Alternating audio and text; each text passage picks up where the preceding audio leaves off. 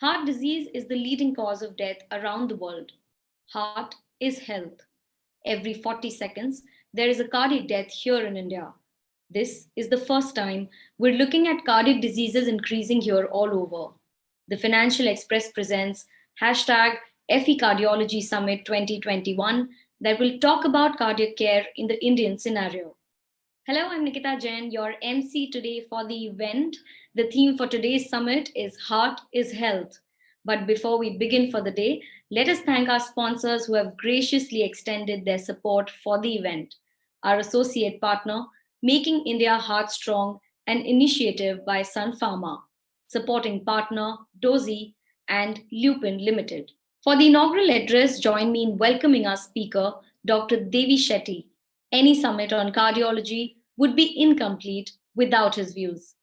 Dr. Shetty, having spearheaded a chain of 21 medical centers in India, performing more than 16,000 heart operations, have been bestowed with national honors like the Padma Shri and Padma Bhushan for his contribution to the field of affordable healthcare, featuring also on the famous Netflix documentary series, The Surgeon's Cut.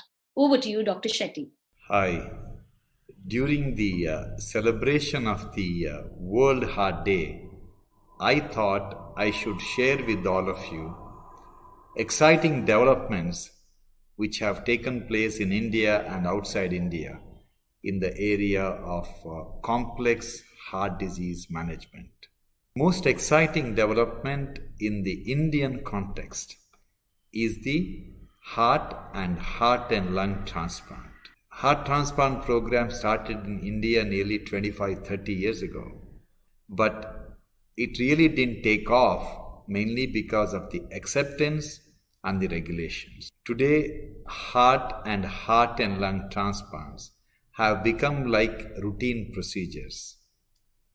When we tell a patient that they need heart transplant or a heart and lung transplant, they don't jump out of the chair.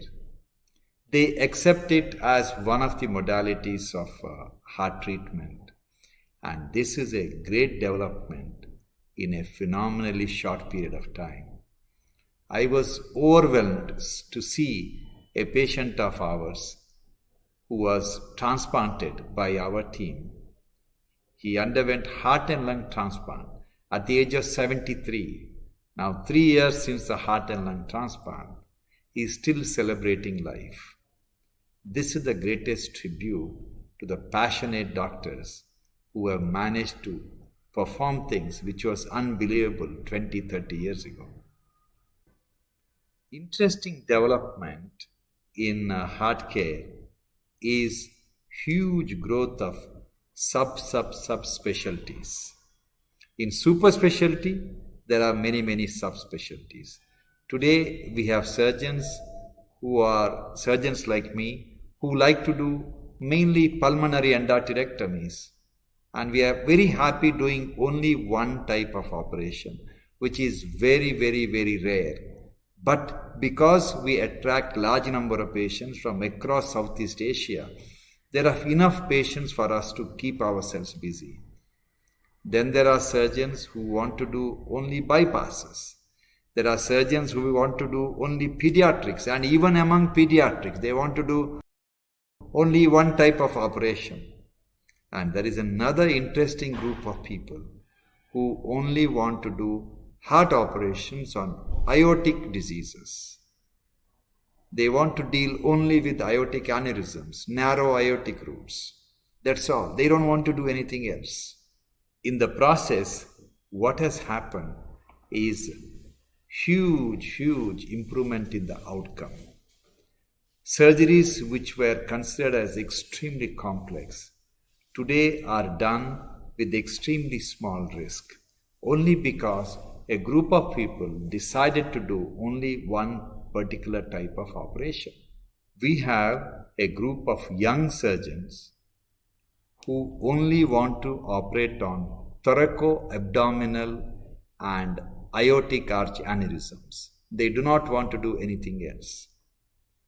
Now, both these procedures, even in country like India, where there are many heart hospitals doing complex heart operations, surgeries for replacing the aortic arch and surgeries for replacing the thoracoabdominal aneurysm is very, very rare. And when they said they want to do that, I thought where they are going to find the patients.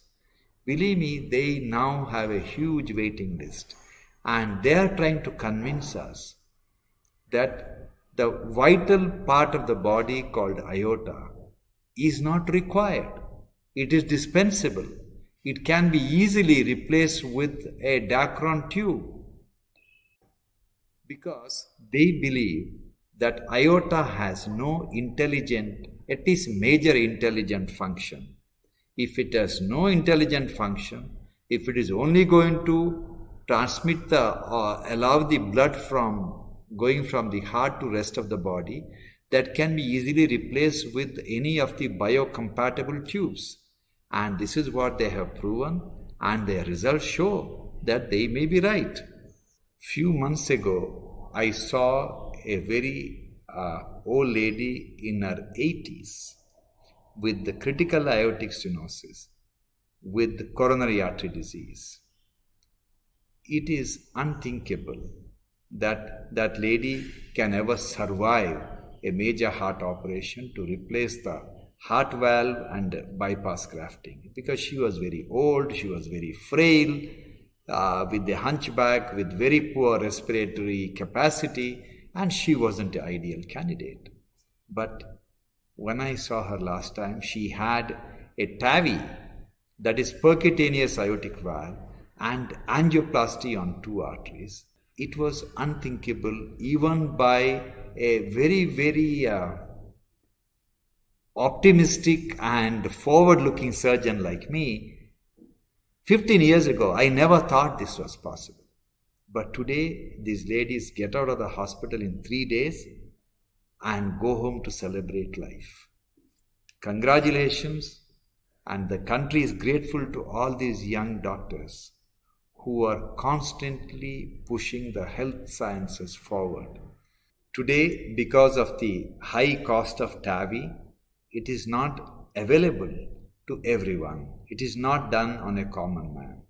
But many Indian companies have started getting into TAVI, and it is a matter of time before TAVI becomes the first line of treatment for aortic valve disease and some of the mitral valve diseases as well. It is sooner we surgeons whose profession is only replacing the heart valve accept that cardiologists are going to do those procedures and they are going to give very good results. And we have to accept that reality. It is better for us. So, as a surgeon at my stage of my life, in my career, it doesn't matter who has done the procedure, as long as patient is happy. But there will be a revolution happening in the area of valve surgery.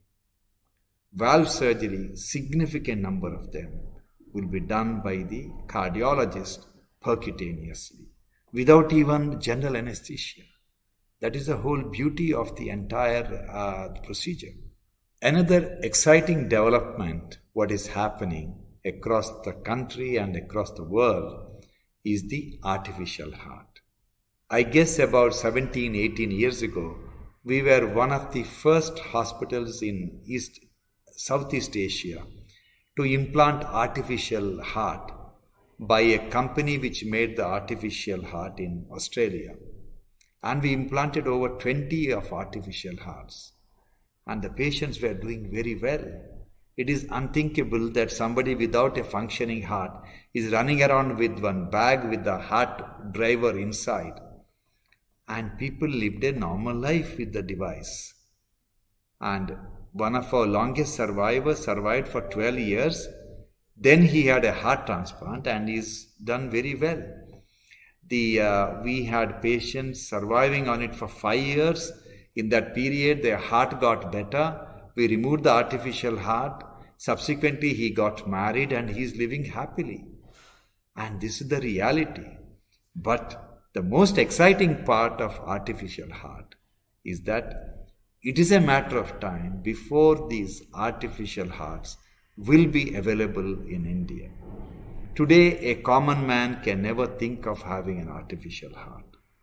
But believe me, within the next 3 to 5 years' time, Indian made artificial heart will come out. I am very excited with the team in IIT Kanpur who are trying to build a artificial heart called left ventricular assist device, and it's a matter of time before they will come up with the real working model. I have no doubt. When all this development happens, artificial heart will be available to virtually every common man of the country. And my prediction is that in the future, after 5 to 10 years' time,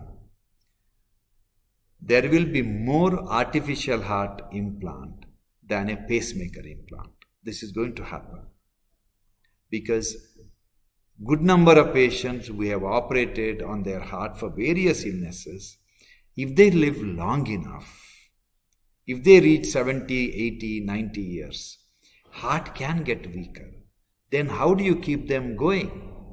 Because heart, interestingly, has no real intelligent functions. It is a pump. You put in 5 liters, it will pump out 5 liters. You put in 3 liters, it will pump out 3 liters. So any pump which can work round the clock without stopping can replace this heart. Irrespective of the glamour associated with the heart, it can be easily replaced. It's a matter of time. So on the whole, we are in a very, very interesting phase of developments in the area of heart care. We believe that it's a matter of time before advanced heart treatment will be available to every Indian in our own country. Thank you so much for the opportunity to spend some time with you. Good luck and God bless. Thank you, Dr. Shetty, for your valuable advice. Up and onwards to our first panel discussion of the day now. By the way, I'm hoping all of you are sharing your learnings on social media using hashtag FE Cardiology Summit and hashtag Financial Express, and also tagging us at FE Cardiology Summit. All right, so we move on to our first panel discussion now, which is Mission Making India Heart Strong.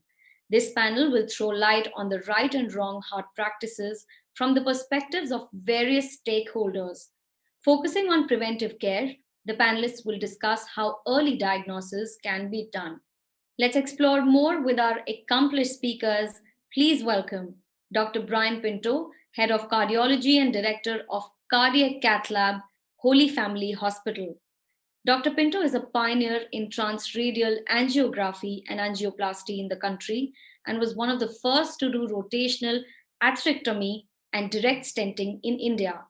It is his brilliance that has earned him the prestigious William O'Neill Award for Excellence in Cardiology and Medical Education. Then we have Dr. J.P. Asani, Chairman, Department of Cardiology at Sir Gangaram Hospital. With an experience of 40 years in the field, Dr. J.P. Asani is a fellow of American College of Cardiology, European Society of Cardiology, and a member of American Heart Association, European Society of Heart Failure, and European Society of Preventive Cardiology. We also have Dr. Rajiv Agarwala, Chairman Cardiology at Jaswant Rai Specialty Hospital. Dr. Agarwala works equally in preventive and invasive cardiology with a deep interest in vascular biology, especially in diabetes. He was awarded several Lifetime Achievement Awards by IMA Meerut, by Syed Athruddin Memorial, and the Amar Ujala National Excellence Award for Lifetime Achievement. And the session is moderated by Dr. Anindya Ghosh. Over to you, Doctor. Hello, everyone. A warm welcome to all. I start the session with the first question to Dr. Sahni, and I would like Dr. Agarwal and Dr. Pinto to take the discussion forward. Sir, my first question would be, when encountering relatively asymptomatic middle-aged patients with a family history of a heart disease, but they don't have any symptoms, what sort of lifestyle advice would you give them, especially with regards to diet and physical activity? At what point in time would you advise advise them to get a screening test for an underlying possible heart disease? Okay, thank you, Dr. India. The question is very common problem in our country when we get a lot of patients with heart disease in a young age. What we say less than 55 for men or less than 65 for female. So this is a very common scenario in our country. Almost 50% of our heart disease patients, they fall into this category. So they have their relations, those who are having at this point of time, they are asymptomatic, they do not have any problem, but they have a strong family history of premature heart disease. And in them, the most important fact will be that we will look into the risk factors, which we generally identify them by doing a simple blood pressure measurement, sugar check. And the most important thing is that for blood pressure and sugar, we have some symptom, but for cholesterol, there is no symptom. So unless you do the lab investigation, now it is recommended that after the age of 18 years, everyone should have at least a lipid profile. And in patients, those who have got premature heart disease, we have found one of the major risk factors has been the lipid increase in the lipid. That means increase in the bad cholesterol, LDL cholesterol. And we have done our own research on this and found that familial hypercholesterolemia is a genetic disease, is not that uncommon in young patients with heart disease. Almost 15% of them, they're having familial hypercholesterolemia. So very simple test of getting a lipid profile.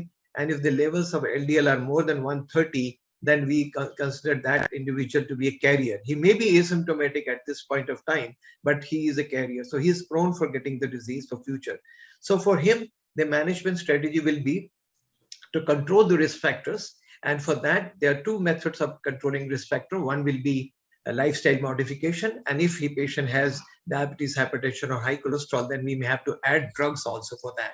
And for lifestyle modification, the regular exercise, which we recommendation has been there, the 150 minutes of modest intensity exercise per week, or 30 minutes, 5 days a week, or even walking is good enough to do 5,000 to 10,000 steps per day. The second important factor is the looking into if there is a smoker, we have to ask him to quit smoking, stop even tobacco chewing. And thirdly is the diet factor, which also plays a major role.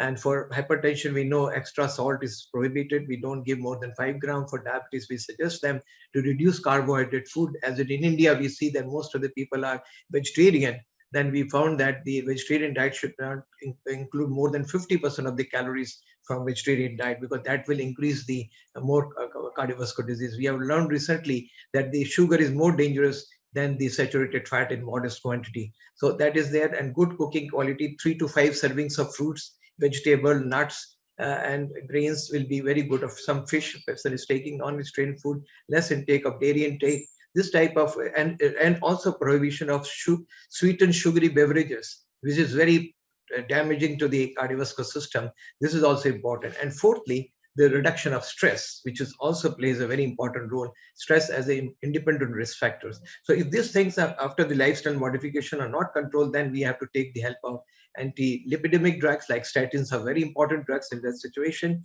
And then anti-glycemic drugs, blood pressure lowering drugs, they have to be added under the supervision of a doctor to control the risk factor. So if we control these 4 major risk factors along with lifestyle modification, we'll definitely try to prevent the future onset of disease prematurely in this asymptomatic individual. Thank you, Sani sir. I would now request Dr. Rajiv Agarwal to take up this question and give his inputs. What Dr. Sani said, I'll extend it to further in an unconventional new lifestyle related risk factors like sleep hygiene, your waking cycles, sleep cycles, circadian rhythm. They affect your CV health. This is now a recognized factor. Like working hours. If you are working more than 55 hours, you are at a higher risk of ischemic heart disease. Like noise pollution, like air pollution. So these are the new upcoming things with the new generation is exposed to, without taking into account that their sleep hygiene is very important, like our IT people working in the night to accommodate their bosses in US. So that is the problem we are facing, that their sleep-wake cycle is disturbed. With the result, you have biological disturbances in the circadian rhythm, which reflects on new onset diabetes, and cardiovascular disease. Sedentary habit is again a very, very important risk factor. And if you sit for more than 6 hours a day, it almost amounts to smoking 1 pack of cigarettes. And the another good thing is that these factors are cumulative over a period of time.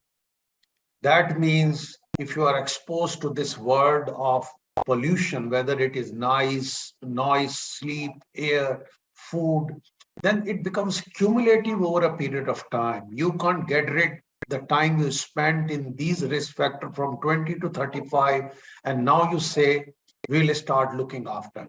So one thing which I want to share is that risk factors are cumulative over a period of time, and that's why it is very important to understand them. I always say that salt, sugar, and sleep and stress are learned behavior.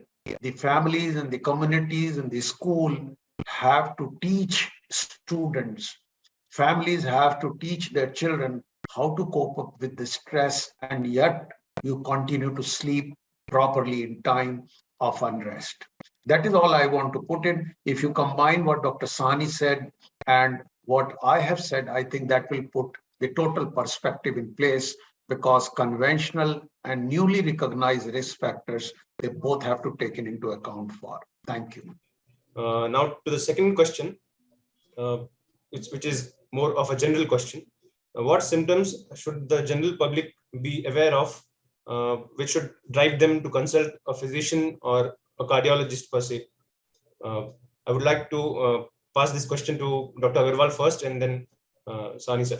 That is a very important question. There are conventional symptoms which we keep describing in diagnosing heart diseases. When we say heart diseases, predominantly we mean heart attack, what we commonly see in the community. You must be careful if you are having gas-like symptoms in the cold winter night, early morning. Don't confuse it with a gas.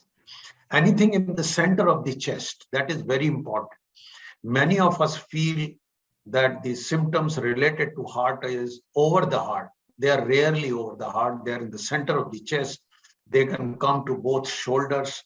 They can come to the back. So anything between the ear canals and the umbilicus, both in the front and the back, can be a symptom of heart attack. Ladies are known to have atypical symptoms like exhaustion, weakness, not feeling well. Simple symptom may be not feeling well. They are very, very common symptoms in ladies. They don't have conventional, classical, what we call angina. Angina means pain in Greek. So they may not have pain, they may have discomfort, which is absolutely abnormal feeling that particular day. And I'll end up by saying that if you are diabetic, if you are a smoker, if you have a family history, if you have high blood pressure, anything unusual should attract your attention that it might be related to heart. Because truly speaking, patient is the first doctor. He has to choose a doctor, that where should I go? So we need to educate and communicate to the community that the symptoms are like this, and you have to be careful, especially if you have certain background issues. It is so unfortunate. Each one of us must have treated one brother after another brother. And that is most unfortunate part, that you have not been able to communicate to the family that this is a familial disease. This is a genetic disease. So we have to expose the community with this kind of education and knowledge that heart diseases are familial. If your mother and father, your cousins, your siblings, they have heart disease, beware of it. Rather than you say, I don't smoke, I don't drink, I exercise, I am fine. Yet you can have it, and you have to be in the care of experts. Over to Dr. Sani. Thank you, Dr. Rajiv, for a very nice explanation about the usual and unusual symptoms which patients they complain. So common myth in the society is that for heart attack, patient will get chest pain.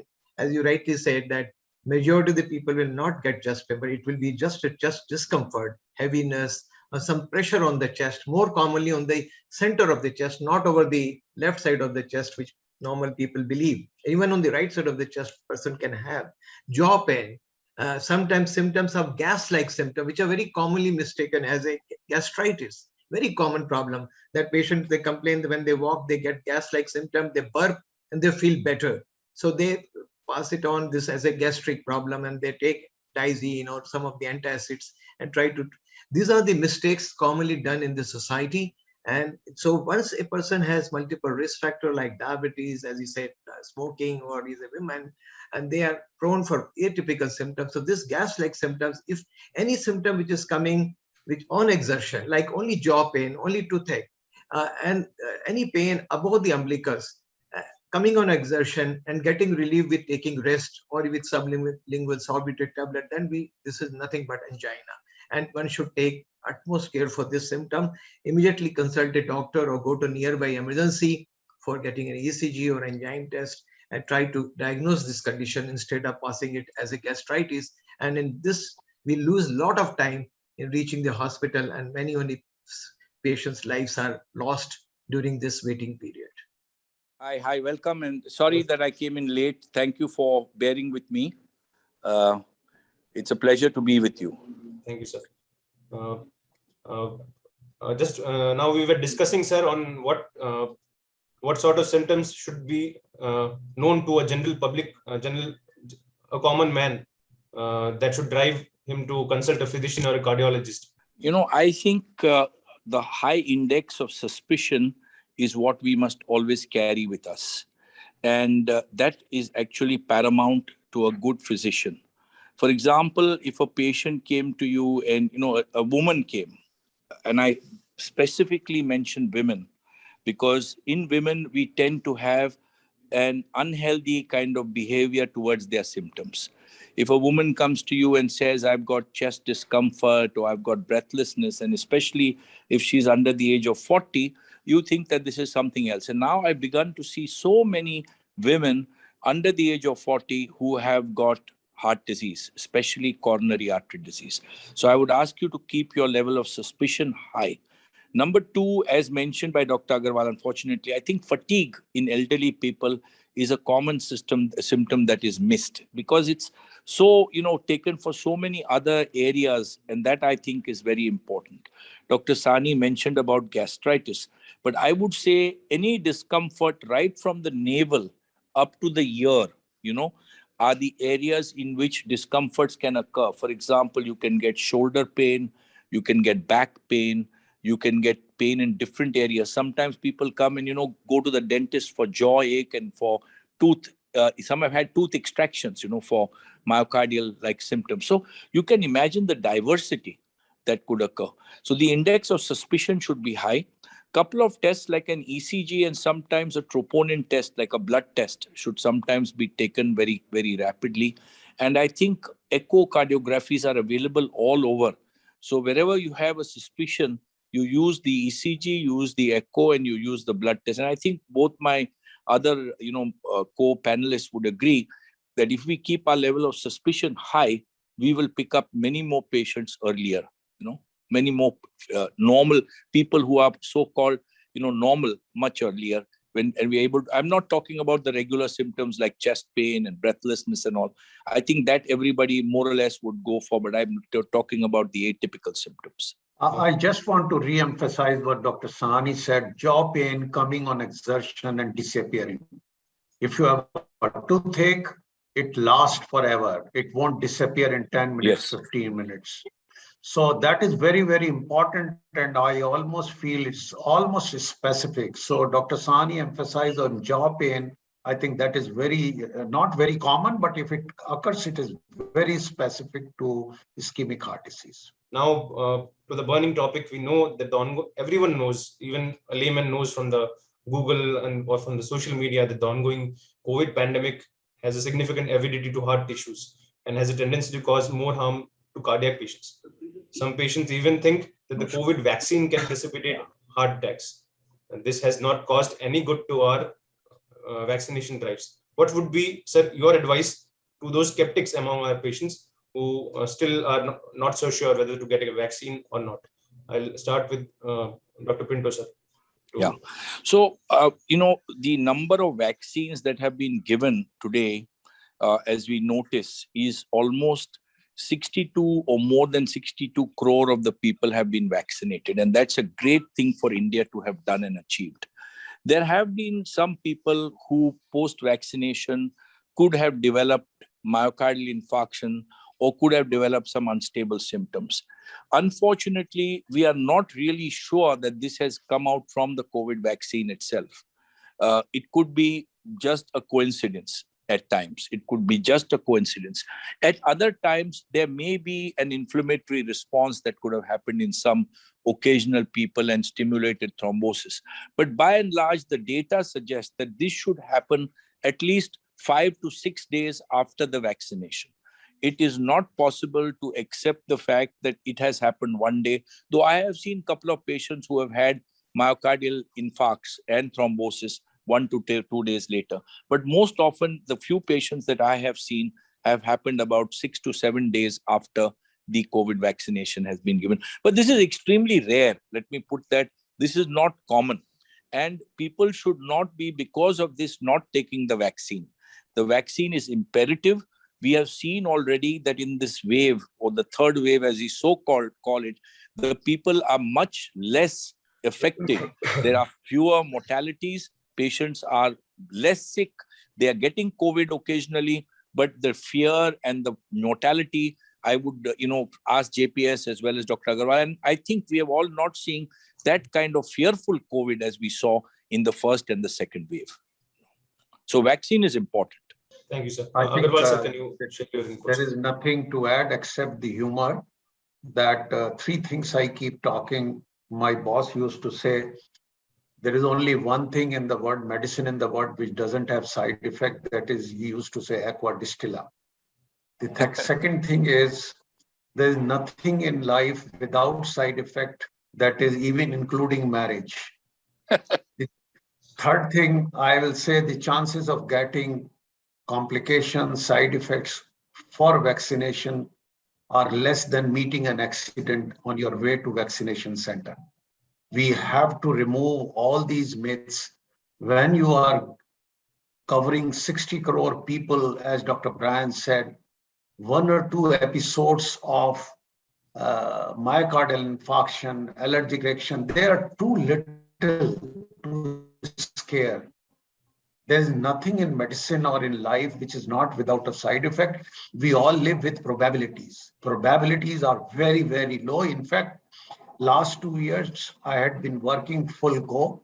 I have not come across any patient who has had MI in my practice following COVID. So it is safe. We should go ahead. So when we are discussing vaccines, we would like to discuss we would like to tell the audience also what vaccines should a patient with a heart disease, particularly elderly patients, should receive, and which vaccines are safe, what vaccines to take, what not to, what age group do we suggest those vaccines to be taken. I'll start with Sahani sir. I think the vaccines, commonly used vaccines in our country are 2 Covishield and Covaxin commonly. And our experience is now almost 10 months now going to be that vaccine started. And what we have found that they are very safe, and there are few data, some data is there from the AstraZeneca laboratory, some data from Covaxin also, that both are having almost equal beneficial effect in producing the antibodies against the COVID virus. So they are both are effective. So in my personal view, I think I do not differentiate ideally between the 2 vaccines. We can use any one of the vaccines. And WHO is at the moment considering about the Covaxin's role, because there was issues about the travel part with some of the restrictions were there, but probably I think in near future, that will also be resolved. So I think in my personal view, I think that we can use any of the vaccines. The 2. Thanks. I'm going to take up the issue of other vaccinations, doctor, that of H influenza and pneumococci. Yeah. I think our cardiac patients should all, especially heart failure patients and other patients also, medical people working in the hospital, should all have their H influenza shots given every year. And they should be taking their pneumococcal vaccine, which may be 2 vaccines given at least about a month apart. Pneumo 23 and Pneumo 13. These are the 2 vaccines which, if you give, your chances of patients who are in the high risk category, those with CKD, those who are elderly, those who are working in the medical field, need to take these vaccines so that they reduce the chances of them developing pneumonias and reduce their chances of H influenza. We all know that with H influenza in the United States, almost 8 million people die every year because of influenza. So I think we must look beyond the Covishield vaccine and the Covaxin and maybe the Pfizer vaccine, also concentrate in our heart failure patients for the other vaccinations, because I think Dr. Sani and Dr. Agarwal will both agree that we are all using it. I've seen Dr. Sani's prescription so often in Bombay, and they always have the vaccine written on it. And I think that is a good way to practice, because that is the way in which we are doing preventive cardiology. And I think all of us are the people who not only want to do interventions, but we also want to prevent disease, which is so much better for patients than coming in for interventions. I think Dr. Brian has said specifically on a very important issue. A good doctor is one who prevents disease. A good doctor is not one who treats the disease. That is what an old Chinese is saying. And I agree with him that we have to look collaterally on H influenzae and pneumococcal vaccination in every patient who is ischemic heart disease, diabetic, and these patients are chronic kidney disease. Recently, there is a very important publication that post-STEMI in hospital vaccination with influenza 7-year follow-up, the mortality is reduced.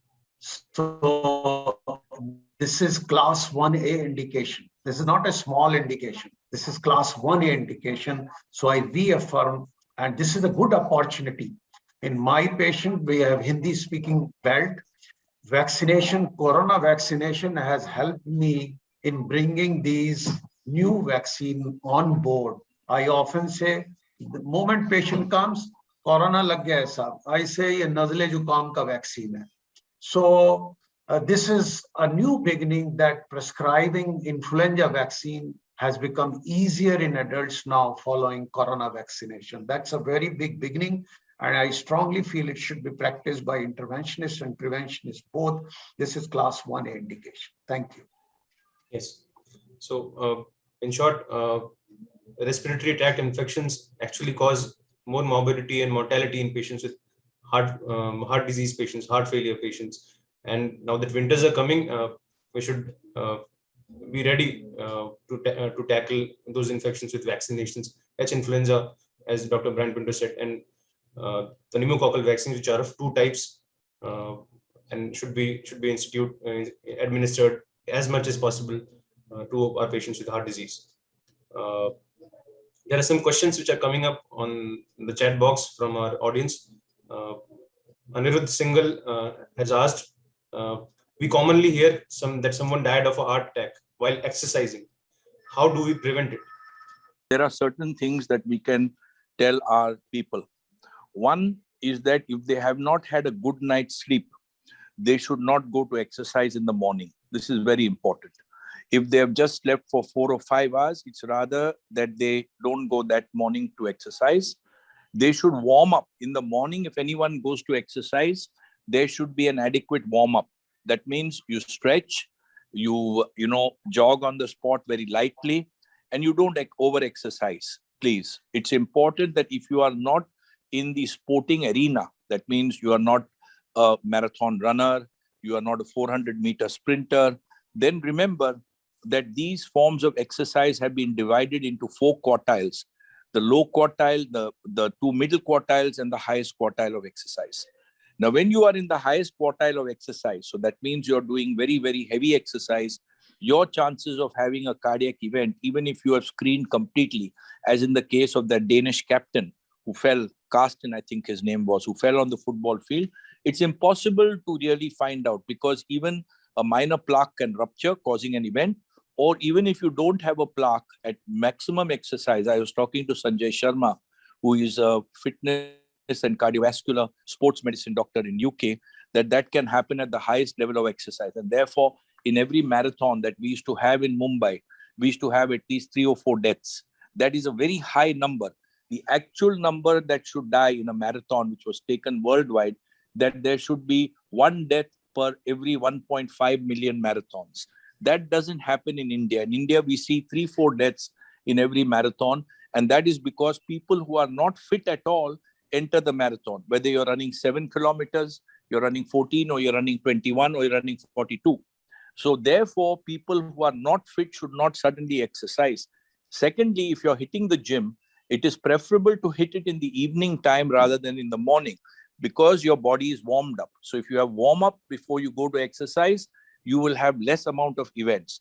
And thirdly, you must, if you're going for any competitive sport, as Dr. Agarwal has said, you must be screened adequately.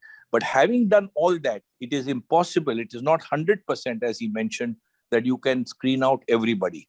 But I would say people who are not exercising regularly and they want to get into it should go into the lowest quartile of exercise, which means that you exercise about 150 minutes a day, about 30 minutes a day, 150 to 180 minutes a week.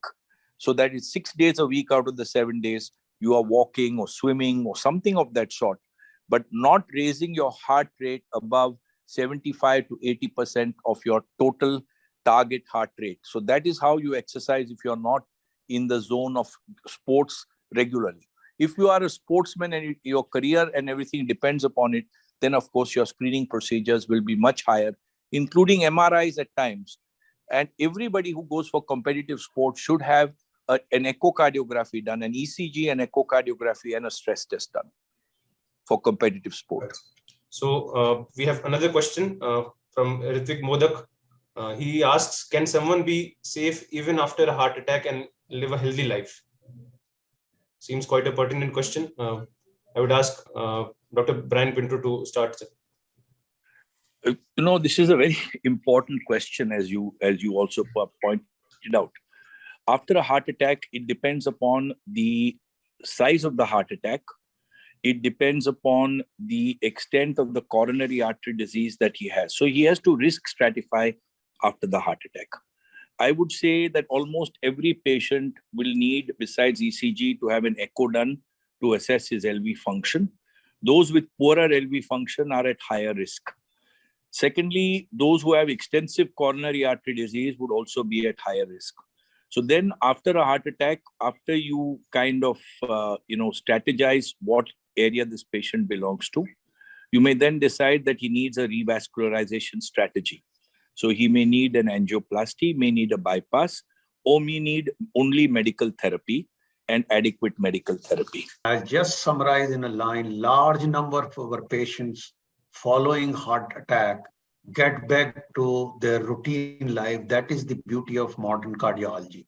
So I'll reassure this gentleman that it is good to have, not to have a heart attack, but even if somebody has a heart attack, the community, medical community and the science will put you back probably on a better pedestal, because we'll teach you lifestyle modification also. So many of my patients, I'll say, they do better in life after heart attack, but it does not mean you have to have a heart attack to have a better life. So be healthy. Trinab Banerjee asks, how can we prevent cardiovascular diseases with medicines, like preventive medicines? Is there anything preventive rather than having it after the event? I would like to start with Dr. Sahni. Yes, I think the preventive medicine are basically the medicines to control the risk factors. As I say, among the 4 common risk factors, which is the smoking, quitting smoking is the best, most effective. The other 3 risk factors, diabetes, blood pressure, and high cholesterol, they to some extent can be managed with the lifestyle, but to larger extent, I've seen they can only be controlled. Like for blood pressure, the goal should be 130/80 for a normal person. And for sugar, we like that they should not have the fasting sugar above 100. It should be less than that, or random, not more than 140. And for cholesterol also, we believe that LDL cholesterol less than 100 milligrams. So I'll use the room then at 4:30 after this. Yeah. So less than 100 milligram of LDL in general population will be the way to. We'll go up then. To to suggest to the general public that these are the target levels they should maintain with the help of lifestyle modification and drugs. Of course, very good drugs are there these days, which has got minimum side effects and they are well tolerated by them.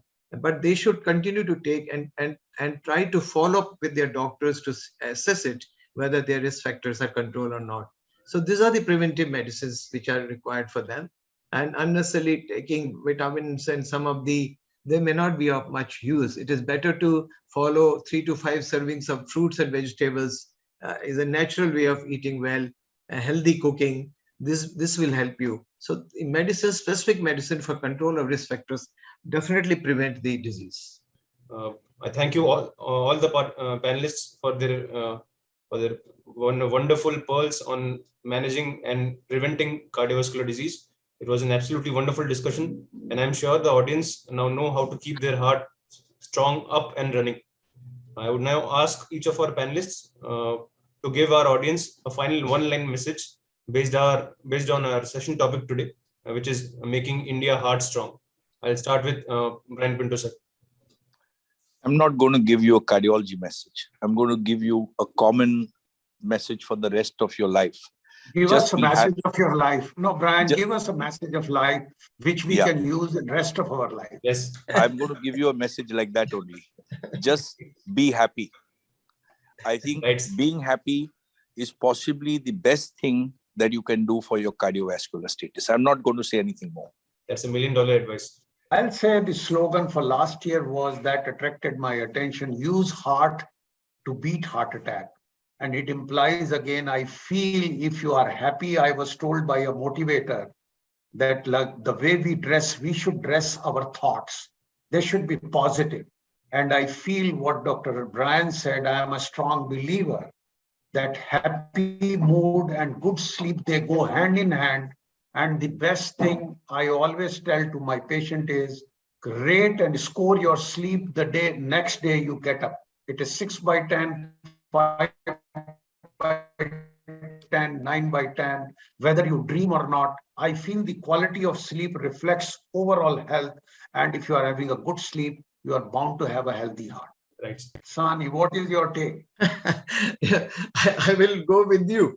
So I always say the second best thing in the world is money. But some people, they ask me, what is the best thing? I always say it is happiness. Yes. The best thing in the world is happiness. You may have enough money, you cannot be happy always.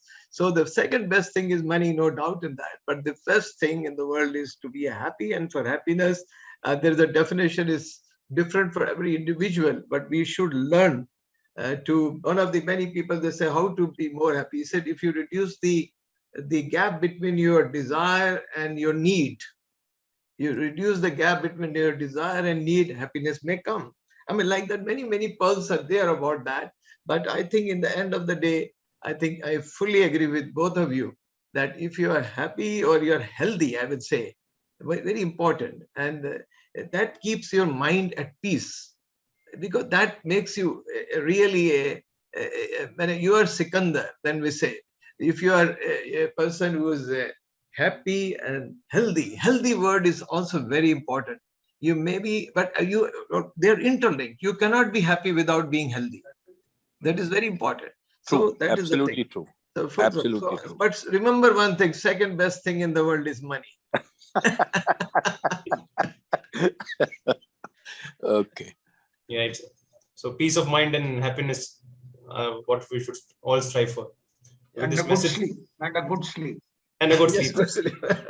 Hard to get a good sleep so these days. Yes. Yeah. Thank you, sir. Thank you, everyone, for such a nice discussion. Thank you, Dr. Ghosh and the panelists for valuable discussion on making India heart strong, with a strong stress on wellness, exercise, and proper guidance from our experts. And before we move ahead, I would like to again thank our partners, our associate partner, Making India Heart Strong, an initiative by Sun Pharma, supporting partner Dozy and Lupin Limited. We now have a special address by Ms. Preetha Reddy, Executive Vice Chairman of Apollo Hospitals. Ms. Reddy works closely with the organization's 8,000 clinicians in reviewing global medical advancements, championing Apollo Hospital's endeavor to be accredited by the prestigious Joint Commission International. Over to you, Ms. Reddy. Thank you for the invitation to be part of this very special event, which is the Cardiology Summit by the Financial Express. It's so important to us to be, cognizant of what we are doing and the way our lives are going forward. And as healthcare providers, I think it's a great responsibility for us to really talk about it. Now, Churchill has said, and I quote, that fear is a reaction and courage is a decision. So for us, I think the courage aspect is the most important. Amid the tremendous anxiety that has gripped the world since March 2020, India chose courage. To harness innovation, the medical fraternity has been working together in a totally collaborative manner, and there have been no silos, and collective efforts have actually saved millions of precious lives. Even today, the Financial Express Healthcare Cardiology Summit and the participation it has garnered underlines India's commitment to stand together as a force against the toughest of odds. Yet, we cannot afford to rest for even a moment. More than 75 crore Indians have been vaccinated. It is an amazing milestone, but the threat persists. And furthermore, the growing prevalence of non-communicable diseases among our people is a threat greater than the virus. It is particularly worrying to hear our cardiologists say they have, over the last decade, seen an increase in persons suffering heart ailments, heart attacks in their 20s and 30s. And now COVID has further exacerbated the situation. The prevalence of CAD in India, all of us know, according to the Indian Heart Association, when the disease strikes Indians, it tends to do at an earlier age, almost 33% earlier, and that's scary.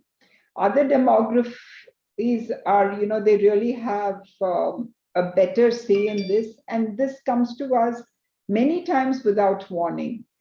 We can't even afford to rest for a moment. While we say that, we've vaccinated people and done a whole bunch of things, we as Indians have a greater genetic predisposition to heart disease. And we know that our arteries are narrower and our lifestyles are not helping. There is obesity, there is stress, there's high consumption of fats. Basically, we don't eat right, we don't exercise right, and the sedentary lifestyle is a huge problem in India. The prevalence, of course, as I said earlier, is huge, and it's 21.4% data says for diabetics and 11% for non-diabetics.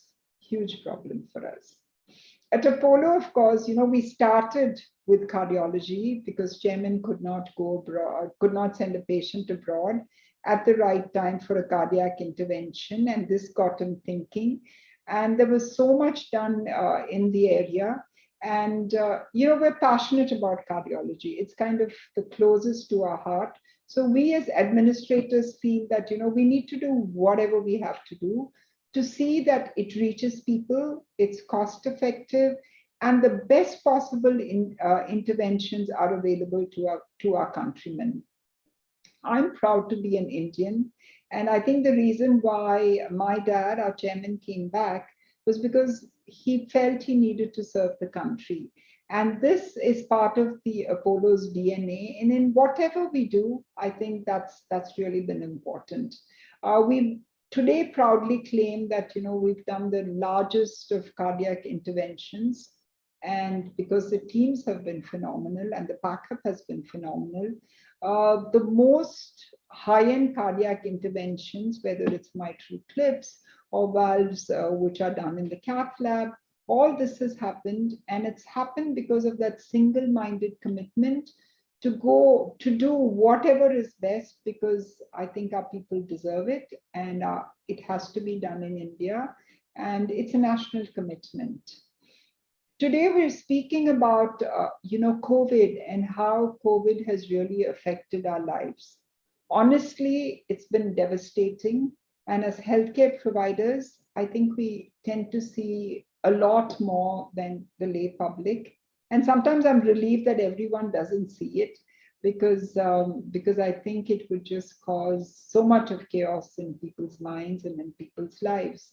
It's a worrying trend that post-COVID, what happens, and we are seeing a trend of people coming back to the ER, people coming back to doctors' rooms with cardiovascular diseases. And if there was a pre-existing problem, then somehow the outcomes seem a bit worse post-COVID. And if it's not pre-existing, sometimes it's already there, and we have to intervene at the right time. It can, and there is data to prove that it can really induce myocardial injury, and we know that. There is a potential drug and disease interaction. Again, since we are part of global research teams, global data churning teams, we're seeing the trend of, drug and disease interactions. It is affecting children. We don't have enough data to say that it's something we just have to be frightened about, but I think it's something we have to be superbly cognizant about. When we started off, it was like COVID does not affect children, but now we know that it affects children, and what do we need to do in that? Also, there's an Oxford-led study conducted, and it's been published, that over 50% of 5 out of every 10 COVID-19 patients with a severe infection have a high chance of getting a heart attack. And I think this is really what we have to think about. And a few days or a week after recovery, many recover while others succumb to it. So this is the data which has come, and I think we need to be, we need to look at it. We need to see that, can we really communicate? Can we really prevent? Can we really use AI to, make things better for patients so that it's not too late? Bad enough going through COVID, but then they have to come back to an ER with a heart attack, I think is devastating. And it's a huge economic impact on the families. So this is why I think, discussions, dialogues like this are like so important to us. Those who earlier we might have thought had a zero heart risk, sometimes after COVID are showing that, the risk of heart issues are much more. And I think that is very, very scary, according to me. It has a major impact, like I have been saying earlier. And I think collaboration makes it very important. Can we really pool all our data, and can we really say what can be done better? We ourselves, over the last 18 months since the pandemic began, have published a lot of papers, almost 245, to give the exact number, on cardiac work. There are platforms like the Global Indian Physicians Collaborative, which again has been working on this. There is Duke, which is doing some amazing work, again on, how is COVID impacting cardiac disease, and many such centers. And, you will be hearing a lot about it. And this kind of collaboration, pooling of data, studying outcomes, I think is going to be the way of the future. And we have to be very mindful of that. We, within the Apollo system, brought out the Apollo Red Book. Today, the version 18 of it, initially it was how do we deal with just the disease, people coming into ER, can we have common protocols? The latest version tells us that, what can we do to predict the onset of disease? And I think that is where the post-COVID recovery clinics has helped to a large extent. While Apollo has done it, other institutions have done it. And I strongly urge people to really look at it in, whichever geography you're present in, whichever healthcare system you're part of. Remember that, post-COVID isn't a problem. There is an issue of cardiac interventions may be required. So please go to the recovery clinics and use telemedicine now. Really, healthcare is available to you. Today, the PM announced India's digital mission. It's going to be truly path-breaking. So please use all this so that you stay well and stay healthy. And I think that's very, very important. India as a country should really build a healthier future for the next generations. I think our present generation, who are all talking today, have said that, we've achieved so much as a country. India is being looked at now as a country which will provide like the best in class of healthcare, which I think is great. But the future depends on keeping people out of hospitals, keeping people out of emergency rooms, really predicting the onset of disease.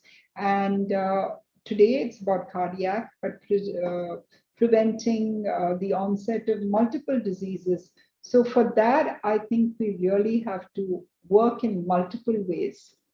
One problem which I think, can be really circumvented if we work today, maybe 5-10 years down the road, we might have better solutions, is that we have only 4,000 cardiologists as compared to the 88,000 we should have. So, we need to think about that. We need to think about the fact that if we don't have enough cardiologists, how can we do better? How can we train? How can we arm them to really look at a future where the cardiac diseases could be a problem? So having said that, I think, using technology to train is a big aspect for the future. Setting up a national cardiac registry, which we have done, but everyone is part of it. Can we use this to really develop predictable models for heart disease? Because I think the diagnostics is very important and the data available in the registries are very important. And I think this will again be path-breaking. We have multiple partnerships, and one with Microsoft, which we're excited about, for AI-powered cardiovascular disease risk score, which is a bit of a tongue twister, but it is there. And it will enable real time. It will use smart digital health, digital technologies, and healthcare systems which are migrating completely to electronic medical records will find this as a useful tool. And I'm very excited about what the future holds. Using data can we really predict the onset of disease, and I think that is wonderful. The other aspect, which again I know India will do, is that can we really use molecular biology? Can we use genetic markers and predict the onset in the sense that if they have a risk of genetic risk of cardiac disease, can we do by screening just tell people to modify your lifestyles, look at your cardiac risk score with your genetic propensity to the disease. So I think this is possible. So I would say that the future depends a lot on first being able to have enough personnel, because however high tech we are, you cannot forget the fact that we need to be high touch. So we really need those doctors and nurses to serve the population. The second, of course, is, can we be smart? Can we use digital to predict the onset of disease? And the third is in terms of research, in terms of the future, can we really use all the global technology available to be able to see people's genetic makeup, to try again and keep them well, keep them healthy, and really educate the younger population on the fact that cardiac disease is a problem. You need to be careful, and maybe it will not even affect you or your families in the future. So to me, the future, there's definitely a lot of work to do. People like me who are non-doctors can only help our healthcare personnel, our doctors and clinicians, by giving them the kind of support they need. We can communicate to the public and to the audience about the problem of the disease and try and say what more is available. The adversary might seem invincible, but to me, our limiting factor is only our minds, and nothing is impossible. And, we've come such a long way. We have vaccinated so many people. So if we can do that, I think we as a country can show the rest of the world that we can actually prevent the onset of disaster, of a cardiac disease so early that they can be disease free. And to me, that is the future we look forward to. It may be radical, it may be disruptive, there may be multiple solutions, but I think together we can do it. And I'm delighted to have a chance to voice my thoughts with Financial Express. And thank you for the invitation. And in a way, I guess, while I'm saying a very happy Heart Day, which is coming up, I'm also going to say that, let's be responsible citizens, and then it will be a very happy Heart Day tomorrow. God bless and thank you. Honestly. Thanks for your insights. They were truly enlightening. And we now move on to our second panel discussion, cardiac care accessibility in remote locations. Cardiac care is vital, and we all agree on it. Looking at India's demography, it would be a humongous task. So let's hear the panelists' opinion on the same. Welcoming our panelists, we have Dr. Nandkishore Kapadia, Director of Heart and Lung Transplant Center of Kokilaben Dhirubhai Ambani Hospital. With a distinguished career of over 30 years of expertise, he has been recently awarded the Star Cardiac Surgeon Award, one of the many awards in his portfolio. He introduced the first green corridor for heart transplant in Chennai, the very first in India. Secondly, we also have Dr. Ajay Kaul, Chairman of Cardiac Sciences, Fortis Hospital. With an experience of over 38 years and a vast surgical experience of over 20,000 cardiac surgeries, Dr. Kaul's achievements knows no bar. Having published 70 publications in national and international journals, Dr. Kaul holds the record for one of the highest number of TAVR, aortic valve replacement without open heart surgery. And our moderator is Dr. Venkatraman Sudigali, Director and CEO at Excel Multi-Speciality Hospital. He worked as a consultant radiologist in the UK NHS for numerous years after completing radiology training at world-renowned institutions in the UK. Over to you, doctors. First of all, I would like to thank FE Cardiology and the team who have wonderfully joined hands together across the nation, contacting and involving many senior doctors across the country to participate in this lovely cardiology summit. So my name is Dr. Venkatramana Sudigali. I'm a consultant radiologist. I'm also a director of Excel Hospital in Hyderabad. It's a pleasure to be here, as well as a pleasure to moderate this session along with Dr. Ajay Kaul and Dr. Nandakishore Kapadia. So can I invite Dr. Ajay Kaul to quickly introduce yourself, please? Yeah, thank you. Thanks, Venkat. I'm Dr. Ajay Kaul. I'm Chairman Cardiac Sciences at Fortis Hospital, Delhi. And I'm participating in this FE Summit, Cardiology Summit. Yeah. Thank you. Thank you very much. Can I invite Dr. Nandakishore Kapadia to introduce yourself, please? Yeah, hi, I'm Dr. Nandakishore Kapadia. I'm the Director of Heart and Lung Transplant Unit at Kokilaben Dhirubhai Ambani Hospital, and I'm also heading the unit of adult cardiac surgery, Kokilaben Dhirubhai Ambani Hospital, Mumbai. And I'm talking at FE Cardiology Summit 2021. Pleasure to be the part of this summit. Thank you so much. Thank you. Thank you all for the introductions. It's a pleasure to be amongst the eminent cardiologists of the country. So the topic for us is cardiac care in remote locations. And I feel it is very relevant because our country is quite unique. It's the biggest democratic nation in the world. It has got very much a variation in terms of rural versus urban, semi-urban. We have the best of best world-class facilities in some locations, but at the same time, on the opposite end of the spectrum, we do not have even basic facilities for the remote or the poor population that we cater for. So always it is going to be a difficult scenario in our nation to provide high class treatment to across the population and across all locations. So what I would like to start off is I would like to ask the eminent panelists to describe the current situation of cardiology, especially in relation to the infrastructure in tier 3 tier locations and also remote locations, as opposed to the urban environment where there are excellent facilities. Dr. Nandkishore, if you want to go ahead first, please. Yeah, hi, thank you very much. It's an excellent question. And I think during COVID pandemic, we learned a lot about managing patient remotely, sitting in the office or sitting at home.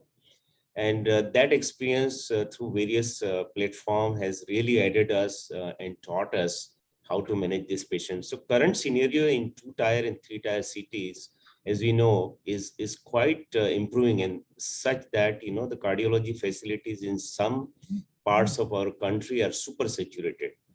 And some of the villages where the population is 10 to 20,000, although they are beautifully connected with the roads and access to the district hospitals, they can go. But whenever there is a cardiac issue with the chest pain in the night, middle of the night, I think that, you know, the management through tele services can be of great help. And, you know, like we have started practicing now, we have taught about more than 200 primary health center and remote rural area health center doctors how to recognize the myocardial infarction. They send us ECG and to our some of the colleagues in the WhatsApp group. And if the ECG is having some changes, whether they give low molecular weight heparin or they can thrombolyze.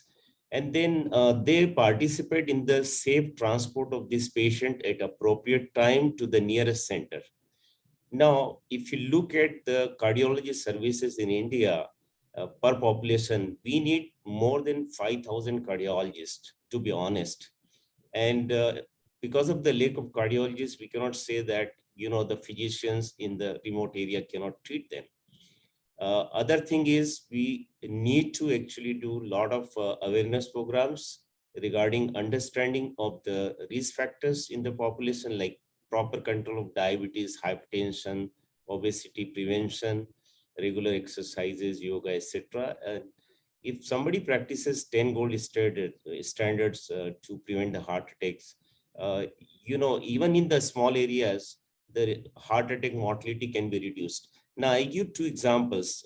In Australia and New Zealand, what they started doing, they started, creating the small outreach clinics in the remote areas, where the regular consultant from the rural area and urban area, they are, you know, going to the remote areas weekly basis or fortnightly basis.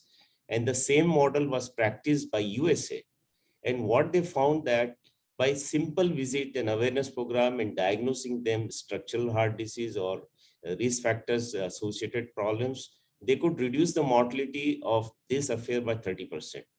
Now, if you look at the current scenario in India, in the small towns, if, for example, somebody undergoes valve replacement, aortic, mitral, or double valve, they go back on the anticoagulation. They don't have facilities to, you know, do the regular INR. So what Abbott company has come forward, they have provided the machines free of cost with the kits. And then we actually participate in this program. These kits are now available in every primary health center and the small remote areas. Now, as far as the private and public partnership is concerned, is really flourishing and providing good care in the 2-tier and 3-tier cities and metro cities. But I think there is a need for us to not only involve remotely, but also physically by giving the frequent visits in the rural areas and to collaborate with the various NGOs, Lions Club, Rotary Club, or JCI to involve the local volunteers to promote and recognize the cardiac diseases and to treat them and to reduce the mortality. Thank you. Thank you very much, Dr. Nandkishore. Very well spoken. And I think you have given us a true idea of what is happening. I'm a radiologist, so I'm a kind of a neutral person in the panel. So I would really want to know from Dr. Ajay Kaul, what are your thoughts? Do we have enough cardiologists? If so, obviously not. but any idea how much is the requirement with regards to the rural practice that we are all intending to do? Because most of the cardiologists are trained, they are all settling in the city areas, and this has been a long-standing problem. So any idea or any thoughts from your side, please? Thank you. Thanks for inviting me. My thoughts are slightly different. You know what has happened? This COVID pandemic has taught us many things. In way of this telemedicine, what we could have achieved in next 10 years, I think we have done in 2 years. I do more consultations now than I ever had done. Next thing is, most of the, these apps, health apps, have become very, very popular. By this means of this meeting that we are having, Financial Express meeting, I would say that these health apps are absolutely a boom. You get an ECG on a watch, you get pulse oximeter on a watch, you get blood pressure monitoring on a watch, and whatnot. And fortunately, India is one country where mobile phones, mobile devices have penetrated into smaller villages. Today I don't see any village. I was going somewhere on Bombay-Pune road. There was not even a small place where you could find a person without a mobile phone, and that too a smartphone. So now look here, we have opportunity to make this work, make this, this forum that we are talking about. What I would say is, these ECG devices, which are, there are lots of ECG devices. Alcor is selling these devices. They are very cheap. They are hardly 2,000, 4,000, 5,000. Now they can be spread all over. And with the help of these mobile devices, you can transmit these ECG to maybe Dr. Kapadia, myself, or anybody in the country. So what we should do with geolocation, we should find out which is the nearest center to this, and this is doable. Let me tell you, my driver is better at finding this Google pathways than I am, and he is from a remote village somewhere in Bihar. So they are good at it. So let's make best use of it. Let's make sure that we use these apps, we use this technology. And as my friend Dr. Kapadia was telling, if a patient gets MI, say in a remote location somewhere I am in Delhi, suppose he gets in a smaller village of Haryana. What he can do is, by these simple devices, which can be in the community also, we can go to these Gram Panchayat and others and tell them, okay, keep these 2 or 3 devices. We have mobile networks almost everywhere. What we can do is, these can be transmitted to the nearest hospital, and the doctor can be prepared. He knows what the ECG is like and what needs to be done. We can shift these patients immediately, and look here, we have to find out which is the nearest hospital where this facility is available. So I think with this COVID pandemic, we can turn around the health facilities, especially in cardiac sciences and neurology, where time matters. Time is muscle. We always say in cardiac, whenever there is a patient of MI. But with cardiology, primary care, we can understand, checking the cholesterol, checking the medications, titrating and all. But to a large extent, technology can mitigate the things that we just discussed. But ideally, you would want some manpower also to go and maybe establish a cardiac care center in the periphery, because in very remote locations, people, by the time they have an MI and come to a major center, it may be too late. And we all know that time is muscle, time is brain. So any thoughts about provision of actually the cardiology services in more peripheral locations? Is there any plan for Fortis to do that? Can I just have your thoughts on that? What we are planning, or what we have already started doing to cover up, Fortis, we have a large network of hospitals all around the country. So what we do is, say, Escorts is there, we have 6-7 hospitals. So what we do is, around that area, like Shalimar Bagh, we cater to all the places around Haryana. We go to a distance of, say, 100-150 kilometers.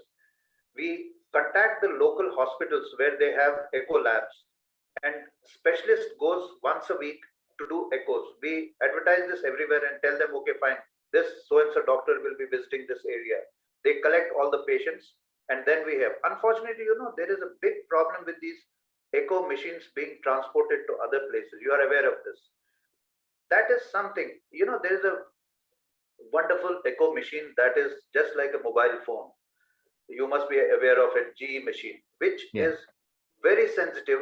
It's very good. In fact, I went to one of the hospitals in Manipur, and I did all my echoes in that particular hospital because the owner holds, he is also from UK, Dr. Sham Kishore. He has built up a beautiful hospital in Manipur. Dry kits and a good radiologist along with you and an echocardiographer, you can do wonders. Why not? Yeah.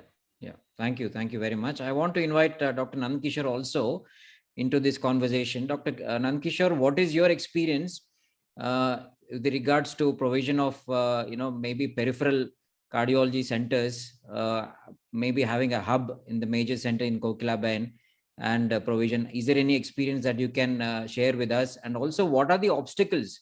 Is it really a viable business to do this? Can you let us know, please? Yeah, see, whenever you think about running a hospital, corporate hospital, we should always keep in mind CSR activity. And if you got a foundation at the back, like we have Dr. Manke's foundation and support from the state government, we ourselves are running at least 30% of our beds where subsidized treatment is given. And if at all the treatment is lacking some funding, the funding is coming from Tata Trust and various other organizations. What I'm trying to say that whenever you involve the CSR activity and involve with the NGO and the local partners, for example, there is a small village which is very close to Akula. And one of the industrialists from that area I operated, and he said, what can I do? I said, look, there is no hospital in this village. Please start a hospital. And he provided the echo machine, he provided ECG machine. Then we sent some of the guys from here to train the people. Now, what has happened in the bargain, that the awareness has gone up, and this one doctor from Latur, he started about 7-8 small centers. So I think that not only treating acute MI is important in time to save the muscle, but also recognition of the MI at the early stage, so that at least the MI can be treated by either low molecular weight heparin or thrombolysis. Safe thrombolysis, we have taught even nurses in that remote area. We have trained more than 300 people. We have trained more than 500 auto rickshaw drivers and taxi drivers and nurses and paramedicals for the CPR whenever. And to my extent, surprised that we could save many times. Patients are brought to our OPD many times from 10 kilometers, giving CPR. I operated one lady with the ruptured aortic aneurysm brought by laymen. So what I'm trying to say that unless we spread the awareness and we teach them the gold standard to prevent the heart attack, and then of course provide the telecare and they give equipment in the various apps and devices. But then we can encourage now with this to get the help from our cardiologist colleague to visit this area at least once a week. If you go and look, 3 studies from USA, one of the university, they provided 24,000 hours of, the community services by visiting the areas. And they could, diagnose structural heart disease, heart failure, the valvular heart disease, and recognition in time, renal valve and the health, some risk factors are there like diabetes, hypertension. They say, hey, you come, you need angiography or you need come. So you are preventing at least 30% of the mortality by doing that. And if you start doing this, visiting the area, you start loving the area, well, that might come as an induction to you to start the center there. Or you can get the local partnership. You can induce the government to start the center. So I think every one of us have to be proactive, like Dr. Ajay said, that he's also visiting many areas. I visit almost in 4-5 states. Even during pandemic, I'm going to many cities. So I think each one of us, we have a moral responsibility as a doctor and as a citizen of this India to take care of this, because we are going to be the diabetic capital in the world shortly. And our incidence of heart failure itself, if you look at, is between 20 million to 25 million patients. The USA has got 5 to 7 million. We are almost 4 to 5 times. And we cannot save all of them going to heart failure. The best thing is to prevent the death. And especially the young deaths, the many youngster, who are enthusiastic, they go to the gym, they do the muscle mass building, take the heavy protein, they don't drink well. And many of them, they die. Either they die because of the acute dissection of carotid or aorta or acute MI at the early age. And look at this IT companies, their job, these guys are working overnight, biological clock is reset, they don't do well, they don't eat well, they don't take proper rest. So that also is a part, we can take the help of many IT guys who are coming from the remote area to spread the awareness and participate in this program. Yeah. And without forgetting the nurses, they are the most important arm of the healthcare. I started training a lot of nurses for the cardiac failure management or recognition of the myocardial infarction, or also reading our nurses can read the ECG now, even in the ward, even in the ICU. And they are going I am taking a lot of nursing college courses where I'm teaching them CPR, ECG reading, how to refer the cases if there is a chest pain, etc. So whenever they go back to the small areas, they are becoming useful. So I think our duty is to train the people, make the awareness, and of course, our state and the central government, they are very aware now to put more money in the healthcare, and they are spreading. So yeah. COVID-19 has given the lot of opportunity for them to improve this infrastructure. Thank you, Dr. Nandkishore, and I'm very happy to hear the initiatives that you are training the nurses even to read ECGs. It's a wonderful step, I think, very, very forward thinking.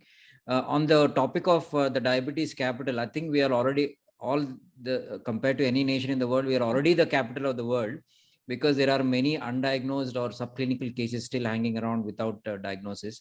And you're quite correct. I agree. Even the IT guys, late 20s people are beginning to have, chest pains and diabetes. So that is quite a concern. Now, the question I want to particularly ask is that, do you think there is a learning curve, and with COVID and with technology coming up in the last 2 years, there was a little bit of a resistance from all the staff, including nurses or doctors, to use technology or even to go to the periphery, because you said there was a weekly one session involving the cardiologist to go and sit in the periphery. Was there any hurdles or people not happy? Was there any obstacles in this course? Can you share the experience, please? Yeah, so to be honest, when this pandemic came, naturally, every one of us was scared. And we started learning what is the behavior of the virus. Once we know how to prevent the infection, and as soon as the vaccine came, of course, we become very bold. And in fact, we started taking care of the COVID positive patients without the fear. And initially, there was some hurdle because we used to get the permission from police department. You need the pass to go to the rural areas and all. But shortly, the people started welcoming this idea. And they were not, some people were thinking that, okay, this doctor is coming from hospital, so he might bring the COVID to our village because we don't have it. But shortly, as people understood, and this understanding improved much better during the second pandemic, and the fear factor and the precaution everyone is taking. Now everyone is welcoming this idea of remote services, and of course the visit in the villages. And I'm planning to go now on 2nd of October, the Gandhi Jayanti, to two areas, two villages, and one of my cardiologist colleague also is coming with me. So this is, every one of us has to induce the people to go to the remote areas, and shortly, maybe in 10 years, we'll be like anybody else in the world, at par at least, or may not be at par, at least 80 or 90% goal achieved. Absolutely, completely agree with that. Thank you very much, Dr. Ajay Kaul and Dr. Nandkishore. I think we are almost at the closing end now. So I would just like to summarize what we have discussed in the past few minutes. So eminent cardiologists, Dr. Nandkishore Kapadia and Dr. Ajay Kaul, we all agreed that there is a requirement for cardiologists in the nation, especially in the rural locations. But with advancing technology and with cutting edge diagnosis and treatment options that we have developed, especially since COVID times, we are able to a large extent mitigate the problem that has been in the nation for the last few decades, which was, access problems with remote locations, especially in relation to the cardiac care. We also discussed about Skillshare, where the nurses and other people were also taught to read ECGs, for example, and how they can help us to mitigate the staff crisis that we often have in such specialized treatment. Diagnosis has been always a concern. So now we have developed remote monitoring, remote ECG transfers, etc., which can help us to diagnose quickly and accurately. There's also a talk about CSR and partnerships with the smaller centers in the periphery, where the bigger hospitals like Fortis and Koiklaben can be involved to share all the skills, to impart the expertise that we all have into these peripheral centers, help in diagnosis, primary care, but also quick transfer if needed, quick advices in the emergency care setting. So it was absolutely fantastic to hear from the eminent panel members. Once again, thanks a lot to FE Cardiology Summit and the organizers to organize this wonderful meeting. Any closing remarks, please? I would welcome the panel members to say a few words. The best way to cut down the heart disease is to have a healthy diet, regular walking, jogging, prayers and puja and meditation, and do take care of hypertension, diabetes, and any heart ailment, especially if there was a family history of the heart attack in the family. So start getting explored and get the help from the experts from the early age, starting 25 or 30s. And whenever you feel like that, okay, I have got a chest pain and it could be acidity, you are wrong. Do not neglect any chest pain in the middle of the night. Don't keep consuming antacids. Go for the help, and it might be heart attack. And once once there is a heart attack and you neglect, the death could be not far, and it can be in the form of loss to the family of earning member. Thank you. Dr. Ajay Kaul, can we have some comments before we open up some questions? Yes. I would strongly recommend one thing, that the government should invest more into technology, spreading it to smaller villages. That's the only way to reduce the mortality and morbidity in cardiac problems. Because even if you have all these facilities, it's very important to diagnose these conditions in remote villages. Treatment is a part of it. It's different. First important thing is to diagnose these patients. So my emphasis is only on one thing, that is diagnose these patients as early as possible. Thank you. Thank you. Thank you for the valuable suggestions and thoughts. I have a couple of questions. Dr. Amish would like to know, are we less stressing on healthcare in villages as there are very less qualified doctors in those locations? Dr. Nandkishore, if you want to just share your thoughts on that. Yeah, actually, a lot of qualified doctors are practiced now in villages. Even our BMS colleagues and BHMS colleagues, they are learning the allopathic way of treating acute chest pain. So there is a lot of contribution from there. And, as far as the stress goes, that we don't have many patients there, it's not true. We are really stressing there, and that is in our mind. And village, surprisingly, is having higher incidence of coronary artery disease now in India. And to my surprise, the female is getting more and more incidence of coronary artery disease, not only because of, they are more aging population in female also, but also because of the diabetes, sedentary habits, and hypertension, and untreated, like Dr. Kaul was telling just now, that, these patients are not diagnosed. So how can we treat them? So many times we see the patient, they say, oh, I was never diabetic, and how come my sugar is up? Well, he never underwent any, test. So how he knows? So I think the ignorance and denial is the basic problem in villages. If you convince them that, yes, there are ways of treating and preventing the coronary artery disease or heart disease or structural heart disease and congenital heart disease, well, we can really have success. And I wish that on this 29th World Heart Day, each of us pray to have best infrastructure in the world in next 10 years. And our mission should be to save each heart, which is a precious heart. Thank you. Thank you very much. The next question is from Dr. Priya Ghosh.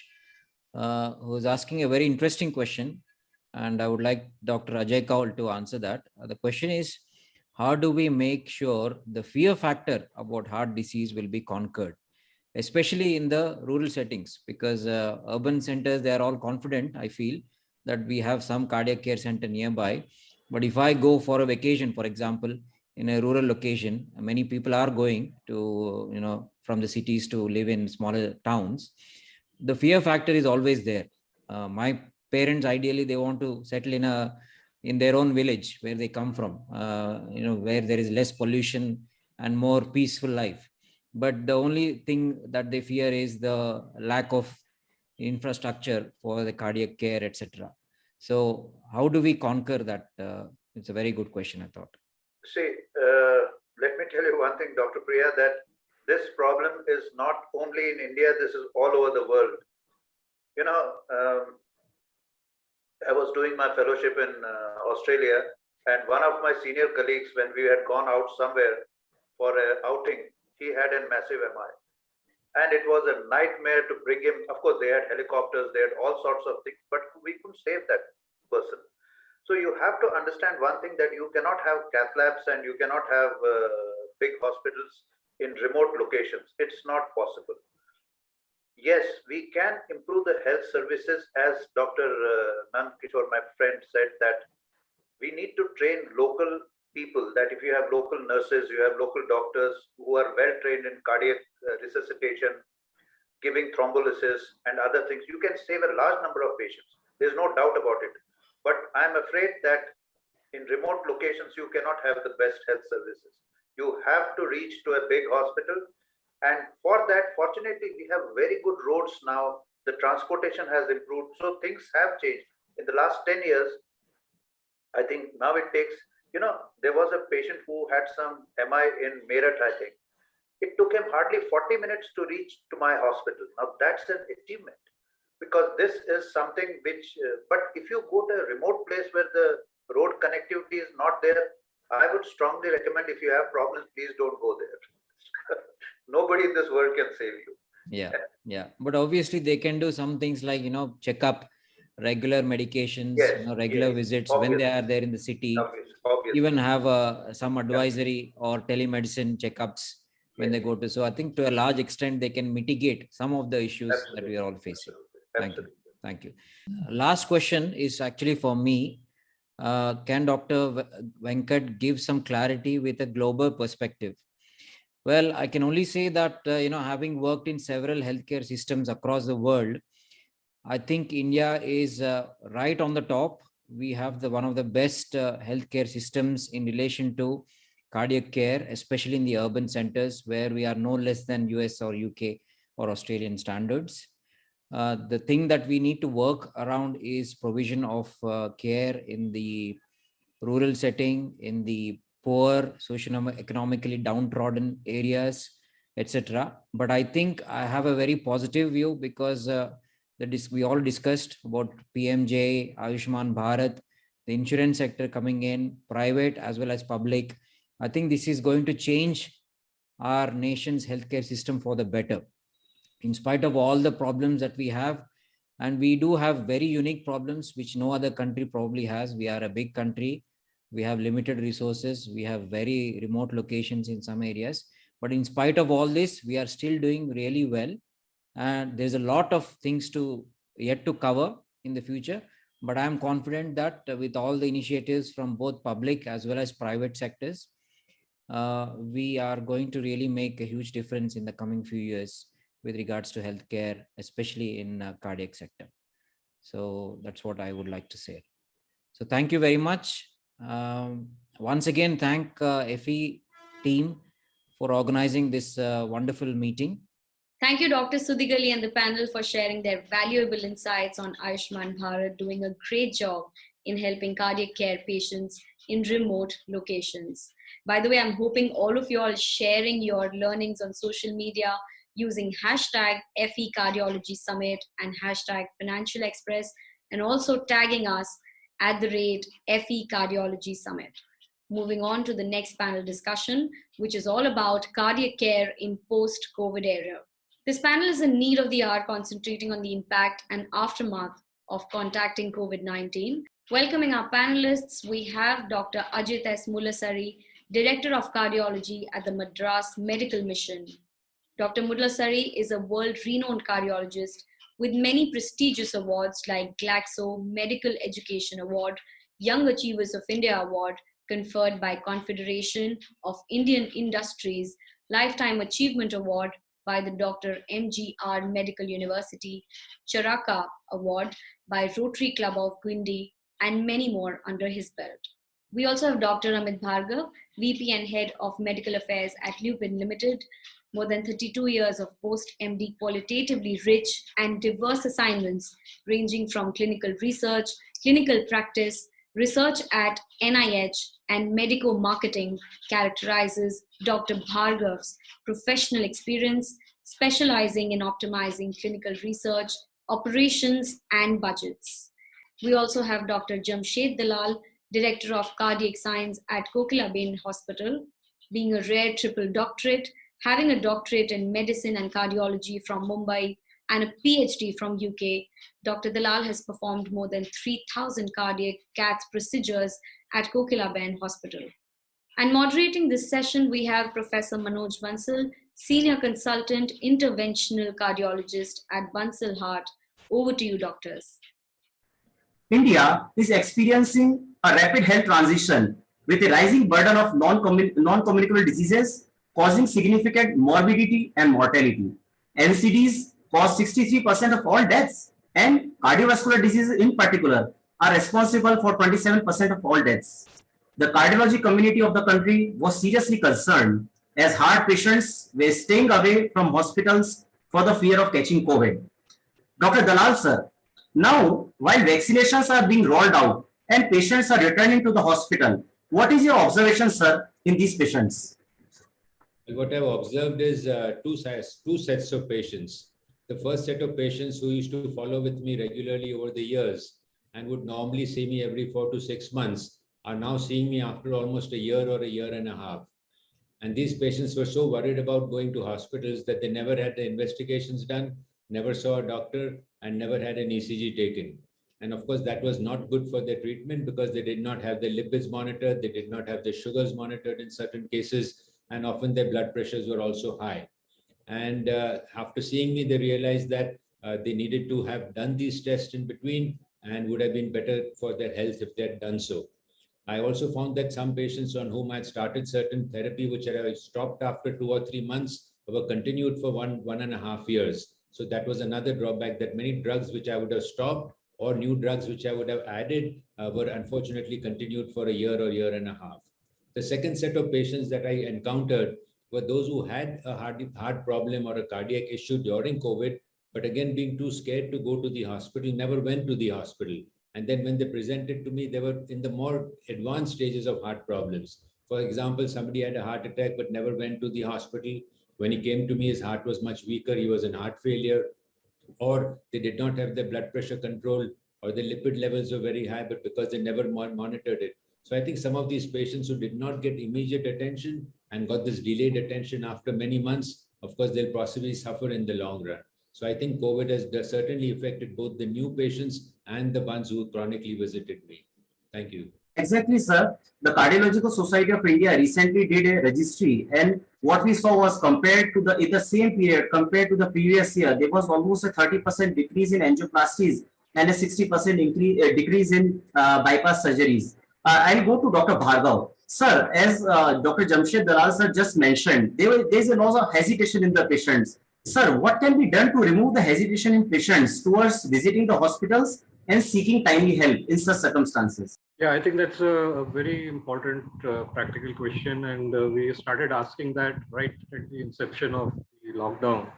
And the answers we came up were that one needs to be a very appropriate kind of a patient education, and not just patient education, it needs to be people education.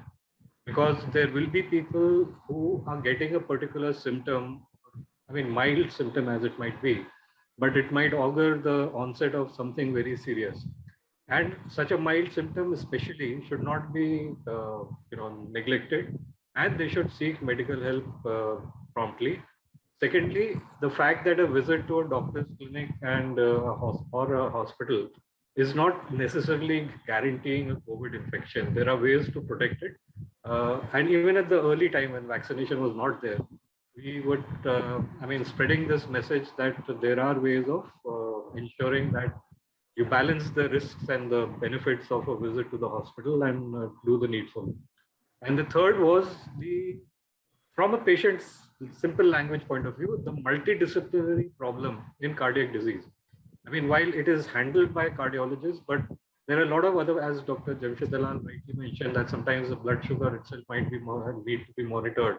And if the blood sugar goes awry, it can have a serious impact on the cardiovascular system as a whole. So this multidisciplinary focus was also brought in.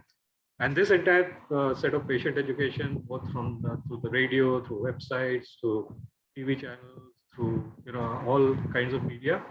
We did it, and I think a lot of people did it, and that should have been, and I think that should be continued because it gives good results in the long run. Over to you. Very well said, sir. Indeed, we need to create awareness amongst the society because so patients don't get mismanaged and they seek timely help. Now I'll come to Dr. Ajit Mulase, sir. Sir, you are running a big program for heart attack patients in rural areas of Tamil Nadu. That is by STEMI India program.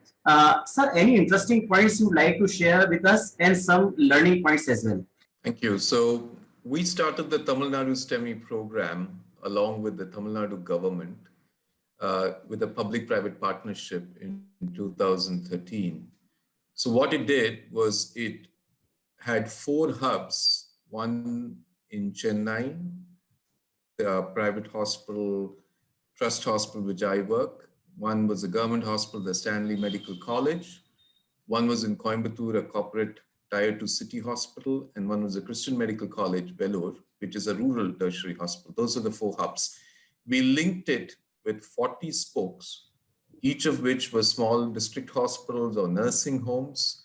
And we bought in the government to bring in 2 things. One is a cover of insurance for everybody, so that no patient would fall out because of lack of money for treatment of a heart attack. We also got in the ambulance services dictated by the 911 or the Indian 108 ambulance, which clearly the government provided. So what we created was a hub and spoke model, which we linked the small hospitals to the big hub hospitals and shifted those patients after the diagnosis of heart attack, after preliminary treatment, from the small hospitals to the hub hospitals. So this is a linking program using technology with a phone-based app and an EC signaling device. So what it did was, one, it helped the diagnosis of heart attacks in even small hospitals in small rural towns. And after the initial aspirin or statin was given, or even thrombolized in a little bigger hospital, those patients were then shifted to the bigger hospital for completion of treatment. What happened ultimately, concluded, was that we could treat 2,400 patients over a period of 1 year in a pre-post model, and we brought down the mortality significantly at 1 year by 3.4%. This was published in the JAMA, which is a big journal. So what I'm trying to say is basically that you can create public-private partnerships with the government, linking hubs and spokes, create public-private partnerships, create awareness and access in even small rural communities, and deliver good care for patients and reduce the mortality. Thank you. Oh, sir, that's wonderful. And it indeed helps patients in mortality and morbidity. Now, Dr. Jamshed Dalal, sir, what could be the long-term effects of COVID-19 on heart? We had so many COVID-19 patients. So what do you think on a long-term perspective, what could be the effects? COVID affects the heart in multiple ways. As we know, COVID is a very inflammatory immunic problem, and it affects the endothelium or the inside of the vessel wall. It affects the coagulation system and produces clotting problems, and it affects the myocardium itself and produces myocardial dysfunction. So the patients can present to us multiple ways over a period of time. If it affects the heart muscle itself, in the sense that it gets myocarditis or a viral infection of the heart muscle becomes weak, and they may present to us with heart failure with reduced pumping of the heart. The other option is that they might develop coronary artery occlusion because you have an atherosclerotic plaque, and because of the inflammatory response, this plaque may rupture and present later on as a myocardial infarction. And third is, of course, it stimulates the coagulation system and produces clotting, both in the veins and the arteries. If the clotting happens in the arteries, say, for example, in the heart, you would get a heart attack. If it happens in the brain, you would get a stroke. Or if it happens in the leg arteries, you would get gangrene of the leg. If, on the other hand, the clotting happens in a vein, then you get a deep vein thrombosis. And if the clot travels from there into the lungs, you get a pulmonary embolism. So really, the post-COVID situation in these patients is quite significantly problematic in certain groups of patients. And these are patients who may not have had any cardiac problem in the past at all. And then, of course, you have a lot of patients who have got cardiac disease already, or who have got diabetes, hypertension, obesity, hyperlipidemia. And if they got COVID, then of course their prognosis was much worse at the time of COVID, and they had this long symptom, so-called long COVID, but they continue to worsen. So that heart failure would be worsened. If they had a stent, sometimes we found that the stent got thrombosed or occluded.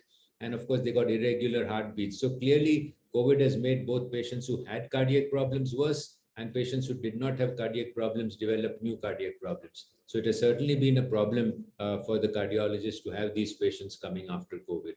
Thank you. Very true, sir. Dr. Amit Bhargava, sir, non-communicable diseases are on the rise in developing countries like India.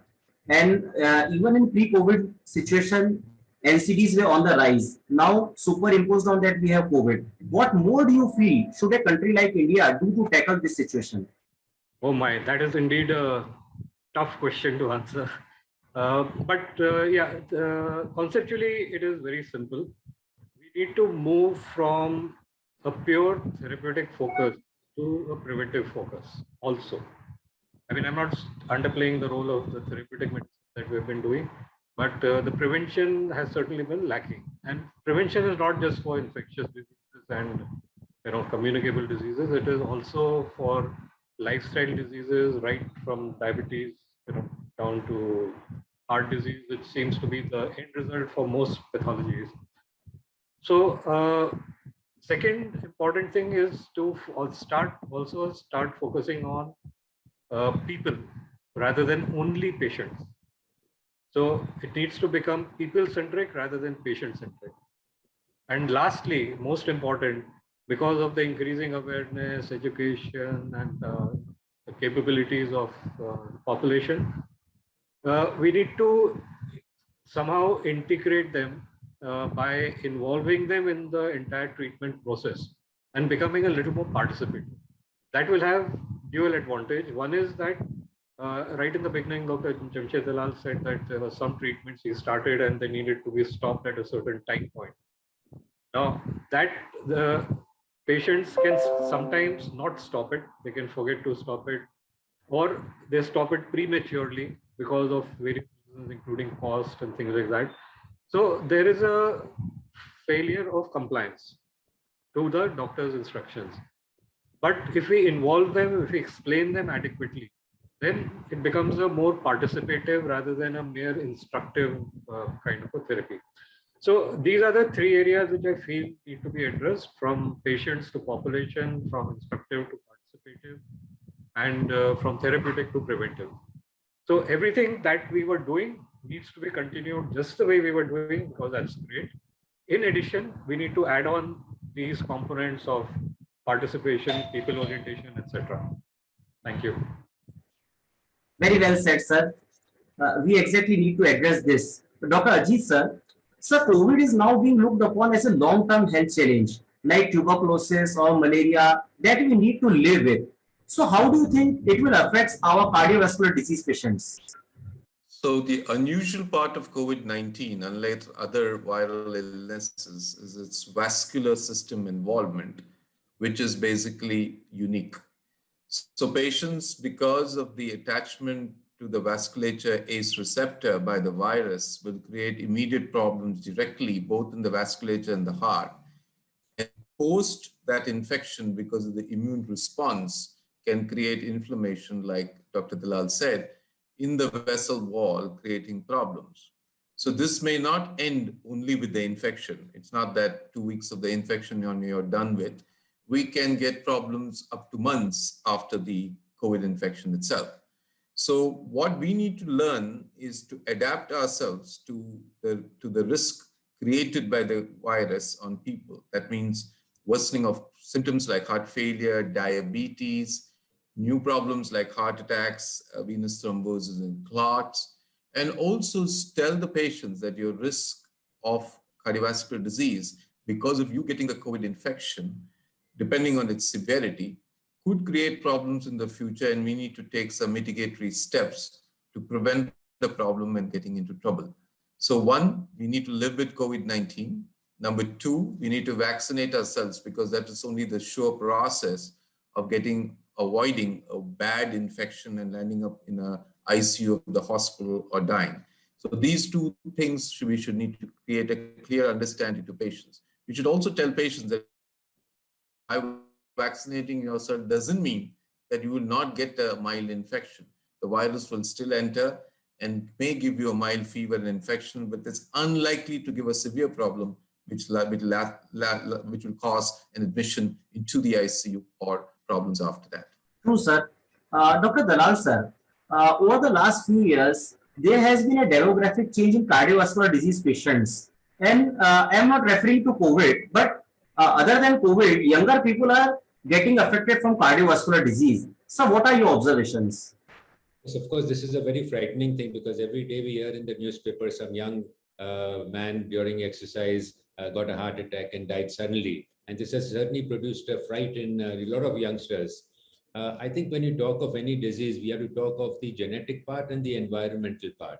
The genetic part, of course, Indians somehow seem to have earlier problems compared to the West. And we know that it's about 10 years earlier in India than in the West. So we have heart disease, heart attacks 10 years earlier. We see much younger patients with diabetes, much younger patients with hypertension.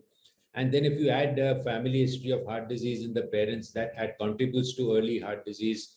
And then, of course, if the patient's a smoker, patient's obese, not exercising, that further contributes. I'm sure air pollution contributes as well to cardiovascular disease. And then on top of all that, we got this excess stress in our lives. And the stress begins very early, right from the school days and all the work that school children have to face, and then trying to get admissions in college, and then getting a job, and then working midnight till midnight, trying to keep up with your peers. So clearly the genetic factor and lots of these environmental factors contribute together and produce a problem. And some of these youngsters also feel that if they work all day for 5 days a week and then Saturday, Sunday, go to the gym and do vigorous exercise, it'll all become all right. But it actually doesn't. Sudden spurts of exercise just over the weekend can actually do more harm than good. So I think it's these multifactorial issues that produce problems in young adults. And I think you cannot obviously change your genes or your genetic environment, but you can do a lot to prevent this from happening. For example, not smoking, not taking extra alcohol, doing some things like yoga, meditation, regular exercises rather than spurts of high intensity exercise. And of course, trying to cut down your stress as much as possible within the social circumstances that we live in. And I think it is possible if we can do that, if we don't put too much pressure on ourselves, I think we could live longer. Thank you. True, sir. I think the youth of the country need to understand that lifestyle modification or yoga or exercise are not a thing for the middle-aged or the elderly, but everyone have to practice them right from their youth. Dr. Bhargav, sir, there are so many programs Government of India runs for, communicable diseases, eradication programs. But, do you think India should now start an integrated program for prevention and control of non-communicable diseases as well? The time has come. Absolutely, I completely agree with you, and that is exactly what I was referring to earlier. Also, there needs to be this concerted effort, and I would like to take Dr. Ajit's words that there needs to be a public-private partnership or a partnership between multiple stakeholders, so that the dissemination of these concepts. See, I mean, we all have the recipe for prevention. Dr. Jamshed Dalal just now listed it all out. And there is nothing more that is really required. But that dissemination has to happen, at a large scale. It has to happen pan-India. And more importantly, it has to happen repeatedly, because this kind of a lifestyle change can only happen if it is ingrained into the people multiple times. Telling anything once does not, it doesn't result into anything. So that internal conviction and convincing will only happen if we sustain that communication. And for sustaining that communication, we need to deploy multiple stakeholders, technologies in different forms. Exactly, sir.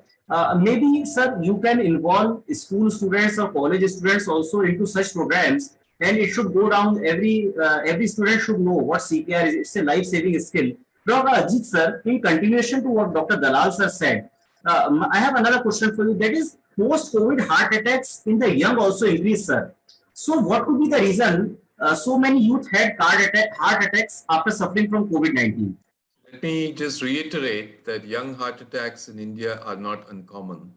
The paper which I talked about, the Tamil Nadu STEMI project, 20% of our patients were below the age of 45. That's very uncommon. In the Western world, it's about 5%. So number two, the risk of being an Indian or a South Asian is genetic, and we should not just say everything is environmental. And this also we have in the JAC recently, is that the chance of you having a heart disease, if your risk is high, like your father had a heart attack below 50, or if somebody had heart attack below 45, is 1.5 times than a person who doesn't have the risk, and can be tested by a single blood test, which is called as a polygenic risk score. Apart from that, like Dr. Dalal said, smoking is common, diabetes is common, and everybody needs to understand that there is also the environment pollution. If you have underlying substrate for heart disease and you are having blockages that can worsen with COVID-19, and also if you are de novo, you don't have the problem, but still you can get into trouble because COVID is an inflammatory disease. So a young person who has a predilection for heart problems can get into trouble. And number two, a de novo person who's young, who does not have a problem, also can get, because of COVID-19, a problem. So both of these will increase the number of heart attacks in the younger people. What is also surprising that in our study in Tamil Nadu during the problem was that the number of young heart attacks came down surprisingly. And that was the reason possibly they did not go to work and they were not that stressed out. And they were sitting at home, as maybe in more chance, the chance of heart attacks came down, and like the older patients with heart attacks. And pollution also, because these people drive in crowded, two-wheelers and all through the city traffic, and the stress could also create problems. People are sitting at home, having a better diet, maybe all that contributed. But in general, post-COVID, opening up, we are seeing more patients with the problem because of the inflammatory problems because of COVID-19. Yes, sir.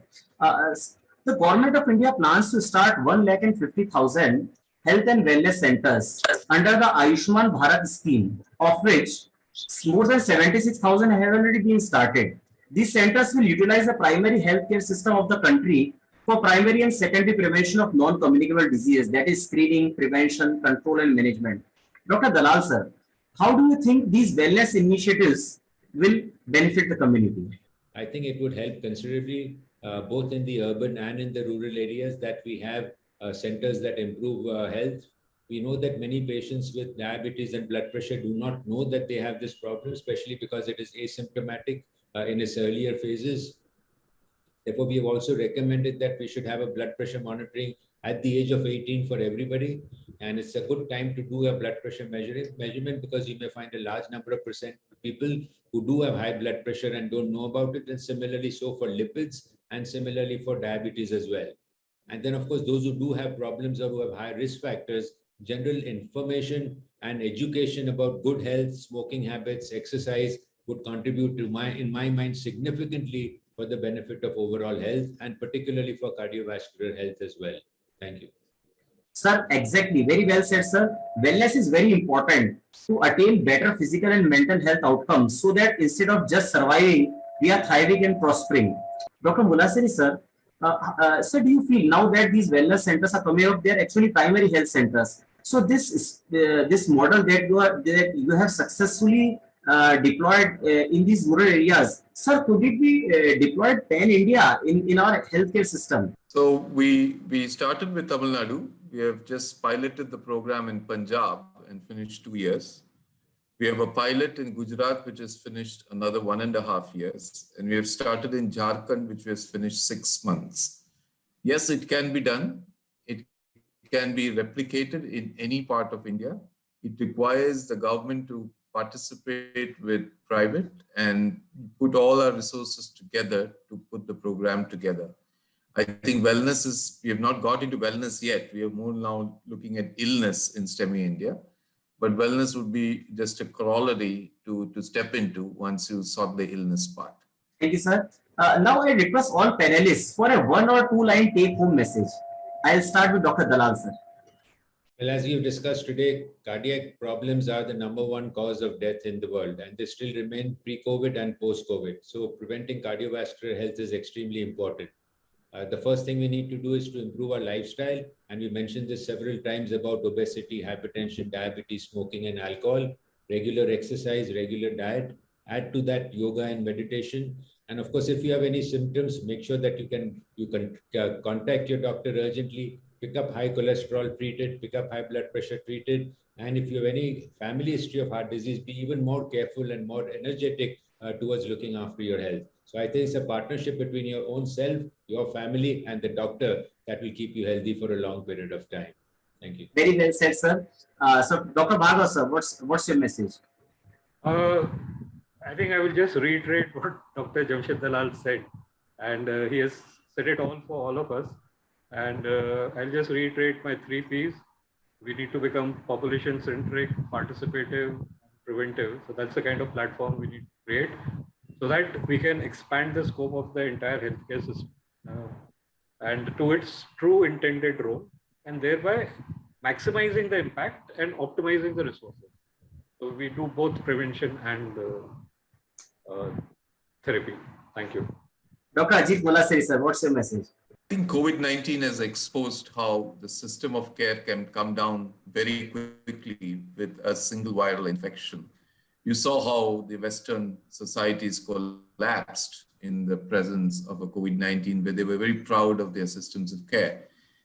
It shows that you can't depend on governments or systems. You really take your health in your hand, just like your bank account. And this is your problem. It is not your doctor's problem or your family's problem. If you look after your health, you are better off. So my take of COVID-19 is COVID-19 has exposed the system of care problem, and it tells you that you are the master of your health. Exactly, sir. Healthy individuals, healthy families, healthy society, healthy nation. Let us join our hands together to make it happen. Let us stand together. Let us stand united for a healthy India. Thank you, sir. Now I have some questions from the audience that I like to discuss with our esteemed panelists.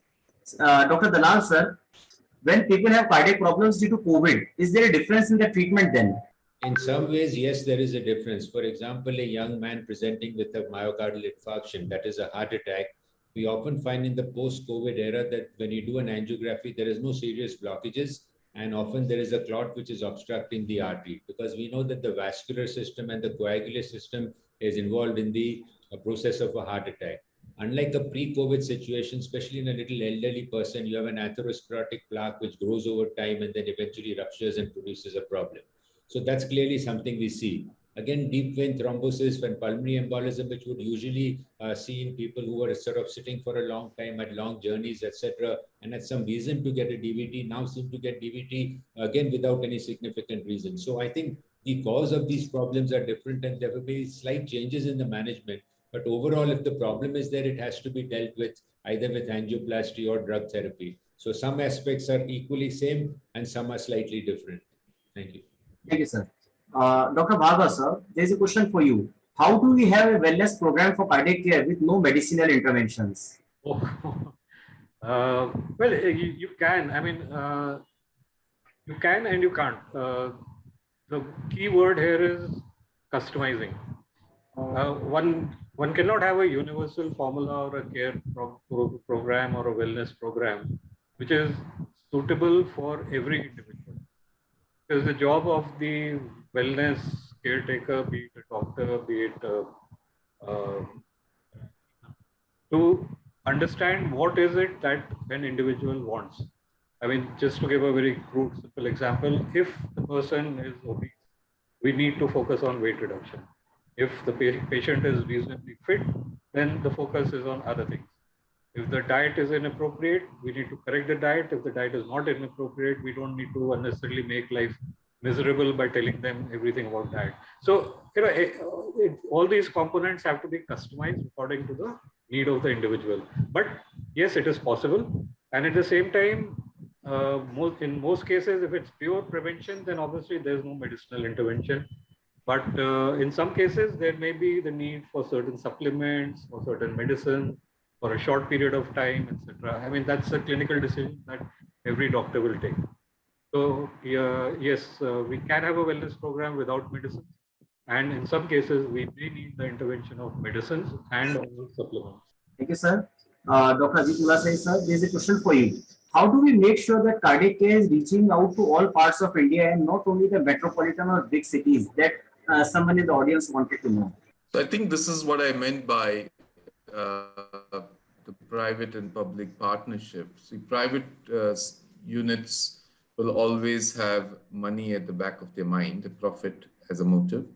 And this is not only an Indian phenomenon, it is even an American phenomenon.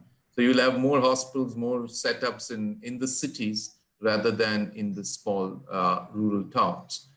But let me also tell you, once the government walks in, then the rural parts will get well covered.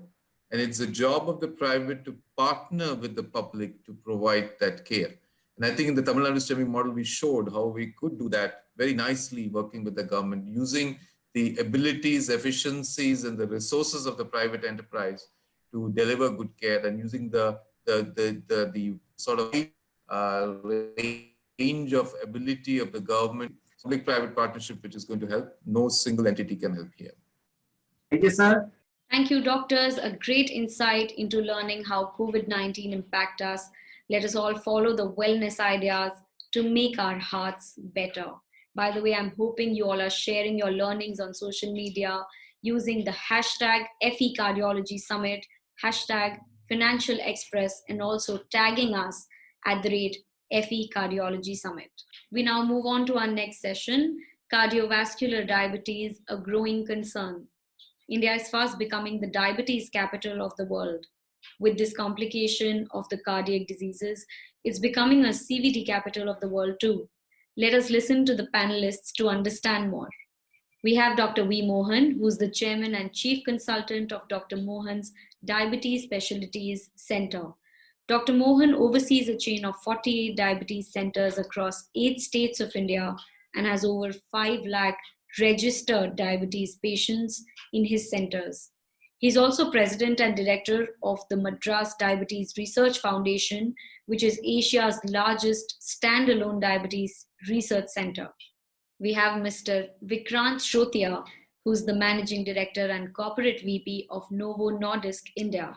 Vikrant returns to India after 13 years with an overall distinguished career spanning over 20 years in the healthcare industry in India and internationally.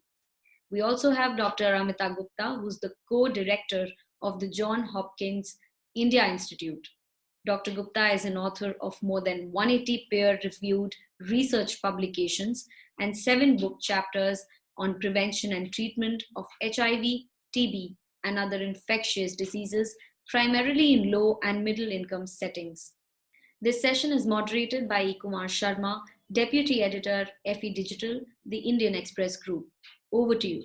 Hello, everyone. Welcome to an important session of the FE Cardiology Summit focused on new cures and advances. Having just been through a debilitating impact of COVID-19, especially the second wave, which was quite a devastating period for many in India.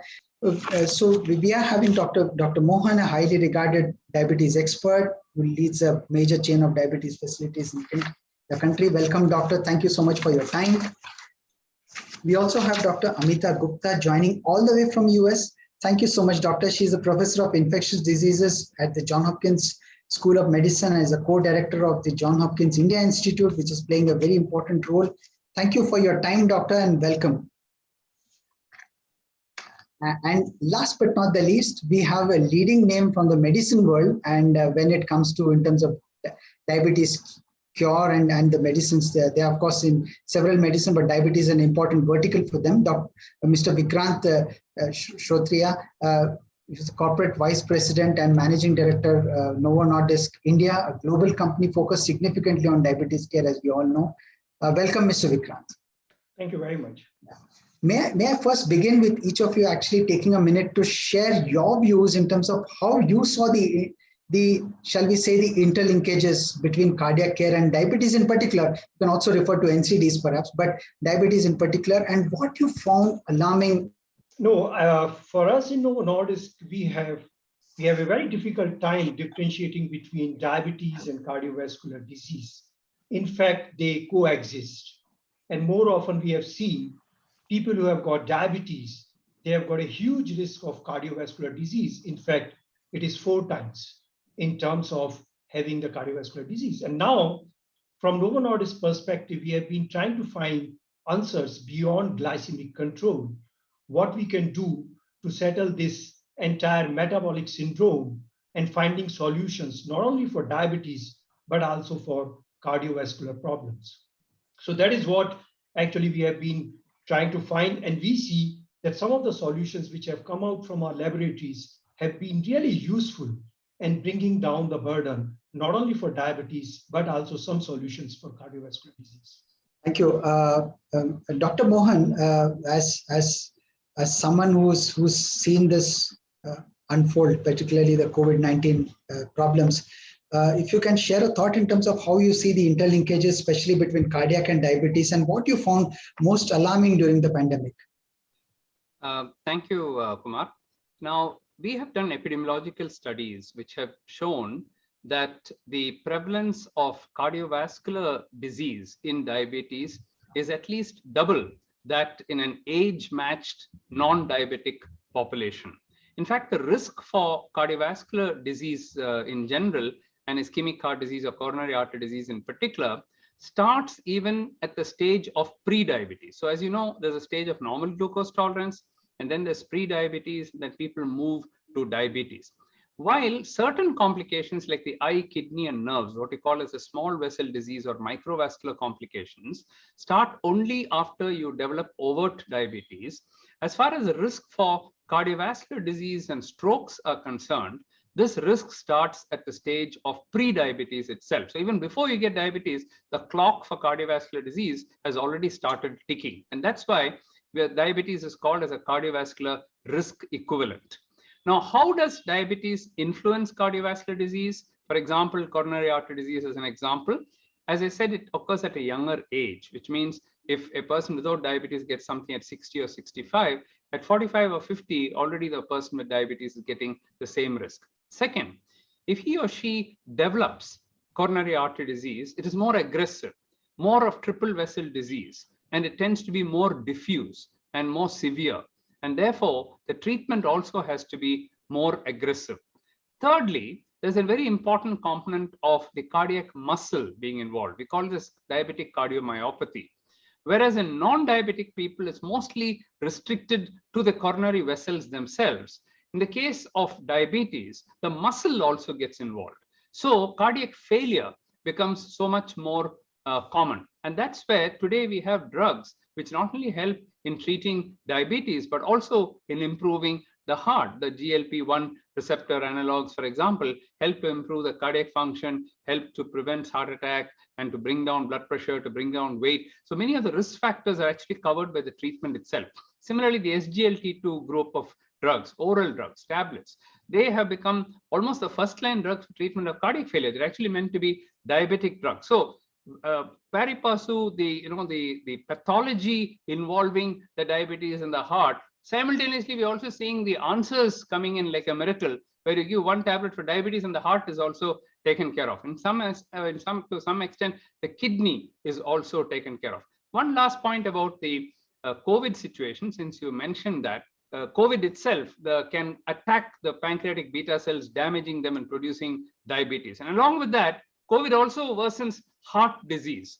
And so COVID can simultaneously produce, because of the cytokine storm that is produced, heart disease is also increased. So I think it's a bad combination of having COVID, diabetes, and heart disease.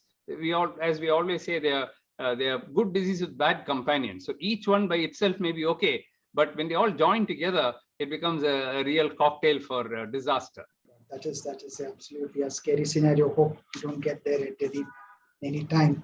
But Dr. Amita, you are as an infectious disease expert. You have seen the developments closely. What bothered you really in the way, the most of the disease interlinkages during COVID as you saw them unfold? Your key concerns, and I'm asking you also from the perspective because you understand the happenings in India as well, because it's a major concern. I mean, here, for instance, in India, one of the doctors was telling me recently that sudden cardiac arrests happen almost one every 18 minutes. So that if that is the case, and we are a diabetes capital of the world. So in your view, what really concerned you and bothered you during the pandemic when it came to interlinkages of these diseases? Some thoughts as an infections expert. Yes, thank you, Mr. Sharma, for those excellent questions. I think that there are a couple of ways to think about the relationships between COVID and cardiovascular disease and diabetes. So first of all, what we know is that the presence of having cardiovascular disease and diabetes increase both the risk of acquisition and severity. So for those that have these comorbidities, cohort study after cohort study have shown these as independent risk factors. And of course, they're also related to age, but independently of age, they are present. And so particularly if you have uncontrolled diabetes or poorly controlled cardiovascular disease. So that's one area of concern. And so in a population where you see diseases like diabetes at younger ages, you can anticipate more severe COVID. The second sort of arena is the fact that COVID itself can cause manifestations of cardiovascular disease. So as Dr. Mohan was mentioning, the stress of an viral infection such as COVID, which is pro-inflammatory, can in itself cause a sort of unmasking or evolution of hyperglycemia. And the question is whether this is transient or whether this sort of then resets the system and then results in continued abnormal sugar levels. And in many ways, we think that this is probably more of a stress-induced effect, that there's underlying susceptibility to diabetes, and the stress of the infection has resulted in manifestations of diabetes. Then there are things like inflammation of the heart muscle, myocarditis, that's been observed, arrhythmias that can be there. There's stress cardiomyopathy, which is can also be seen where you sort of can manifest with some acute, poor function of the heart. So these are some examples of where COVID can result. We also have seen, and it's rare, from vaccination, for example, the mRNA vaccines, particularly in young adolescent males, an increased incidence of myocarditis resulting from COVID vaccination. Now that scenario, thankfully, while increased risk is rare in terms of, and usually it's mild and there's recovery from that side effect of the vaccine. So those are just some of the examples of the intersection between COVID cardiovascular disease. Mr. Vikrant, some thoughts that you can share on the new emerging cures and advances. Thank you very much. And one of the treatment, of course, in terms of the linkage of diabetes with cardiovascular disease is control of diabetes itself. That is very, very important. And studies after studies have shown that the good glycemic control leads to better cardiovascular outcome. That is one part of it. But another part of it is that when we started having our invention journey, we found GLP-1. And GLP-1, we were asked for basically the cardiac studies, the CV studies. And what we were surprised with the outcome of the CV studies were that MACE, that major adverse cardiovascular events, they were actually reduced. So rather than just cardiovascular safe, they actually came out cardioprotective, and the all-cause mortality reduced by the level of 22%. And that is actually for liraglutide. And the journey of GLP-1 actually doesn't get discontinued with just liraglutide. When we see semaglutide, the results are much more profound in terms of cardiovascular safety.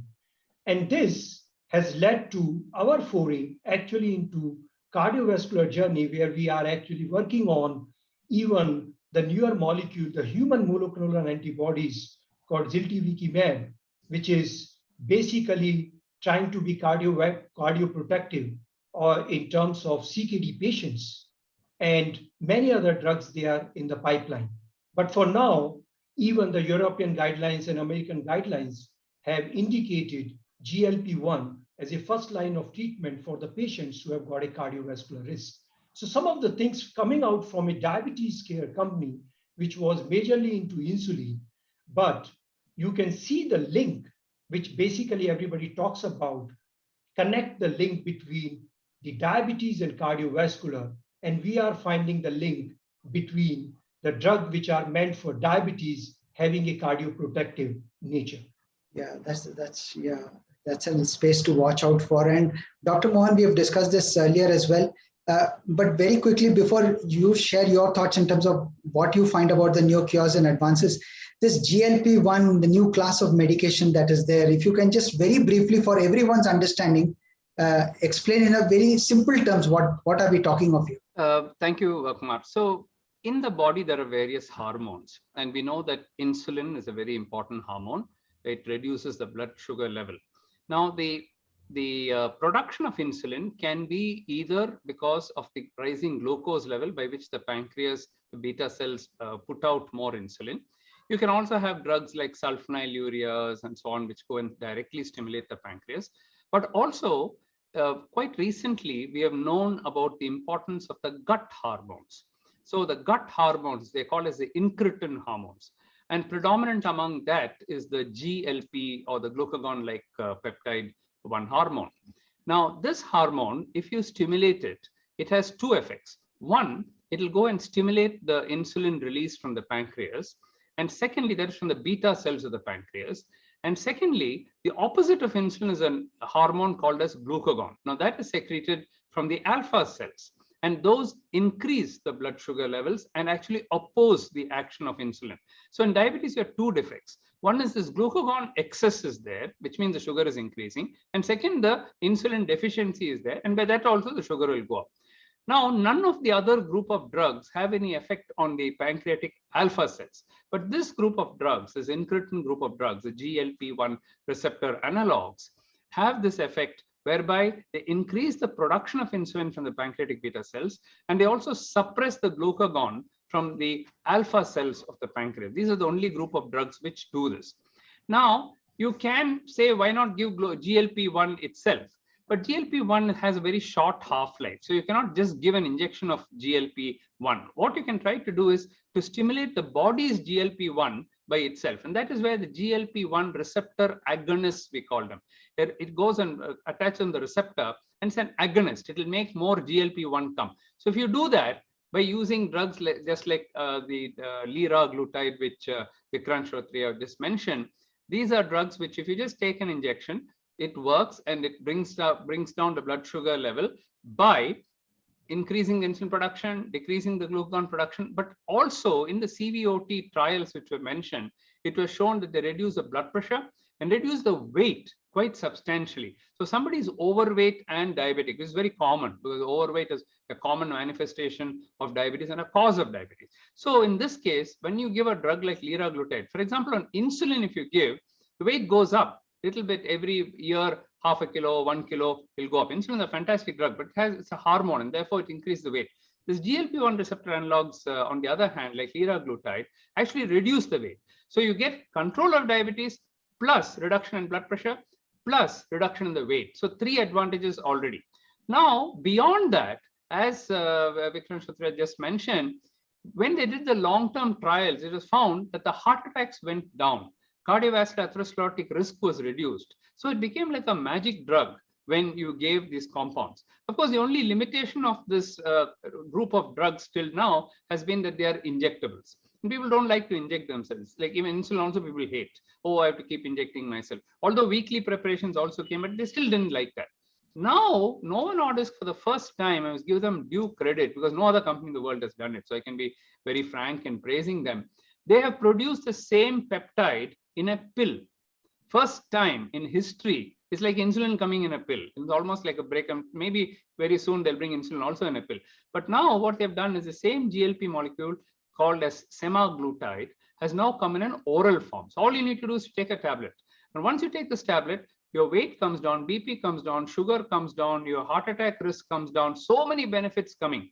So it's a complete revolution in the treatment of diabetes and cardiovascular disease. Just like the other group of drugs I mentioned, SGLT2 drugs, which the cardiologists are now accepted as a first-line drug, I won't be surprised if people, the endocrinologists who are trying to reduce weight for somebody, use this for reduction in weight. In fact, it's already approved. Liraglutide is already approved as a weight reduction drug.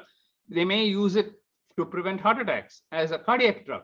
So it's a completely a time in medicine when big changes are taking place. And we used to say, with one bird, 3 mangoes. So like that, with one molecule, 3-4 things solved. It sounds like a panacea or something like that, but it's actually becoming history, something which, and the whole thing in a pill form. That's another breakthrough. So I think we're all very excited by this. And as the pandemic and other situations come in, we are also getting the solutions for that. And so doctors are getting new drugs in their armamentarium, which helps to control all these disorders. And therefore, we are very, very happy and excited that all these changes are taking place in medicine. No, I think this point which you mentioned, of course, when I see from the perspective of those listening and the kind of questions that I'm beginning to see, the issues will be around when will these be available? What is it that, when will it be, for example, in the Indian context, when will it be available in India? At what price will it be? Will it be available for anyone in the remote locations? How much of an access and affordability will be there with that? I'll come back on that, but very quickly to Dr. Amita here. Dr. Amita, you as an infectious disease expert, when you're seeing, and now when new drugs are being discussed and talked about, what do you see in the backdrop of COVID-19? What do you see in terms of the way the approach to drugs will have to be now? Do the drug trials in today's context, while these drugs have been talked of even before COVID, do you find that, in the light of COVID, there has to be some focus in terms of how they design it from the point of view of standard of care, in terms of the clinical outcomes, and some things in terms of how it is all being approached? Any thoughts on how we approach drug discovery today? Absolutely. So I think COVID sort of shed light on some really exciting ways that, one, the importance of investing in science. Had we not sort of studied coronaviruses and invested in basic science, we would never have gotten to the vaccine timeline that we saw. It's unprecedented. And the reason was, within days of getting the sequence of the virus, there was a vaccine candidate to test first in animal models and very rapidly into phase 1, 2, and 3 trials in a way that we've never seen before. I think the other piece to make really note is that we've also done some innovation on the way that we do clinical trials. So, for example, the active clinical trials, which are really a platform set of trials, which allow for adaptive, multi-stage, multi-drug evaluation where you can take a look early on to see if the compound looks promising or not and make rapidly go, no-go decisions in a uniform way. And you can keep adding as new therapeutic compounds come. Now, that type of approach requires, huge collaboration between private sector pharma, governmental resources, community engagement, and having established clinical trial sites that can rapidly take these protocols into action. Also requires several compounds to be, assessed around the same time, and so that you can keep adding. But they're really wonderful trials from a regulatory perspective and to rapidly test compounds depending on what phase they're in of their assessment. So I've become a big fan of using these multi-stage adaptive trials where you can test We did this for immunomodulating therapies, for new antivirals, for monoclonal antibodies, for even the vaccine candidates. So I think for other diseases like cardiovascular disease and diabetes, having different companies come to have their drugs tested within a uniform platform so we can really compare them as well as see if they work or not early on, it can be a very powerful way to add to science. That's very important. Taking off from this, Dr. Mohan, this point about, you mentioned also about gliptins, for example. Are the pathway variables the only factor to be considered now? How do you look at, aligned to this is the question that while we talk of medicines, could you throw some light also in terms of the newer cures and advances from the way the procedures and some of the other thing non-medicine things are changing? So some insight there as well. Yeah, you're probably referring to the devices which come. Exactly. So you just take insulin. It's the commonest thing. Example you can quote. From the days of Banting and Best, and as you know, this is the 100th year of the discovery of insulin. People with type 1 tell me their HbA1c results. I don't believe them. It's lower than mine. I don't have diabetes and it's lower than mine. They're getting 5.4, 5.6. Do you really have diabetes? You're talking about 5.4 HbA1c. How is it even possible? I said, so you must be getting a lot of hypos. No, I've not had a single hypo for the last 2 years. I said, this is unbelievable. You keep your HbA1c at 5.4, 5.6 and don't have hypoglycemia. I can't even believe it. I wouldn't have dreamt 10 years ago. My father was a diabetologist. I don't think he would have, his wildest dreams thought that such things are possible. We would have thought 8 or 9 is enough for a type 1. So this is how technology is changing. So you can imagine if they're going to keep their sugars at that level, they're almost like a person without diabetes. So they don't have an increased risk of hypoglycemia. They don't have a risk of heart disease. They will never develop retinopathy, nephropathy in their lifetime. So 10 years from now, and that is why in my last year World Diabetes Day, I kind of made a passionate plea that one day we will have a diabetes complications-free India. Now, seeing all this technology and the way it's going, and now with semaglutide coming in, oral semaglutide coming in, and so on, I believe that definitely we are going to see a stage when people may have diabetes, but they may not have any complication of diabetes. That will be the happiest day of my life. When do you see that? I know it's very difficult to predict such a thing, but the way things are progressing, what kind of, let's say over the, maybe not there, but maybe in a year or two, or maybe in 3-4 years, what kind of picture are you imagining? What kind of cures you think will actually be possible? Cure is going to take time because I don't think it's too early to talk about a cure as such, because we are not changing the pathophysiology. Suppose there's a genetic factor. Suppose, let's take type 2 diabetes, which is more common. Your father and mother have given you a gene. By what medicine or what technology can you remove that gene? That's going to be very, very difficult. But if you can keep their sugars, blood pressures, we call it as ABC mantra. A for A1C, B for blood pressure, C for cholesterol. And D includes no smoking, no excess alcohol, some yoga, pranayama, stress reduction thrown in. Lifestyle modification, diet, exercise, all that comes under D. So if you follow the ABCD mantra, we have already reported people who are living for 50 years, 60 years, 70 years without complications. Many of my patients already crossed 100 years of age. So it is not that we are not seeing it already. It's just that the vast majority of the people have not reached there. We are able to show 300 people reach there, 500 people reach there, but I'm not able to say 50 million people reach there. That has not yet happened. But it's only a question of time. If, as you said, the technology becomes affordable, if it's widespread, and so on, I don't see any reason why we can have a world without diabetes complications. When will we see that world, Mr. Vikrant? The smart insulins in remote part of India. When will Novo Nordisk make that possible? If you know that we are actually working on some of the smart insulin, we are also working on once a week insulin called Icotec. And a thermostat insulin, what Dr.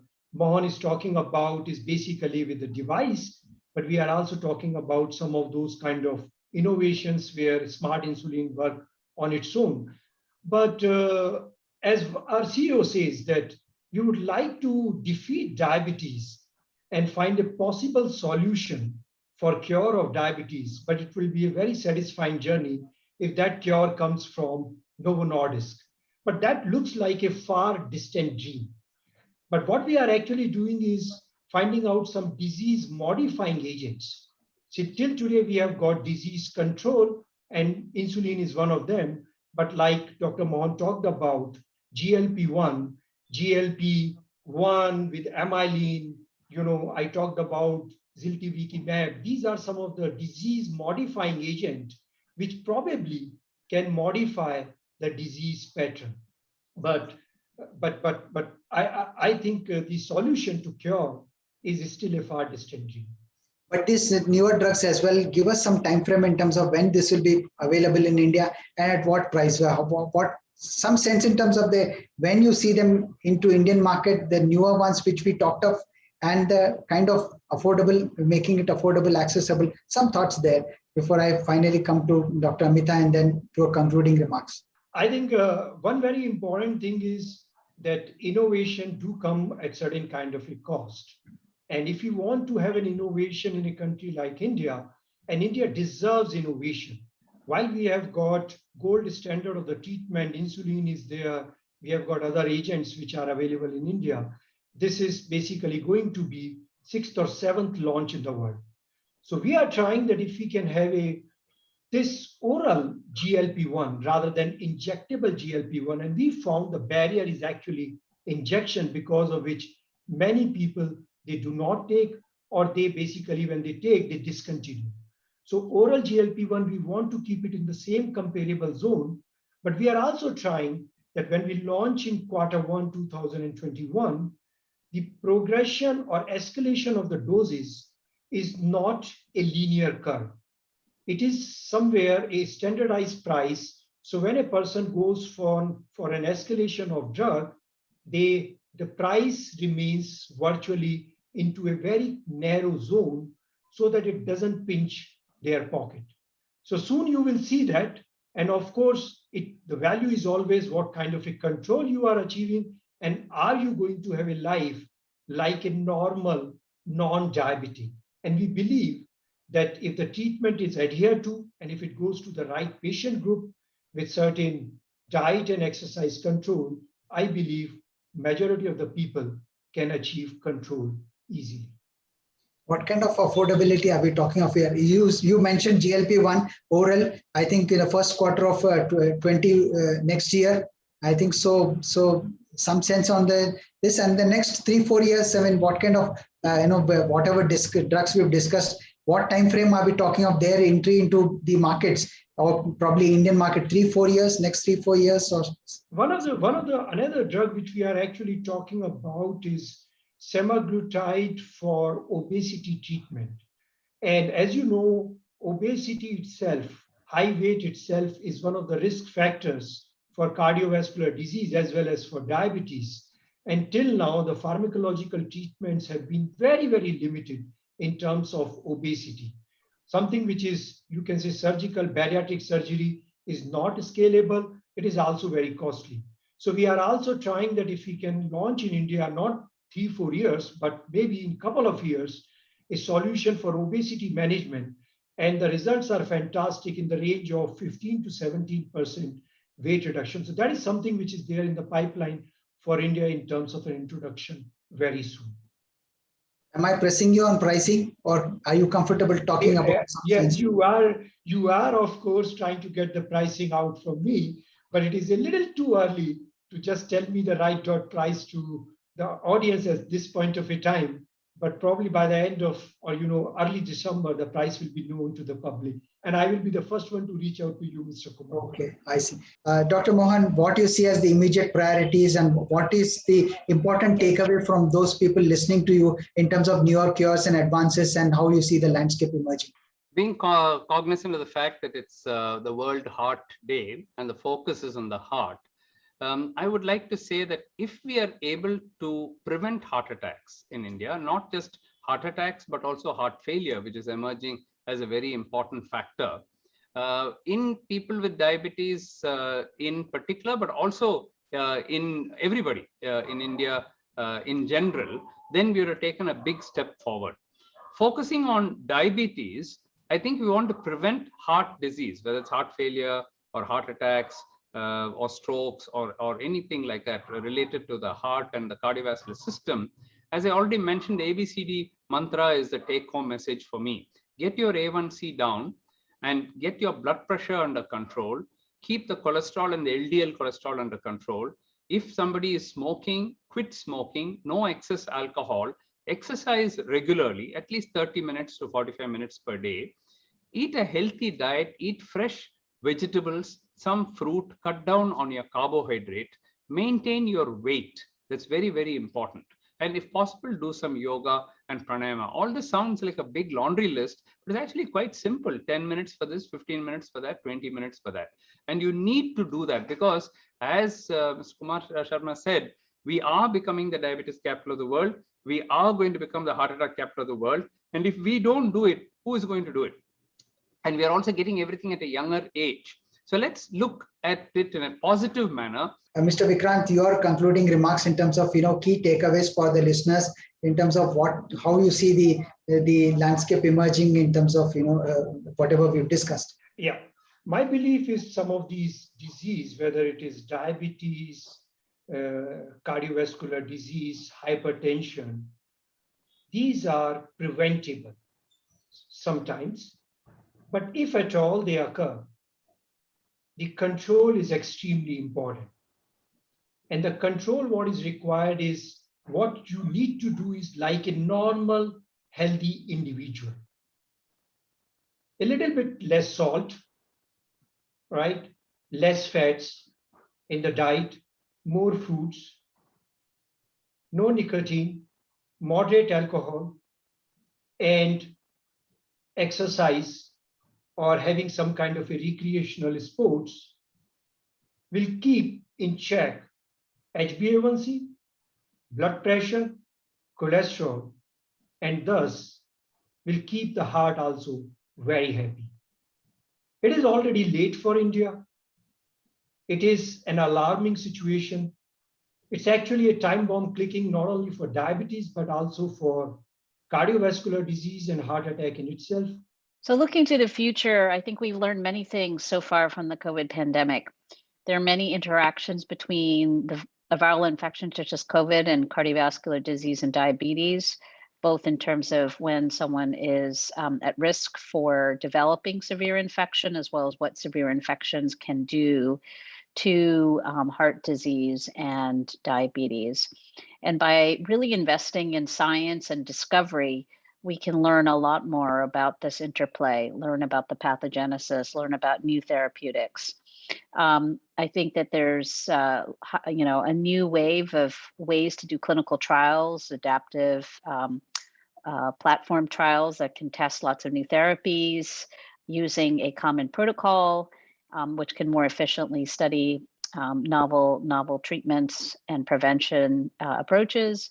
We also spurring on a whole new field of science, of autoimmunity, of vaccine side effects to give insights into how either the disease or the vaccinations can cause rare side effects such as myocarditis. And so I'm hoping that we'll see a lot more knowledge, awareness, interest in investment in basic science, translational science, and clinical research. So that we can really improve the health care of people living with diabetes and cardiovascular disease, as well as preventing it in India and beyond. Thanks everyone for your insights. They were truly enlightening. We now move on to our next panel discussion, cardiology and technological innovations. Technology and AI and MI are words bandied about now. Will cardiac care be far behind? Let us hear our eminent panelists on it. We have Dr. Deepak Padmanabhan, consultant electrophysiologist at Sri Jayadev Institute of Cardiac Sciences and at Narayana Institute of Cardiac Sciences. Having completed his fellowship in electrophysiology and advanced adult cardiology from Mayo Clinic, Rochester, USA, Dr. Padmanabhan is a scientific mentor to startups innovating in cardiology and is on the MedTech panel of IIT Kanpur for innovations in medical technology. We also have Dr. Yugal Kishore Mishra, Head of Cardiac Sciences and Chief Cardiovascular Surgeon at Manipal Hospitals. With over 29 years of experience in cardiac surgeries, performing more than 20,000 open heart and more than 500 successful robotic cardiac surgeries, Dr. Mishra has been conferred with the prestigious Rashtriya Ratna Award, Lifetime Achievement Award, Honoris Causa Doctorate, and many more. Also joining them, we have Dr. Ulhas Pandurangi, Department Chief of Cardiac Electrophysiology and Pacing Arrhythmia at the Madras Medical Mission.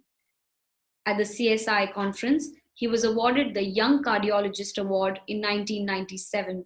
He's the Vice President of the Indian Heart Rhythm Society and the Founder President of the Tamil Nadu Electrophysiology Council.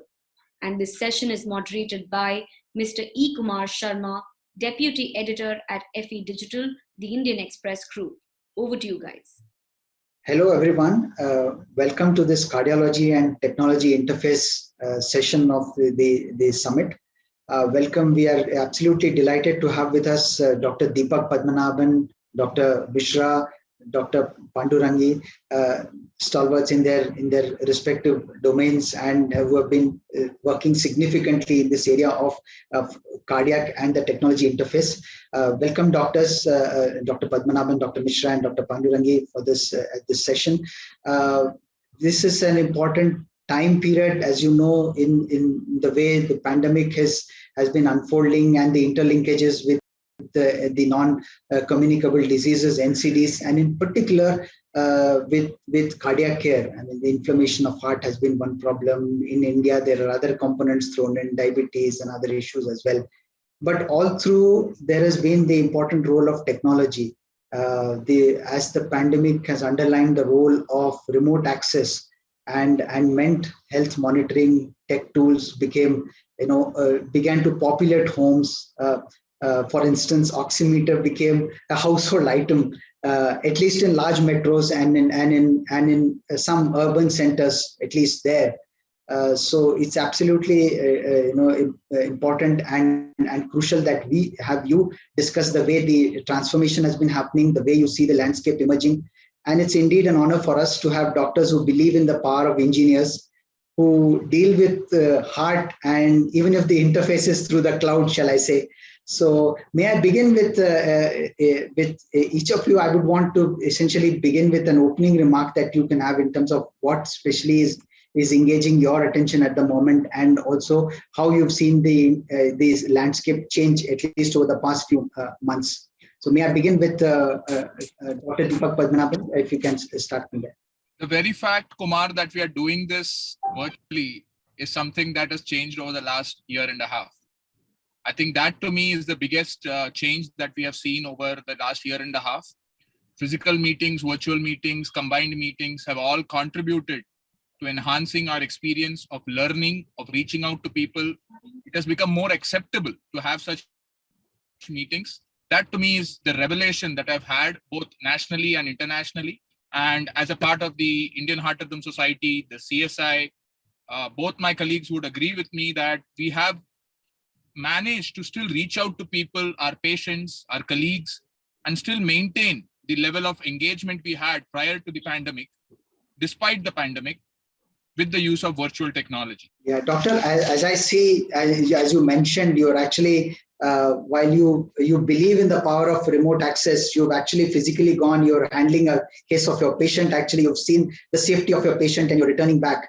It's very important. If we can take up from there and go to Dr. Mishra. Doctor, what would your thoughts be in terms of what has been engaging your attention at the moment, what you're doing, and in terms of how you've seen the landscape change as far as cardiac care and technology interventions are concerned? At the outset, let me thank that in last 1.5 years, we have learned a lot. Not only we learned a lot, but our patients also learned a lot how they can get required treatment. We had a huge catastrophe when the pandemic started. Everything was standstill. And there was a point where most of our patients who were already enrolled as a patient and who were supposed to be diagnosed and get treatment were held at home and not able to reach out to the hospitals. That was the time when the government took a decision to start licensed video consultation. And we started that. And we could able to reach out to numerous patients sitting at home who were requiring their drugs to continue, and also who had some issues where we can have a tele ECG recording and telemedicines. And also we initiated our pharmacies to deliver the required medicine at the doorstep of these patients. Now that was being doctor and provide a platform where we can ease out the need of patients, and as a professionals we started giving our services. Not only that, once we open up the first pandemic wave over, we started opening up. Patients had a confidence, started coming to the hospital. We started giving the services, but then again we had a catastrophe of second wave, and again we had a huge number of patients. They were suffering from, as you mentioned, viral carditis, which is taken a lot of toll to these patients. Okay, doctor. Okay. Dr. Ulas, if you can share your thoughts in terms of what has been engaging your attention at the moment, and how you have seen how you've seen the things change as far as the tech interventions when dealing with cardiac care has happened over the past few months. Thank you, Kumar, for involving me in this great discussion. Amidst so much of negativity about this pandemic, undeniably one positive thing has emerged, and that is we are able to now embrace more and more the digital technology, which was already existing, and we are making very good use of that digital technology. And especially in my area where I deal with heart rhythm problems and heart failure situations, it had been terrible without this technology, we reaching out to them and providing them the proper care. There is so much of a fear among the patients to come to the hospital. It so happened that in our center, at least 1/10 of our cardiac patients, they have one or the other kind of remotely monitorable devices with them. Either they have some devices implanted inside, what we call implantable pacemakers, or they will be provided with certain wearable patches. These are all digital health tools. We have been using it before the pandemic, but then there was little reluctance from the patient's point of view, and physicians also didn't want to be so very busy to monitor them all the time. Now, we are now more open. We do not mind that we are going to be more and more busy because there's so much of a digital data that comes to us. We have regrouped ourselves. There are, particularly in my hospital, we have a largest remote monitoring center as compared to any other. For example, at any given day, our team monitors more than 5,000 patients 24/7. Digital technology is the way forward for not only the cardiac care, but essentially any health care. No, very important. I think that it's been absorbed a bit more. That reluctance has been done away with, and even if you don't get to see your doctor, and the doctor actually physically examining the patient, one is still comfortable that he is getting treated. That's a very step forward, and I think when one needs to actually handle the problem of treating nationally and reaching out to remote locations, this becomes an enabling tool. Very important. Dr. Padmanabhan, before I just want to take up two issues, and I'll go to Dr. Mishra and Dr. Ulas also again on this. See, we have discussed this point in the past that before we look at technology, one big problem in the Indian case has been, you have also discussed this with me last time, you were mentioning about how sudden heart attacks, people die. So one every 18 minutes, you were mentioning last time, die of sudden cardiac arrest, and there is nothing being done. CPR, which is a method by which one can actually resuscitate the person. Use of defibrillators, which can be stationed everywhere in parks and all these locations. It's been happening in some locations in Mumbai and other places. It's been happening. So that will be an important tool to just ensure that sudden developments don't happen. Some thoughts there in terms of such kind of interventions which rely on technology, but at the same time require a bit of a training so that sudden occurrences can be dealt with. If you can throw some light on that. And second point is about the way you are seeing the kind of oximeter was one thing, but when it comes to in the months and years ahead, if in terms of the kind of tech tools that you're seeing increasingly getting into homes, there are positives and negatives. With the positives being that sudden occurrences can be avoided. So will we see, for instance, more Holter monitors in homes? Will we see ambulatory, ECGs at home? What's your thought, each of you, starting with Dr. Padmanabhan? Thank you for the opportunity again. So I'll take your first question, the one about CPR. That is something I think all medical personnel, including myself, feel very passionately about.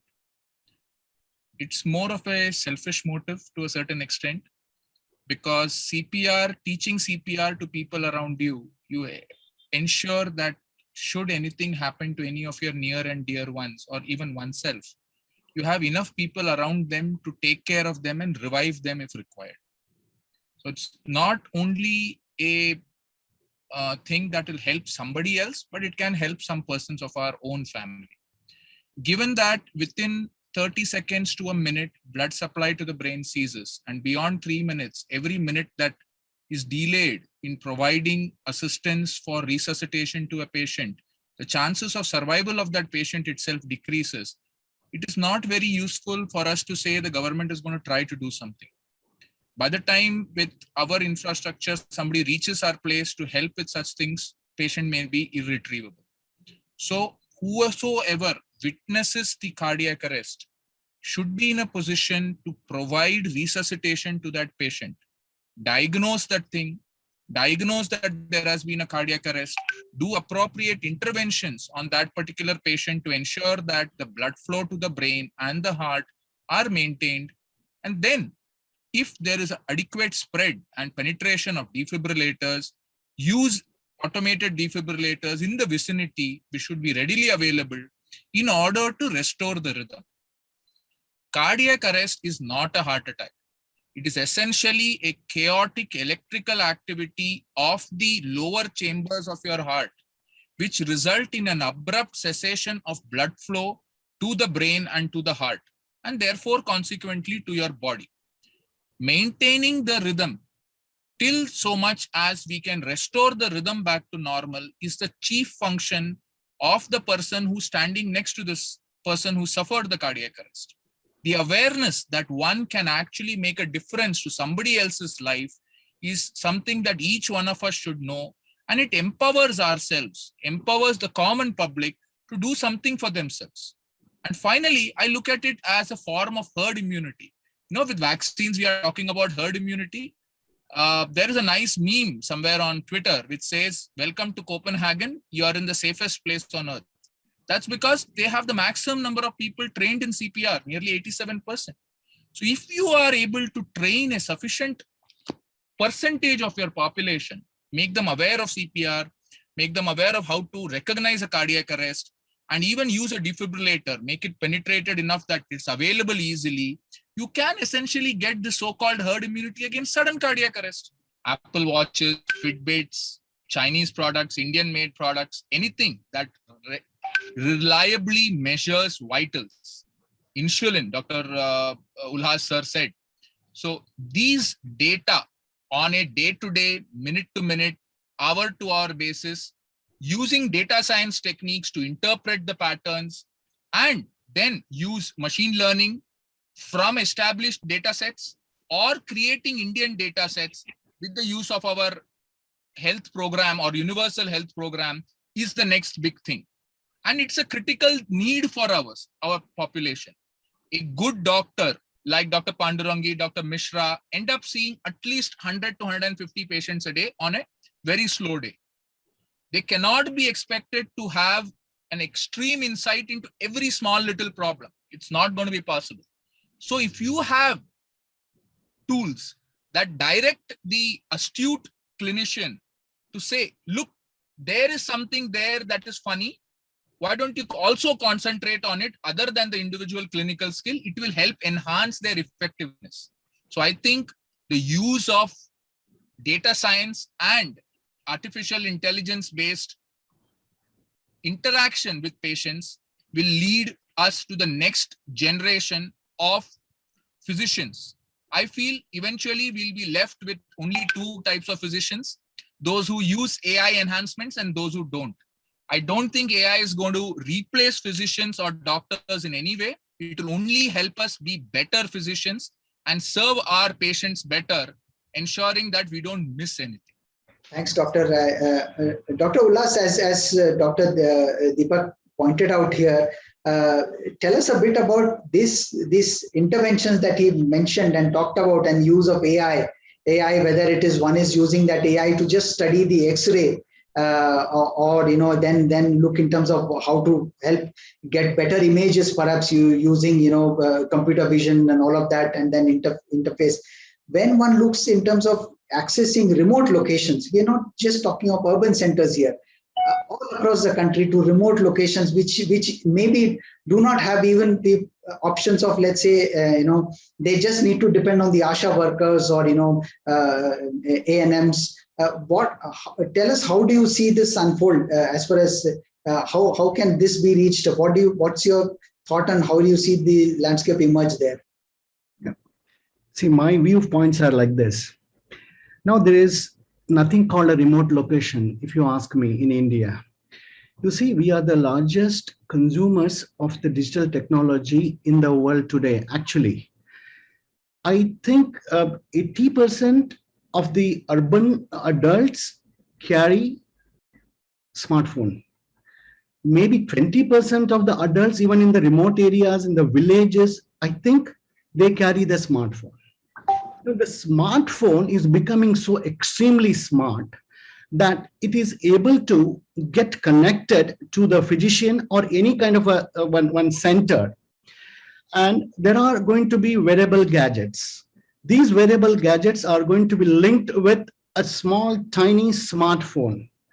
That's all. And then I think even the internet and the Wi-Fi facility is tremendous now in the country. Except for really, really remote locations, there should not be any problem with respect to the digital connectivity.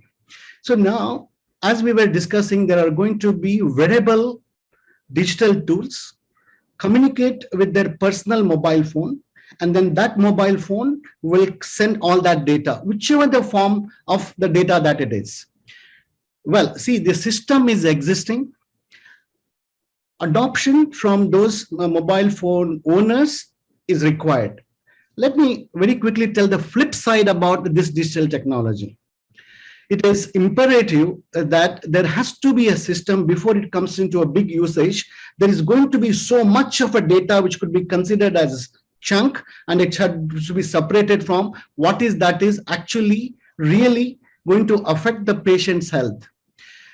We have seen this digital technology has also caused so much of a concern in a healthy individual, especially with the use of the oximetry. Oximetry is oximetry. People are now using it for another reason, and that is they're counting the pulse. We have been telling people, as long as they are comfortable, even if the pulse oximetry says that it is 40, 30, you just ignore it, because pulse oximetry is not going to be the true rhythm monitor unit. There are reasons why the heart rate could be 80, 90, and still the pulse oximetry can show 40. I'm talking about only one flip side of a digital tool in the form of an oximetry. So we need to have a kind of a system where digital technology is nicely used. It should not cause unnecessary panic among those healthy individuals. It should not also cause stress on the physicians because they're continuously bombarded with the data. There has to be some kind of a filtering. So that needs to be done before the digital technology is made so widely available. Everybody should know what could be the flip side of this digital technology.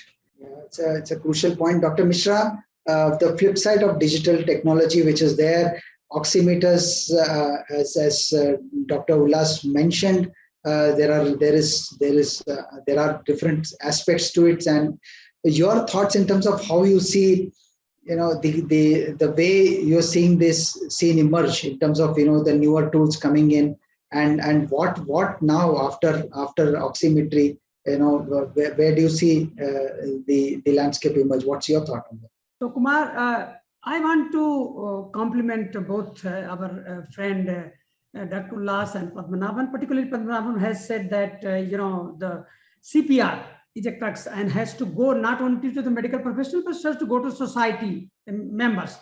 Absolutely right. Now the only thing which I want to highlight that during this pandemic, the CPR was something forbidden things.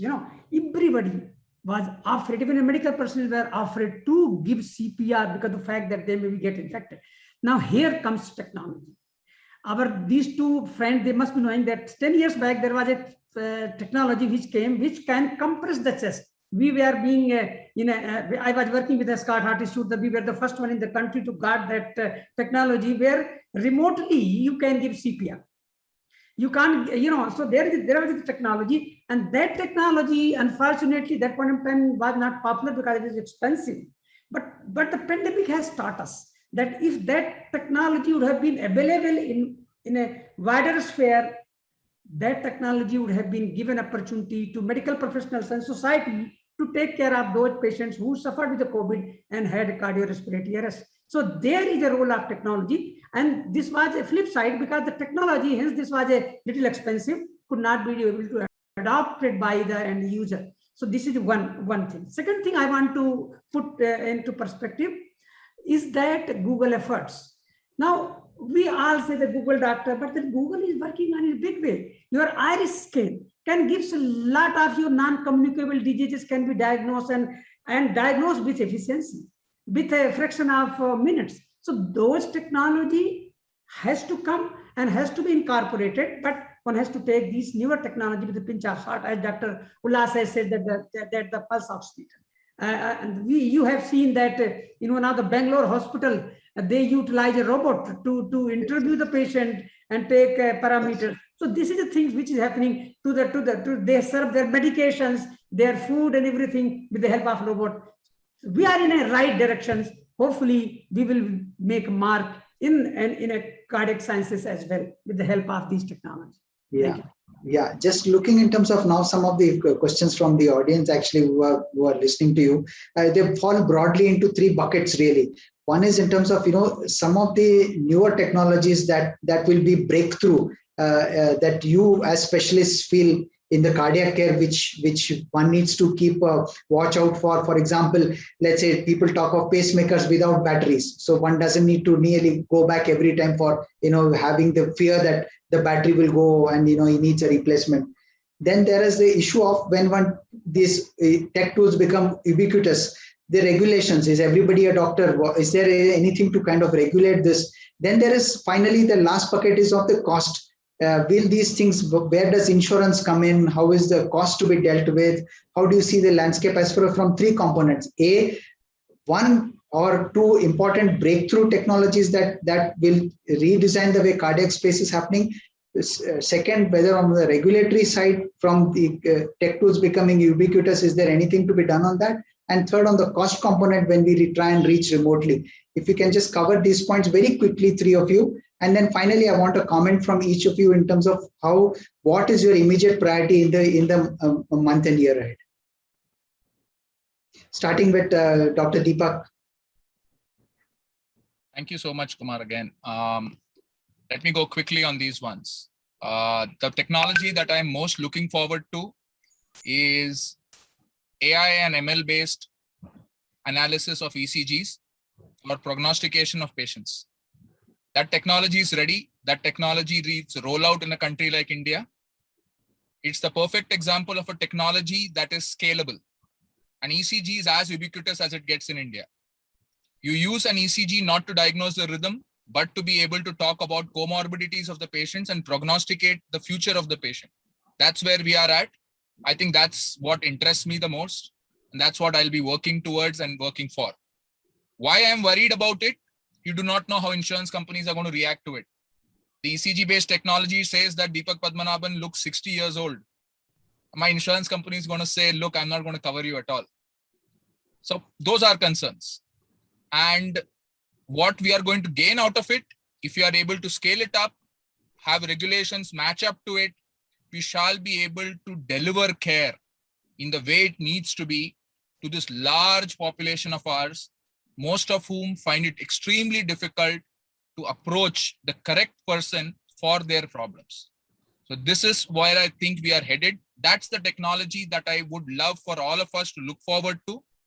A simple ECG-based evaluation and ML application for various individual problems that are there. Obviously, image vision, computer vision, the retinal that Dr. Mishra mentioned with Google, various other ways of non-invasively measuring glucose. Perhaps one of the smartwatch companies will come out with it. Those are definite big things we are looking forward to, but nothing as simple as the ECG. And I'm a cardiologist, I love the ECG. Thank you. Thanks. Dr. Ullas, your comments on this? Thank you, Kumar. I am focused more into the therapies for the rhythm disorders of the heart and the heart failure. There are two important breakthrough technologies, and it is investigational currently, and our institute is in the rolling out of the particular technology. And there are two.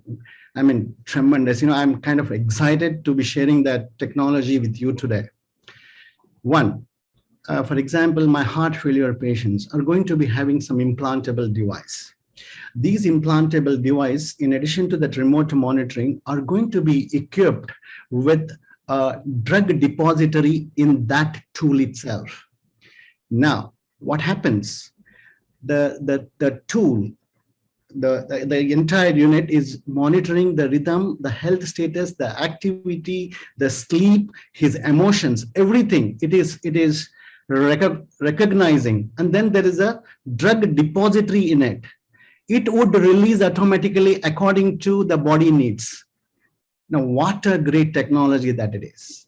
Well, flip sides are there. Let me not get into this, but we should be really excited about this particular tool. And that is an implantable device for a heart failure patient, which will monitor the so-called heart efficiency beat to beat.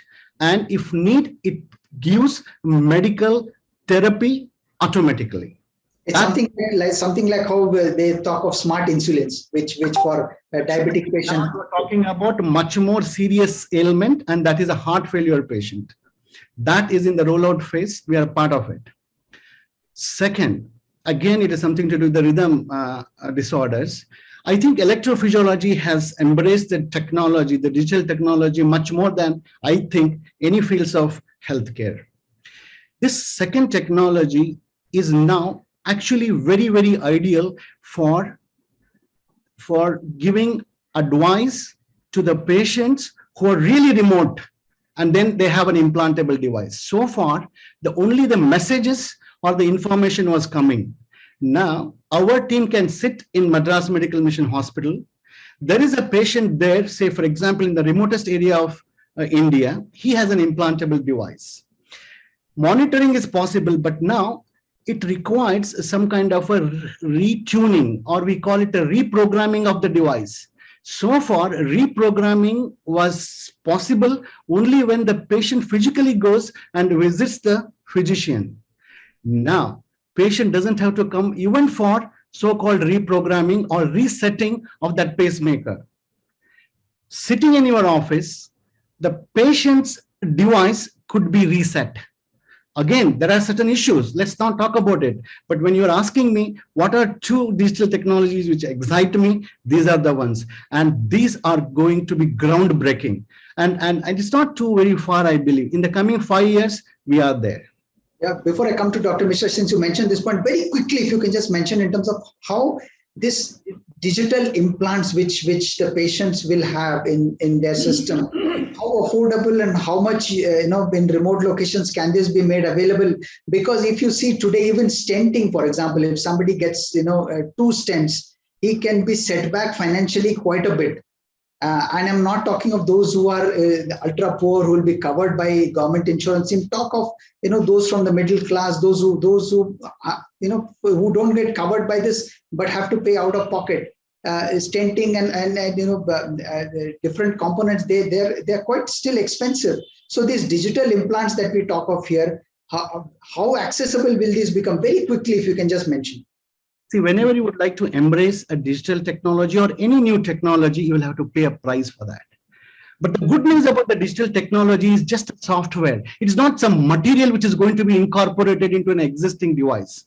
So you are paying only for a software.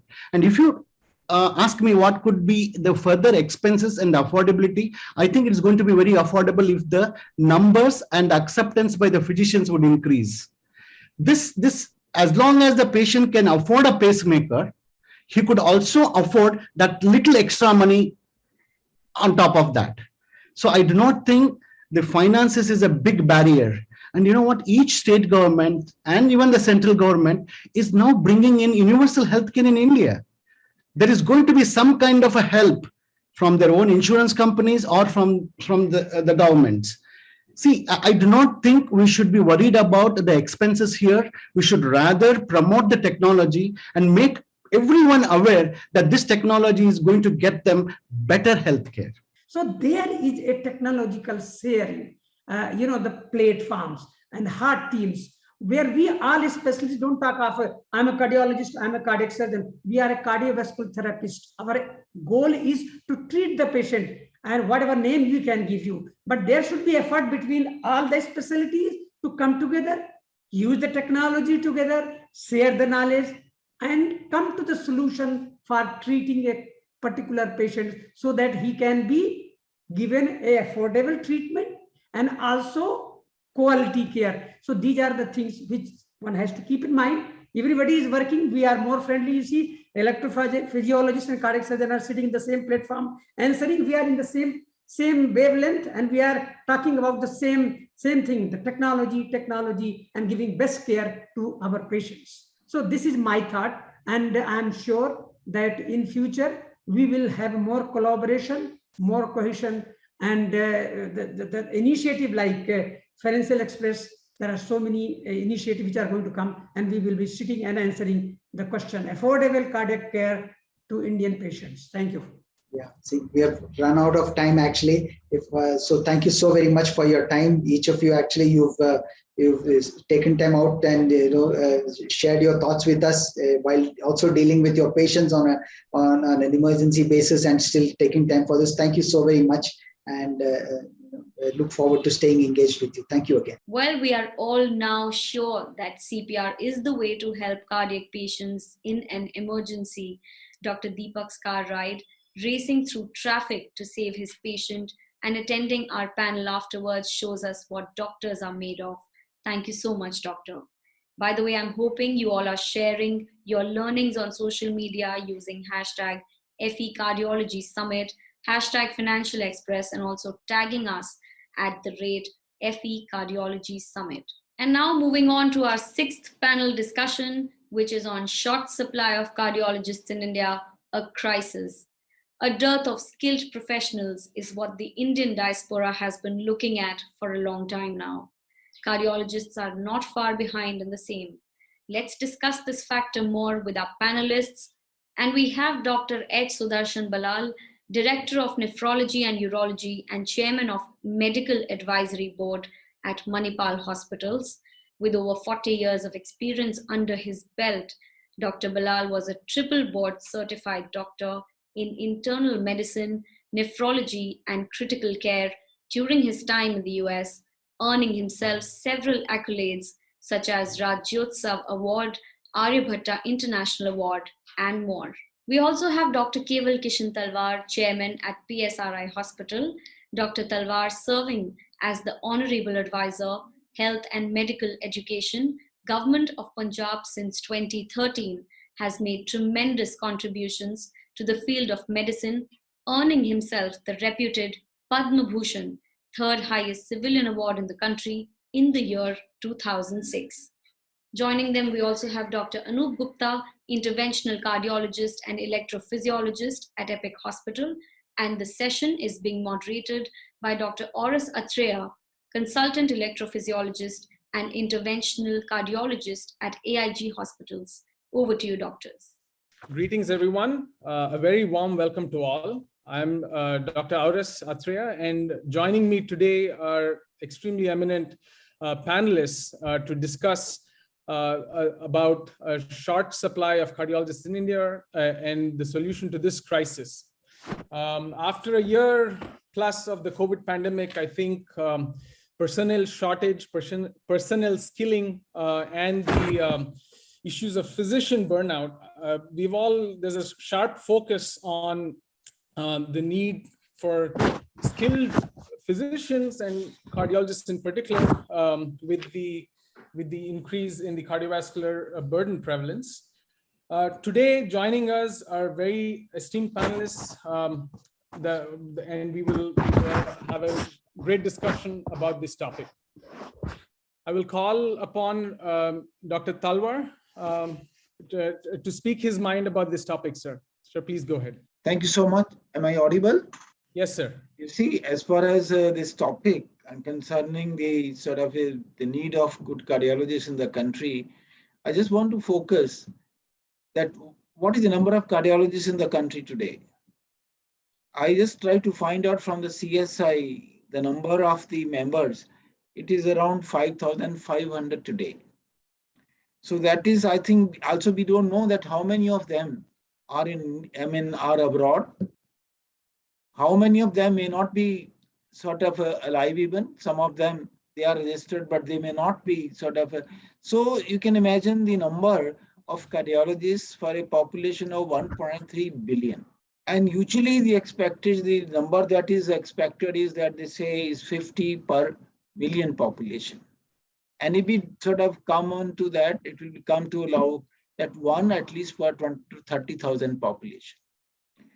And at the moment, if we say all are alive, all are in India, 5,500, it will come to, I think, 1 per 2.5 to 3 lakh.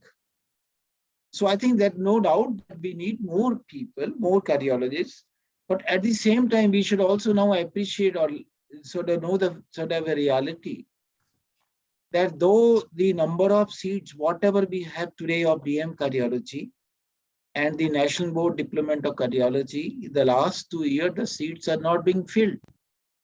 So we can't say that we don't have the number, we need to increase the number of seats, but we must also realize that the candidates are not opting cardiology today. So these are another sort of issue to this, and that we say, okay, you have more seats, you can have more doctors, but then whatever seats are available today, even they are not filled.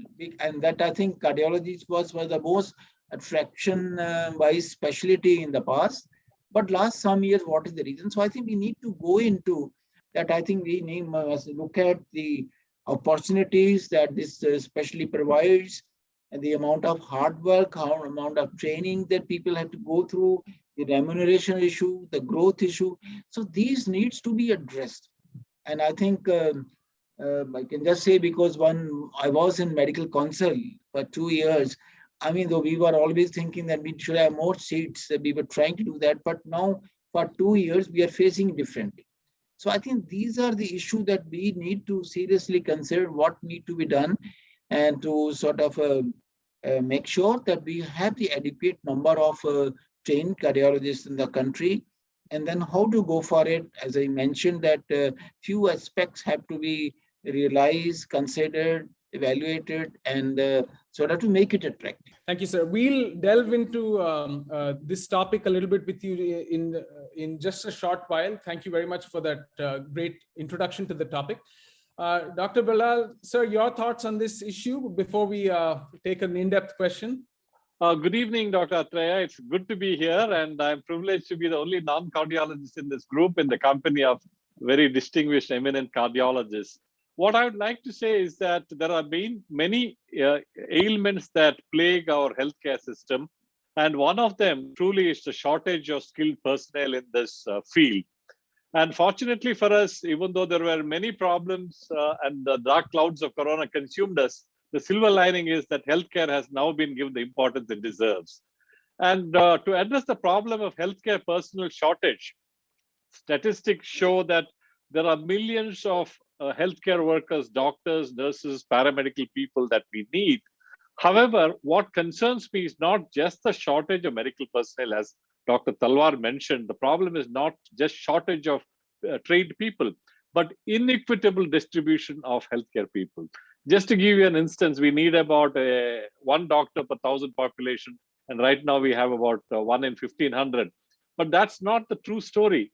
In Goa, we have one person for 350, one doctor for 350 people in the society, whereas in Nagaland, it's 1 in 17,000. So it's like Goa has a surplus of doctors and Nagaland has none. So also the number of nurses in Kerala versus Jharkhand is very different. So I think in addition to increasing the number of skilled personnel, we have to seriously look at equitable distribution of our healthcare personnel. One is, why is it doctors are not going to underserved areas? What kind of incentives can we give? How can we develop these areas? How can we make it lucrative for doctors to go there? And why is it that almost all the medical colleges in the country are in the south and the west? Why is it there are hardly any colleges in central India or the northeast or the eastern part of the country? So these are the things that the lawmakers should look at rather than just increasing the numbers. Increasing the numbers is absolutely necessary. But to be honest with you, many cardiologists are jobless in Bangalore.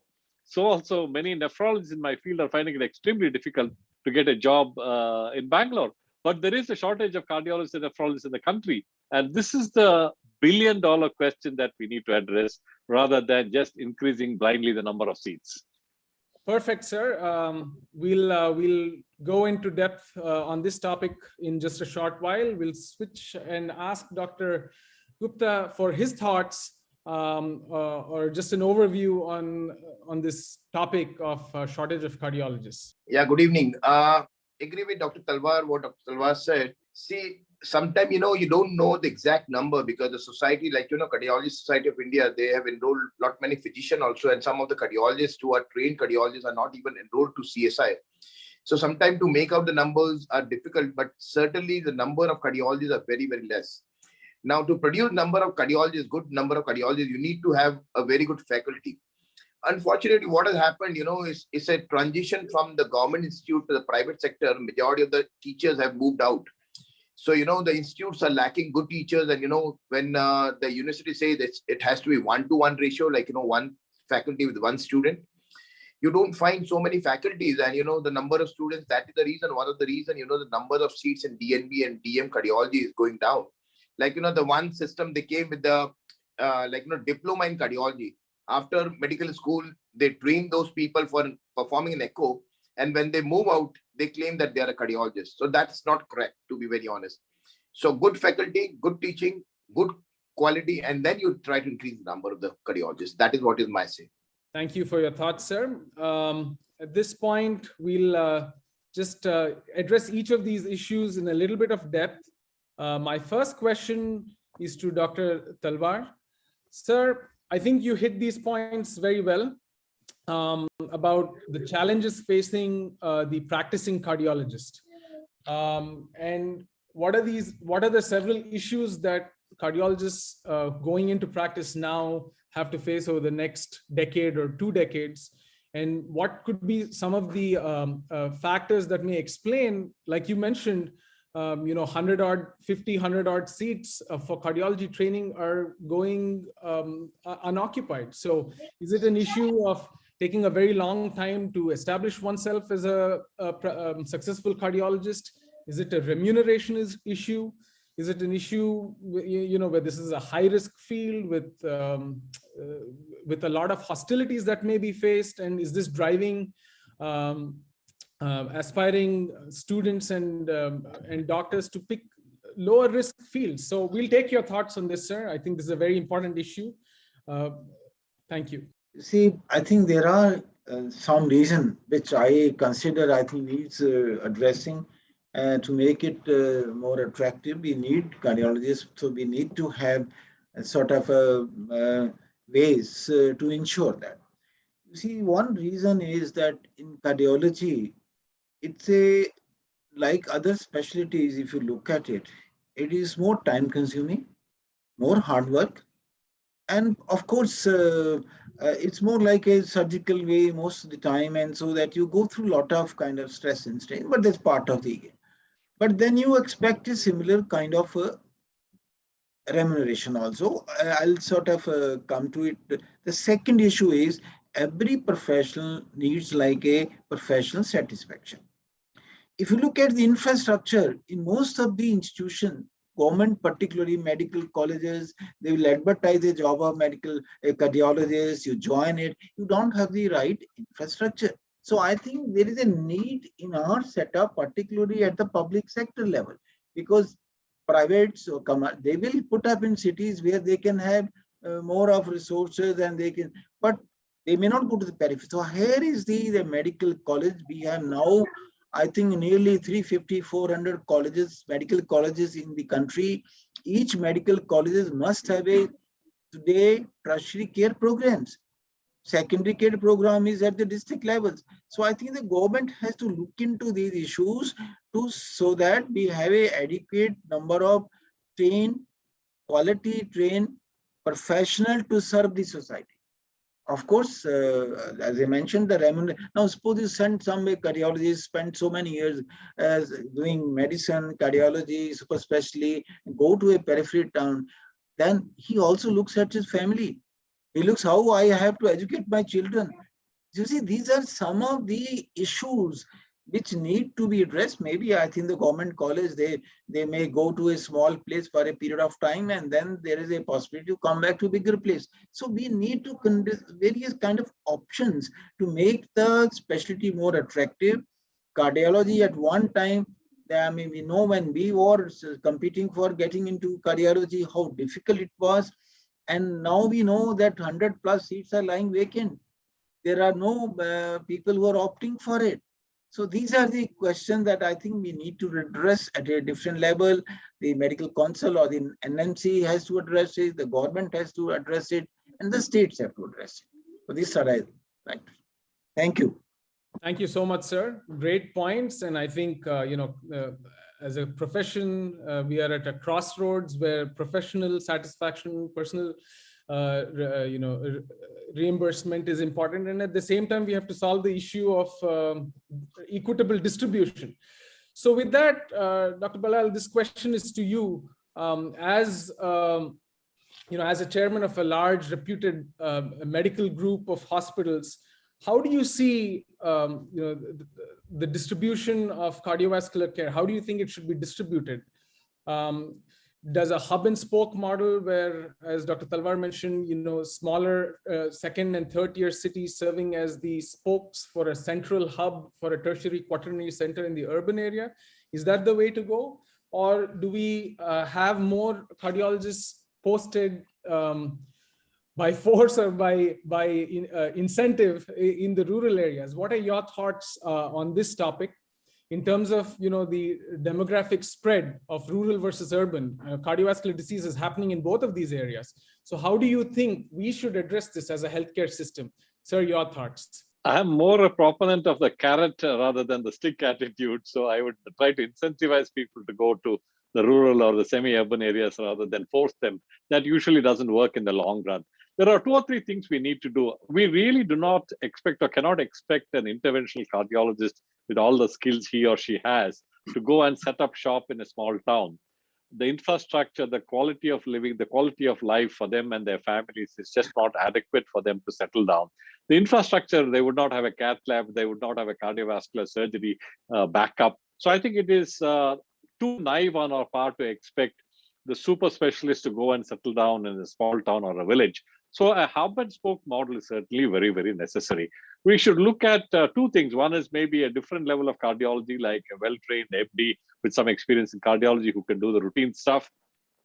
Maybe even do an echocardiography, interpret EKGs from some thrombolysis for an acute MI, and keep in touch with the hub. For instance, in Karnataka, the hub would be a district headquarters, because what we have seen is that every district in our state has a full-fledged medical college with tertiary care facilities. And some of the districts, like the district that I come from, Udupi and Mangalore or Dakshina Kannada, it has 8 medical colleges and numerous tertiary care centers. So it's sort of a feast as compared to famine elsewhere in the country. So I think a hub and spoke model, relook at the cadre of doctors or specialists who can manage the day-to-day things and sort of refer them to a super specialty or a tertiary care center if it is good, and be well connected with them digitally. For instance, a good telemedicine unit between the hub and spoke model and a good referral system would certainly solve the problem of not having a cardiologist in each and every town in India. Great, sir. So where do you see who should take the initiative? The public health system, the private health system, or both? I think I think all stakeholders should take responsibility. But the way I see it, primary, preventive, public health, and maybe even secondary care would more be the domain of the government or the public sector. Tertiary care, quaternary care, certainly I think both the private and public can participate. And there should be a good model of PPP that is viable, because anything that is not viable will not last very long. So I do believe both the public and private health sectors have a major role to play. Unfortunately, it's very skewed in the current state of affairs. About 75 to 80% of tertiary care is in the private sector, which unfortunately may not be affordable to the large section of our society. And only about 25 to 30% of tertiary care is in the government sector. So we need to build up the infrastructure in the government hospitals, in the public sector hospitals, in the charitable hospitals, so that more and more people who cannot afford private healthcare can seek healthcare in these sectors. I think there has to be a right balance, because people really cannot afford private healthcare the way it is. So we should encourage the government to build infrastructure so that most people can get care at a subsidized rate in these sectors. So I'll direct the final question to Dr. Gupta. Sir, now we've heard about the challenges that the field has, potential disincentives for aspirants going into cardiology, and then the imbalance. So on one hand, we are talking about the topic of shortage of cardiologists. But I think, a quick survey in many of the urban areas, if you ask a cardiologist, is there a shortage of cardiologists? They'll roll their eyes and say, what are you talking about? There's a lot of competition. So I think clearly Dr. Ballal also established this, that the distribution of cardiologists is the major issue. And what are the solutions to it? So in your mind, what are the two solutions? Should the model be that the urban centers should focus on subspecialization? A point Dr. Talwar also mentioned, focus on EP, focus on interventional cardiology, focus on heart failure transplant, and then more of the general cardiology should happen in the rural, semi-rural areas, and have a good education program to refer the appropriate patients. So, what are your thoughts on this, sir? It's a perfect question, and I would say, this is the question right now. This is the question what this era need to be addressed. So the thing is, what I will differ from Dr. Ballal is, the cardiologist is not all the cardiologists wants to stay in a bigger city and practice. So if you're talking about Gujarat, if I'm talking about Gujarat, there are cath labs in medical college, and which the cath labs are very high-end cath labs, means they are like 3 crores, 3.5 crores, and they're lying, no cardiologist joining. So the health system, when this Pradhan Mantri Yojana has come, and a lot of Mediclaim policies are there. So my suggestion is, why the patient should have any choice of choosing their own cardiologist, why they want to come to a bigger cities. So again, setting in a moderate town, a smaller town, and many of the cardiologists, again, if you talk about Gujarat, I know the cardiologists who are working in Mehsana, they are extremely happy because they are doing wonderful job. But again, they have got their own setup. They are not working in a public setup. So my suggestion again, to the corporate, corporate should focus to put good hospital in a moderate town and in a smaller town, give good incentive to the cardiologist, and make sure they insist on the government, at the same place of the periphery of 50 kilometers, 100 kilometers, they should come to there only. And even for the Mediclaim patient, who are getting Mediclaim, or the corporate patient who are working either in ONGC or IOCL or whatever it is, wherever they are residing, they should get the treatment there when they're getting all the reimbursement from the government. They should not have any choice traveling to Bombay or to Delhi or to Ahmedabad to get their procedure. So redistribution is very important, and the major factor comes with the government. The government should make sure, whosoever is availing a government scheme and getting his procedure done under the PMJ scheme, that patient should not have any choice going to a particular cardiologist or particular institute and getting his procedure done. he should be get it done in his own periphery. That is what is my suggestion. Thank you. That's an excellent point, thought-provoking one. Basically, Dr. Gupta suggesting that as insurance penetration and coverage for patients increase, they should also be tied to the region where the treatment is offered. And as he mentioned, this is the model in the US, where even many rural areas have reasonable cardiology coverage, mainly because the insurance mandates treatment within that area. And there is a well-oiled system of referral where complex cases will still end up in the cities. So that's an excellent discussion we've had. We'll take Dr. Gupta's one-line summary of our discussion today, and then we'll move to Dr. Balal and Dr. Talwar. So one line from you, sir. Good quality cardiologists, and people should stick to their own place who are covered by government for their own treatment. Perfect. Thank you. Dr. Balal, your thought? I think we should not only address the shortage of specialists in the country, but also the inequitable distribution of these specialists across the country. And a hub and spoke model with good use of telemedicine is the way to go. Dr. Talwar, sir, your final one-liner? See, I think we need to first address to our quality of training, make sure we have a good cardiologist. We must also make sure that every procedure a cardiologist do, there's some kind of certification. What is happening, people learn, and then they go to periphery and start doing procedure, a lot of complications. And that's why, unless you create a confidence in the society, nobody will like to move out from his own house to bigger cities. But he must have the confidence that he is going to get the quality treatment. So there should be some that if you've done pacemaker so much, only then you can do it. So this kind of we are lacking at the moment. Of course, I think you have to address to the, because being the long career, you expect a person to deliver to the best of his capability. The remuneration has to be similar. And I'll just say finally, one thing that I think government must make sure that the medical education, I won't say not only cardiology, the medical education at all level is a crossroads. You must strengthen your public sector, invest into them. You must support the charitable structures because they are the one which are like a public sector, but they need some kind of a government support.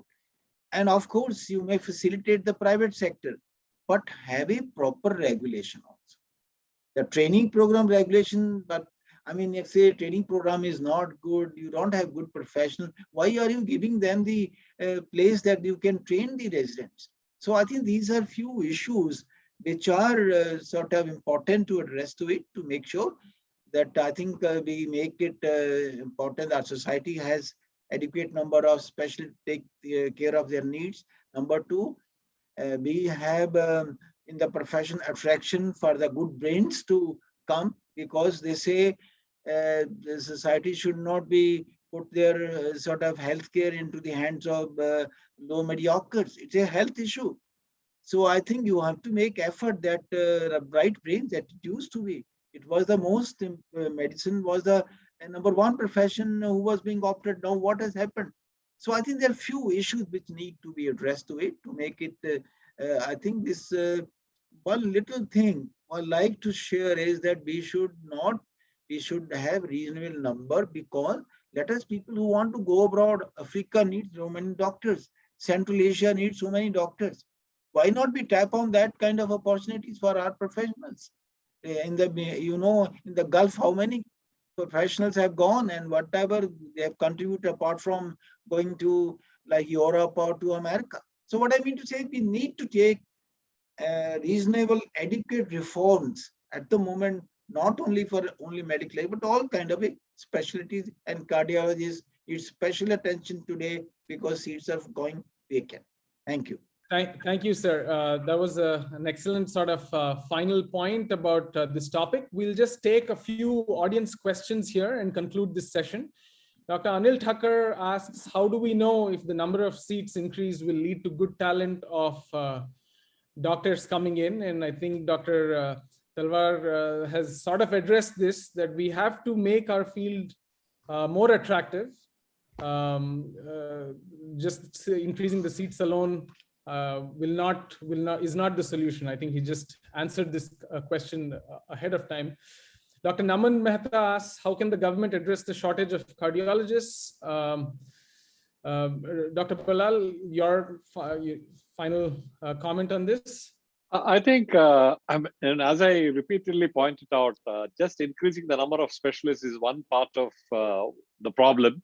However, they can increase the number of specialists by having adequate training centers, not only in the cities, but also in the district headquarters hospitals and in the semi-urban areas too. For instance, we have a policy of one medical college at least in each district, and we have a lot more medical colleges in some districts, and each of this would have a super specialty center, be it cardiology, neurology, nephrology, whatever.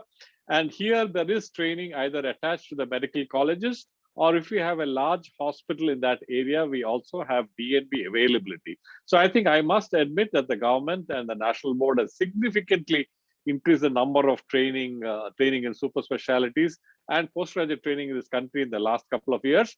And that is an ongoing program. I think there are a huge number of medical colleges now, 600, close to 600 or so, as compared to 400 or less a few years ago. And the number of seats in each field has gone up exponentially. So I think the government has doubled the seats of postgraduate medicine in the last few years, and that is an ongoing process. So I think the problem of training more specialists will happen, but I think the immediate problem is how do we distribute them to the areas that need them the most? Okay, great. And the final question from Dr. Sham is, how can technology advancement lead to more specialists in cardiology? Dr. Gupta, your thought on this. So basically, industry is advancing and they have a role in subspecializing cardiologists. Your thoughts, sir? Yeah, perfect question. Again, the technology is going up and we need to be updated ourselves with the latest thing, and that everybody wants. And that is one of the reasons, people, the cardiologists, they want to stay in a bigger cities and a bigger hospital because of the availability of technology. Now, what has happened, and which has happened good, the industries are providing all the technology in a smaller town, in a smaller cities, and a cath lab also. And they are getting expert as a proctor to teach those practicing cardiologists.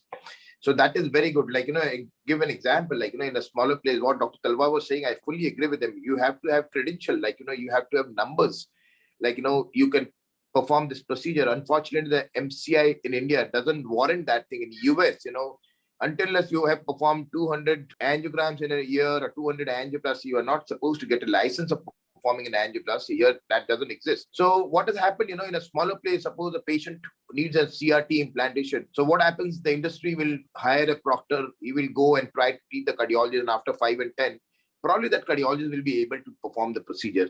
Same like coronary intervention. Suppose he wants to do an OCT or an IVUS. So, he can carry his thing, he can keep it there, get patient, train the local cardiologist with a proctor, and then he can do. So yes, I fully agree with you. Technology is very, very important, and industry is supporting quite a lot in that thing. Again, if suppose in my field, like electrophysiology, 3D mapping system and ablation and all this thing, very few of the electrophysiologists, there are very few electrophysiology centers in the major town which are performing 3D mapping and all. But, the industry is helping out quite a lot for those. In a smaller place also, they try to do workshop, get their machine in, try to involve the cardiologist. If the cardiologist is interested, they try to send them for a crash course of 3 months or 6 months, maybe in a eastern part of Asia or maybe Europe. Because the US, again, is altogether different ball game. You won't get any hands-on experience. So industry is definitely important for cardiology. There's no question about it. Great. We have one final question. I'll take a yes or no answer from the panel. Should we give more incentives to doctors who go to remote places? Yes or no, Dr. Gupta? Yes. Talwar, sir? Yes, but also give them the facilities to use their skills. Dr. Balal will take your answer. Yes, financial incentives and also job satisfaction. Perfect. I think on that note, we'll conclude. Thank you, doctors, for that insightful session. And now we move on to our next panel discussion, Cardiac Care Development and Technology, the Changing Landscape. This panel discussion talks about the advent of technology in making cardiac care better. Welcoming our panelists, we have Mr. Mudit Dantwate, co-founder and CEO of DOSI. DOSI under him seeks to simplify and transform healthcare for millions of people across India by being India's first contactless health monitoring solution that helps track chronic cardiac conditions, hypertension, and respiratory disorders through a device placed under the mattress. It is this remarkable endeavor that has earned Mr. Dantwate the recognition of Forbes 30 Under 30 in 2021. Joining him, we have Dr. Ashok Seth, chairman of Fortis Escorts Heart Institute. Having pioneered numerous angioplasty techniques for India and Asia Pacific region for the past 33 years, Dr. Seth holds one of the highest angiographies and angioplasties recognized by Limca Book of Records and have been bestowed with the national honor of Padma Shri in 2003 and Padma Bhushan in 2015. We also have Professor Vivek Gupta, interventional cardiologist at Apollo Hospital. Dr. Gupta specializes in coronary angiography, balloon angioplasty, stenting, valvuloplasty, and pacemakers, performing over 10,000 coronary angiographies, 5,000 coronary angioplasties, and stent implantations in India and abroad. And the session is being moderated by Dr. Mradul Kaushik, Senior Director of Operations and Planning at Max Healthcare. Over to you. As we speak today, on technology and cardiology. So I just want to understand, we have seen a lot of progress in last 20, 30 years. When we moved from simple, when echocardiography was an event in a hospital, to micro clips being performed almost routinely in a hospital like yours. How do you see this transition? What were the inflection points, and where do you see it's going in next 5-10 years? See, I would say the last 30 years, it's been a privilege to be part of the changes we've seen in the advancements of science and technology in the field of cardiology. And then I say, we've also been privileged to contribute to some of those advancements of science and technology, certainly for Asia Pacific and India. Now, if we see, look backwards, 35 years ago, we still remember the day when streptokinase for acute myocardial infarction or a heart attack, which is now a commonest drug, when it came out first. And it seemed such a big science at that time. And now we talk about angioplasties, and we've gone forwards with angioplasty, with drug-eluting stents and dissolvable stents even, something which I contributed immensely in terms of research and science. Now, the important factor is that you're so right. The last 15 years have transformed technology in cardiology into being more minimally invasive. So if you'd asked me 20 years ago, exactly 20 years ago, can we change valves without opening up the chest, without opening up a heart? I would have laughed. Exactly 15 years ago, we were a part of the first in human study for changing valves by transcatheter methods. Exactly what you said. We introduced it to this country in 2012. Now, by the way, across the world, science has grown that the aortic valve, which is the main valve of the heart, the procedure of choice is a cath lab-based procedure of changing the valve through a puncture in the groin, not even opening up the chest, and implanting the valve with a patient walking the next day and going home on the second day. And 300,000 procedures are being done across the world by this method. So in 20 years, what is unbelievable has become believable, and the same thing goes for MitraClip. Leaking valves, which were otherwise putting patients into heart failure. Patients were dying. They were unsuitable for surgery. They were at high risk for surgery. And now one can repair those valves, again, through a cath lab-based methodology, through no incisions, and one can clip these valves, decrease the leaking, getting the patient out of heart failure and going home in a few days.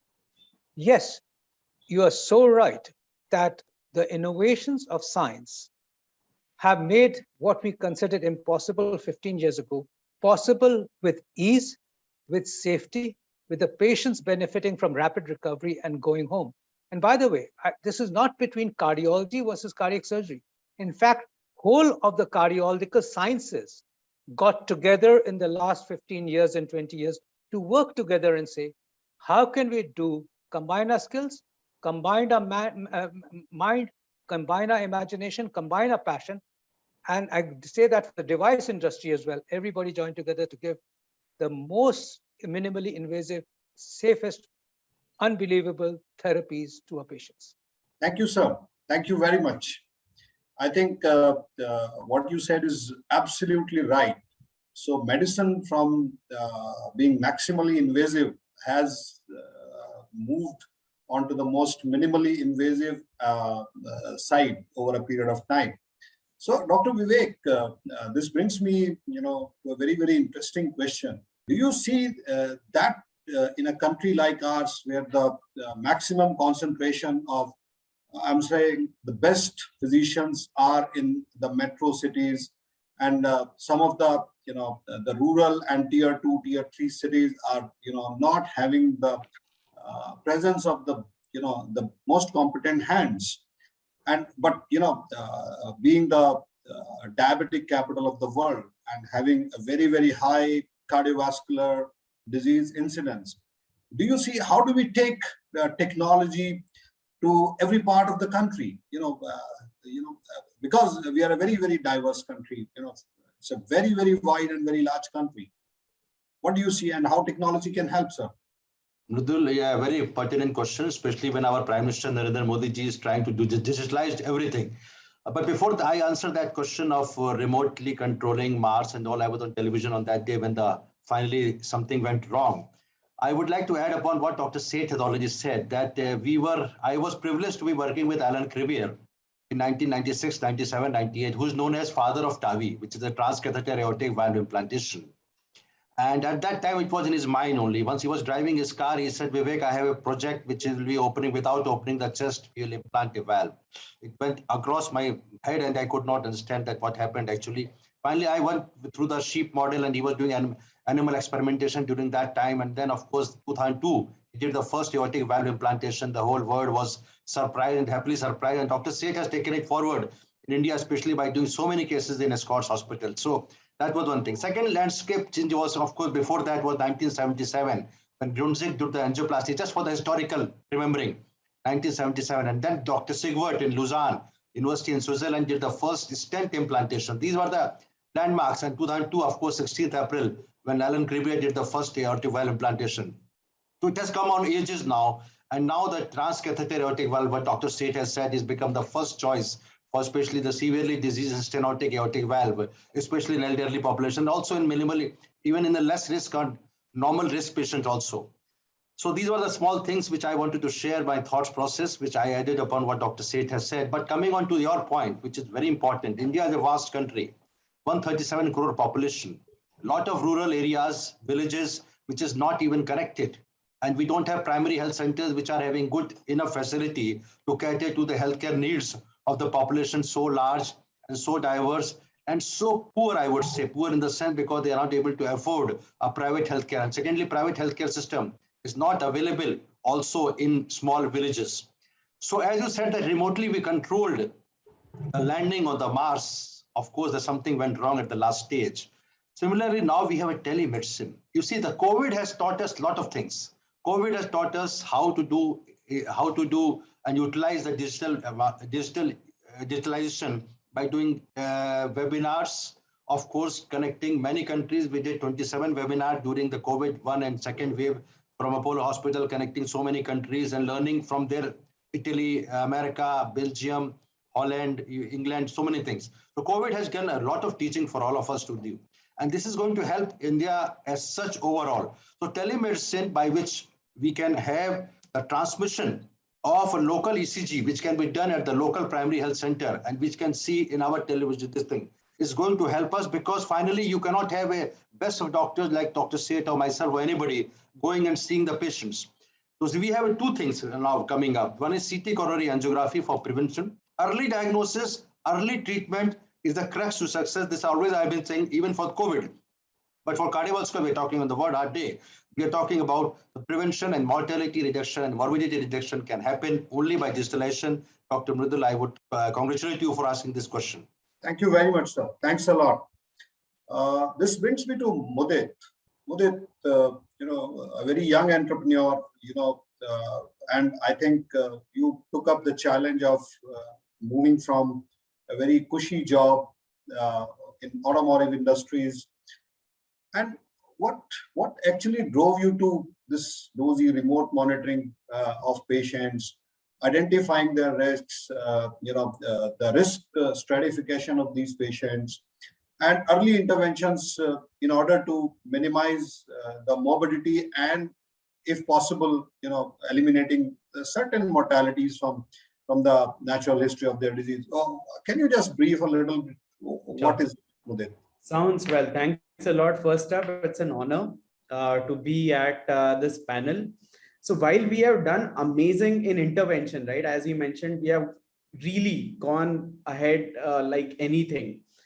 But really now that, people are saved, people can have that medicine. Now they are dealing with this disorder at their home, right? And for a prolonged time as well. So it is time now that technology has to really step in for management. And the reason for that, of course, is very simple, right? We are adding so millions of cardiac patients every year, right? While we are adding only very few doctors, right? Very few doctors, which are also there, very handful of them. And that too majorly situated in metros, as you rightly said before this itself, right? And considering this and including a lot of other factors, events which happened even in my own family as well, right? It really drove me to what used to be a very exciting career in race cars. I was, fascinated by race cars. In fact, my vibration engineering that I brought into DOSI is inspired from race car, where I used to monitor health of the vehicle remotely using telemetry, using sensors and all that. The thought was simple that, what if this technology is there for humans, right? Today we require like wires, electrodes, patches, cuffs to actually monitor someone, right? Dr. Vivek said that, the only success driver to this is actually we can do early detection, monitoring more, right? That is the key to success, right? We have seen that at COVID. But really, can we do the compliance if really things are, that much more intrusive in nature? And that's what got me to design DOSI with the race car engineering. I knew that, I wanted to do something which is as non-intrusive as it goes under the mattress, a thin sheet of sensor, like a small sheet of cloth under the mattress, under even an 18-inch mattress. And all that user has to do is just sleep. And every night he's sleeping without touching the person as well. It is continuously monitoring person's health with medical grade accuracy, right? The later applications of the same technology, not just it is at home, but even in ward management as well, right? We did wonders even in COVID time as well. Now we work with over 250 hospitals, automating the entire nursing workflow, critical care management and alert system, as you mentioned. So when the data is received, then the AI algorithms crunch that data, put the risk profiling of the patient and give it to the clinicians so that they can take the early interventions, right? At the end of it, timely actions save lives. So we have been able to save more than 2,000 lives working with more than 250 hospitals today in India. So thank you, Mudit. I think very, very impressive. And this, reinforces my belief, at least today and for tomorrow. I will go back to Dr. Seth, and this is one thing which I wanted to ask you, sir, and around 25 years back, I was with one of my friends, and both of us were sitting outside the cath lab, and his father was inside the cath lab. He was around 68, 69. I was around 38, 30, 37. And my friend was also the same age. Today we see a 37, 38-year-old gentleman inside the cath lab and a 78 or 70-year-old father sitting outside the cath lab. Why? What has led to this, the complete change in the etiology, pathogenesis, and how do we actually, address, we know that more and more early people are getting these, young people are getting these, conditions. What is your suggestion? And how can technology predict, the chance of or probability of somebody getting afflicted, and how can somebody prevent this? Yeah, I'll address your second question first because it'll follow from what Mudit was talking about. He's come up with some fascinating technology, but I tell you, the future is going to revolve around monitoring people, predicting events. Now, if you start understanding that earlier, remote monitoring and remote parameters were only as a matter of convenience. COVID transformed us to making us believe that this has to be now the future and is essential. Now, if you actually see, we're already progressing in terms of science with artificial intelligence and machine learning. Did you notice what he said? This is the major interface now between the patient and the doctor because the clinician cannot be multiplied. But artificial intelligence cannot be the clinician, but it can screen the data to firstly have a rapid response for the patient and to transfer it and therefore cut down the lag phase between the patient and the clinician, and then pass it on to the clinician in a filtered manner so that the clinician is able to act on the data subsequently. Now, rapid response is essential. Say, for example, an ECG now is frugal innovation. This is the way we've got to go forward. Frugal innovation, but 7 million ECGs fed into artificial intelligence can actually warn an individual that, hey, I just noted an ST segment depression. Your ECG wasn't like this. It's real-time monitoring. And there's something happening to you. Are you having chest pain? Do you need to go to see? Are you feeling okay? And can actually predict an event happening and transfer it out to the doctor. The same goes for a heart failure patient who's at home, who's on treatment, and his NT-proBNP starts rising. And now, at least most of the pacemakers, the devices, are built in with sensors which monitor with Optimal, which actually measures the volume of fluid and can detect increase of fluid within the body and therefore warn the patient that you may go into heart failure 3 days later and meet your doctor. But not just that. Just like diabetes real-time monitoring, are coming sensors and patches which are going to monitor real-time NT-proBNP levels, hormonal changes, we're going to monitor electrical impulses, impedance, implantable micro devices which sit in pulmonary artery, monitoring pulmonary artery pressures, preventing deterioration, preventing admissions, and in some instances, many instances, preventing death. The world is going phenomenal. I mean, just 5 days ago, my patient of angioplasty who had gone home and was doing well, rang me immediately to say, I have a problem. And I said, how do you know you have a problem? He says, my watch says that my heart rate's gone fast and it's irregular. And it says something like atrial fibrillation. What does that mean? And I said, immediately, just take a video of your watch. And then, of course, his watch is already, connected. So he just sends it to me on a WhatsApp straight away. And I know it's atrial fibrillation and I immediately treated him at home. So that is and by the way, everybody's got this. What was unbelievable exactly 7 years ago, where you could actually pick up ECGs on a watch, now is a believable issue. So we're looking at future, which is not just monitoring, which is predicting, which is preventing deterioration, which can save lives. And by the way, all it requires, maybe the artificial intelligence, and we say, is artificial intelligence going to replace human intelligence? And absolutely no, because it's humans who created that artificial intelligence. We diagnosed, and we put 7 million of those diagnosed ECGs by us for artificial intelligence to work on. Tomorrow, 5 years from now, we will put another science and say, what we said was slightly has to be modified. And I think you should read those 7 million ECGs in a different algorithm, and we'll put that. And therefore, humans will always be ahead of artificial intelligence. But it's such a huge, machine learning is so huge that it's going to transform the way we predict, we treat, and we make our patients better. I think the future is going to be truly personalized medicine, specific for prevention, specific for forecasting, and specific for preventing hospitalizations and deaths. Many thanks. This takes me to Dr. Vivek again. And Dr. Vivek, like Dr. Seth just mentioned about miniaturization and micro sensors and sensors talking to each other, and a lot of computing happening on site inside the body. There is an implantable device which is already sitting somewhere next to your heart, getting signals, reading those signals, analyzing those signals. We all read how Apple Watch saved my life, that the huge article and huge, everybody was talking about this. So how do you see, some of these things and some of these ideas translating into, affordable healthcare, scientific solutions for the population as diverse as ours? Very good question, but I think your question regarding the age difference, I would like to answer that a little. Why young people are getting more and more heart attacks? And then I'll take up this question of miniaturization, affordability.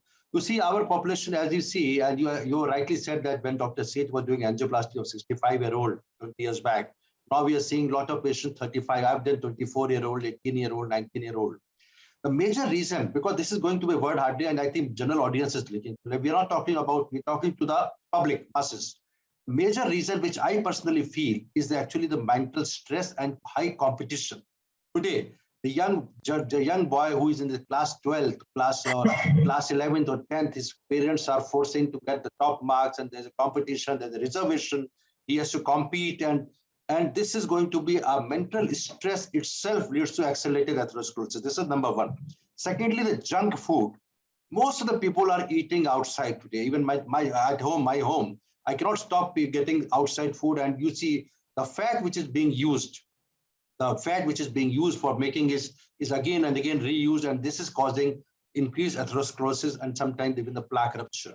Thirdly, of course, we are the diabetic capital, and of course, these patients, we have high incidence of blood sugar disturbances, and this has to be controlled. And fourth, more important, is obesity and overweight, especially in the urban population. So these four things have to be really curtailed, and we have to be a mass organization coming up from people like you, or from Fortis Hospital or private hospital or from the government, that the junk food have to be avoided and regular exercises should be done. Coming on to the miniaturization and affordability group, and you said the question which you were asking, how the people who are poor, how the people who cannot afford a single watch, who cannot afford a mobile phone of 5,000. I mean, although the things are going up, but still the economy is not that great. Our country, whatever we say outside India, still we are developing country. We are still having a lot of poor population. So the people, I would say, Mudit, and people like other people who are really making and manufacturing, the stent cost has already come down to 30,000. In fact, it can further go down. This is one thing. The cost of angiography, angioplasty can be reduced further. But more thing for detection. If you see Apple Watch, it's costing about 80,000. It's very expensive. So everybody cannot have an Apple Watch and do the detection. So more and more local companies should come in and join this progressive thing where we can have almost all 100 crore population with completely digitalized and associated and connected to the bigger hospitals, whether it is a government hospital or it is a private hospital. So what we have to do from the government side, already the GDP which is there, the fund allocation from the government is quite less as compared to developed countries. So we have to have a separate fund to digitalize this, and the Ministry of Health and Family Welfare should look into it, how to connect the people from the villages with the large villages.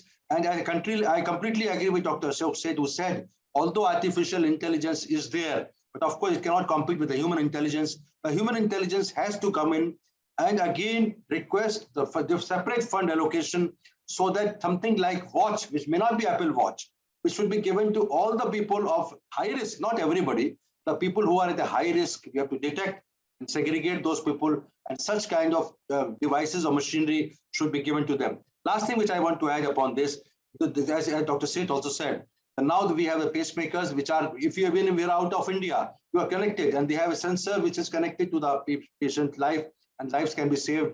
And he did the very right thing in controlling the atrial fibrillation, because the video, the Apple Watch was showing it.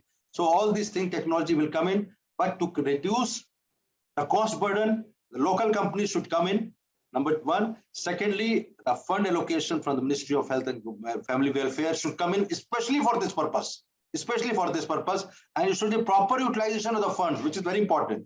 then only we can see a much lesser mortality and morbidity and faster detection so that we can treat them well.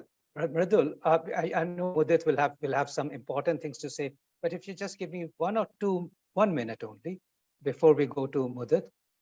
Two important points. One, of course, smoking. Let's not forget smoking as one of the very important risk factors, and not just smoking per se, but passive smoking, where people are unfortunately allowed to smoke in atmosphere where they actually harm others. And therefore, every person who's listening to this should be aware that they should discourage smoking, not just stop smoking themselves, but discourage smoking anybody nearby. We should follow those laws and rules very clearly. Now, Mudit, please take over. Thank you, Dr. Seth. Every time we hear you, a lot of new ideas come up, new things open up.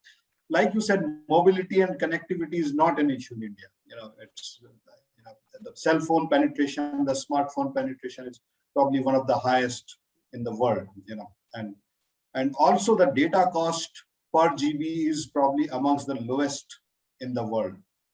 So, and thanks to many things for that, So Mudit, my question to you is, and please enlighten me, and everybody else. And there's a question from Dr. Seema Sakpal also here, how do we bring the technology to the common man? And will it be cost affordable to everyone? So, first up, Dr. Seth, I really have to say thanks a lot for, giving me my entire wish list of next 5 years, the work for next 5 years.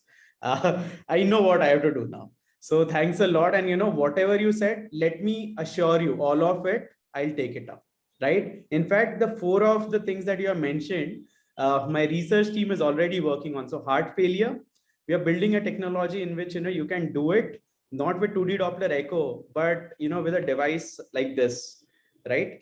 This, which I'm holding in my hand. Placed under the mattress without having to touch a person as well, right? And every night we can do that. Arrhythmias, something similar to that. Then also, you mentioned about ambulatory blood pressure monitoring, right? So that cuff and everything can be very cumbersome. We're trying to make it contactless, something that doesn't even touch the person and still gives clinical grade readings, right? So all of it, let me assure you, I am personally on that, right? And I'll ensure that, all of it, we actually get it to market very soon. And as you mentioned, all of it packaged, even now as well, right? What we have packaged in less than cost of a mid-level smartphone, right? So really for India, right? And not just for India, as in I see, India really has that responsibility, I would say, right? So while a lot of innovation so far has happened in the West, and then, they have followed, I think it is a responsibility of India now to innovate for the rest, middle and bottom of the pyramid, right? And only India can. Because, we have in last 100 years with those innovations, they have only reached the top.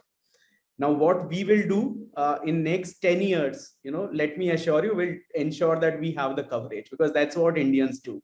When we get into, smartphones, it reaches everyone. When we get into data, it is to everyone. When we get into, something like UPI, now even, even a coconut vendor is taking payments, digital payments, right? This is something that is the power of India. So when it is really about, ensuring that quality healthcare reaches everyone, I think, we have to do that. And I personally, want to also invite all of you that, while I am really passionate about this, what I lack is experience, so I need guiding hands like yours. And this was the learning session for me, what I was looking for. So if with your direction, with my passion for technology, and we have many such people. I'm just saying, I'm not the lone warrior over here. There are lots of people, who can really change this world. We have to identify them, empower them, give them correct solutions which are to be built. And then, India, if that marriage between clinicians, that engineers, right, can be made, then we can really, change the world and make it a much, much better place. Thank you, Mudit. Dr. Vivek, there's one question from Dr. Rachna Puranik, and I would like to take that question to you. What is, how do we, take these developments to population what kind of community programs that we need to drive? How do we actually educate our masses about, one, about the availability of the technology, and two, how this technology can be used for those people? Please, Dr. Vivek. You very rightly pointed question, very important. You see the technology available and you see this program which will record, will be although telecast. So you're doing a very small part of this, which is actually a drop in the ocean. So what I would suggest is that actually such program, for example, the one which we are talking today, should be more and more on television and where. But you see the TRP is not getting, why the television will not show this program, all the channels will not show because they don't get the TRP. So I think we have to have separate NGOs, non-government organizations, and of course the collaboration with the government, that whenever such a new things happen, especially it's a very huge cardiovascular burden for the country where in India we run the 37 crore population, which has got a more and more younger population, also now aged population because of the increasing lifespan. The healthcare facility, the expenditure which is required for the whole country is huge. So best way is to prevent this. We have to look after 10 years what's going to happen. And that is when we can educate the masses so that we have a less preventive and early detection so that they don't land up with bypass surgery or angioplasty or mitral valve replacement or whatever. Or heart failure or devices where expensive devices are required and you require AICD or CRTD, all those things. The best way to educate the people is, of course, the program which you are doing, and I congratulate you and the media partners who are doing it for this. But this is, as I told you, is a drop in the ocean. So we have to have a loudspeaker type of, you remember those old ages, 50, 20 years back when isko vote dijiye, usko vote dijiye, us tarah ka jo loudspeaker hota hai. To educate the masses, although everybody has the smartphones, but still there are people who may not, there are families where the smartphones are still not available. So one thing is that the loudspeaker system should come in so that the early detection, आपको छाती में दर्द हो तो आप इसको देखिए, आपको पसीना आया तो ये करिए, घबराहट हो तो आप जांच कराते रहिए. Once a week is enough. And then of course, one application should be there on the smartphones where such programs should be easily downloadable, and it should come not only on the FM, but also on the smartphones. This is a way where artificial intelligence, along with the human intelligence, can work together to educate the masses so that after 5 years or 10 years, we can say, okay, now the cardiovascular mortality or morbidity has come down as compared to the previous 10 years back. Or we can say that number of patients who are getting affected young age is now that great. We are not seeing the light in the tunnel at the end of it as of now, but with this pertinent question from Dr. Mridul and your programs, we can still think ahead. We can really bring some control on the cardiovascular disease morbidity and more incidence and prevalence which is happening in our country. We have to control this, otherwise we'll have failed in our mission to reduce the mortality and cardiovascular burden. Thank you, Dr. Vivek, and thank you, Mudit, for your insights and efforts. You know, there is a long way before an OTC product can become a regulated FDA-approved device, you know, and I think, there will be a lot of effort required from your end, and may God bless you with all the activities that you are doing with. Thank you very much, sir. Thank you, Dr. Seth. Thank you very much for being here tonight, today. Thank you, Dr. Vivek. Thank you for being here today. And Mudit, best of luck to you. I can't say thank you enough. You know, you will have to do more and more, and you will have to motivate more and more people to develop these technologies. Thanks, everybody. Thank you very much. Thank you, Dr. Kaushik and the entire panel for the wholesome conversations and adding value to our summit. I'd like to again thank our partners, our associate partner, Making India Heart Strong, and supporting partner, TOSI and Lupin Limited. We're grateful that you could join us this World Heart Day in our first edition of the FE Cardiology Summit on 29 September 2021 to deliberate and reimagine cardiac care in India and beyond. The conference was an overwhelming success, and we hope you had a great time hearing from our distinguished panel of speakers and networking with your colleagues. Please take a few moments to tell us about your event experience, since your feedback is of great value to us. We're on Twitter, Facebook, LinkedIn. Write to us. We're waiting for your emails. Please note that all the sessions will be made available on the FE Cardiology Summit website for future viewing. Thank you again to all our partners, speakers, and delegates for allowing us to host you and be part of such an insightful event. We look forward to seeing you soon again. We have great events lined up for you: FE Radiology Summit, FE Pharma Awards and Conference, AI in Healthcare Masterclasses. Looking forward, and keep watching us.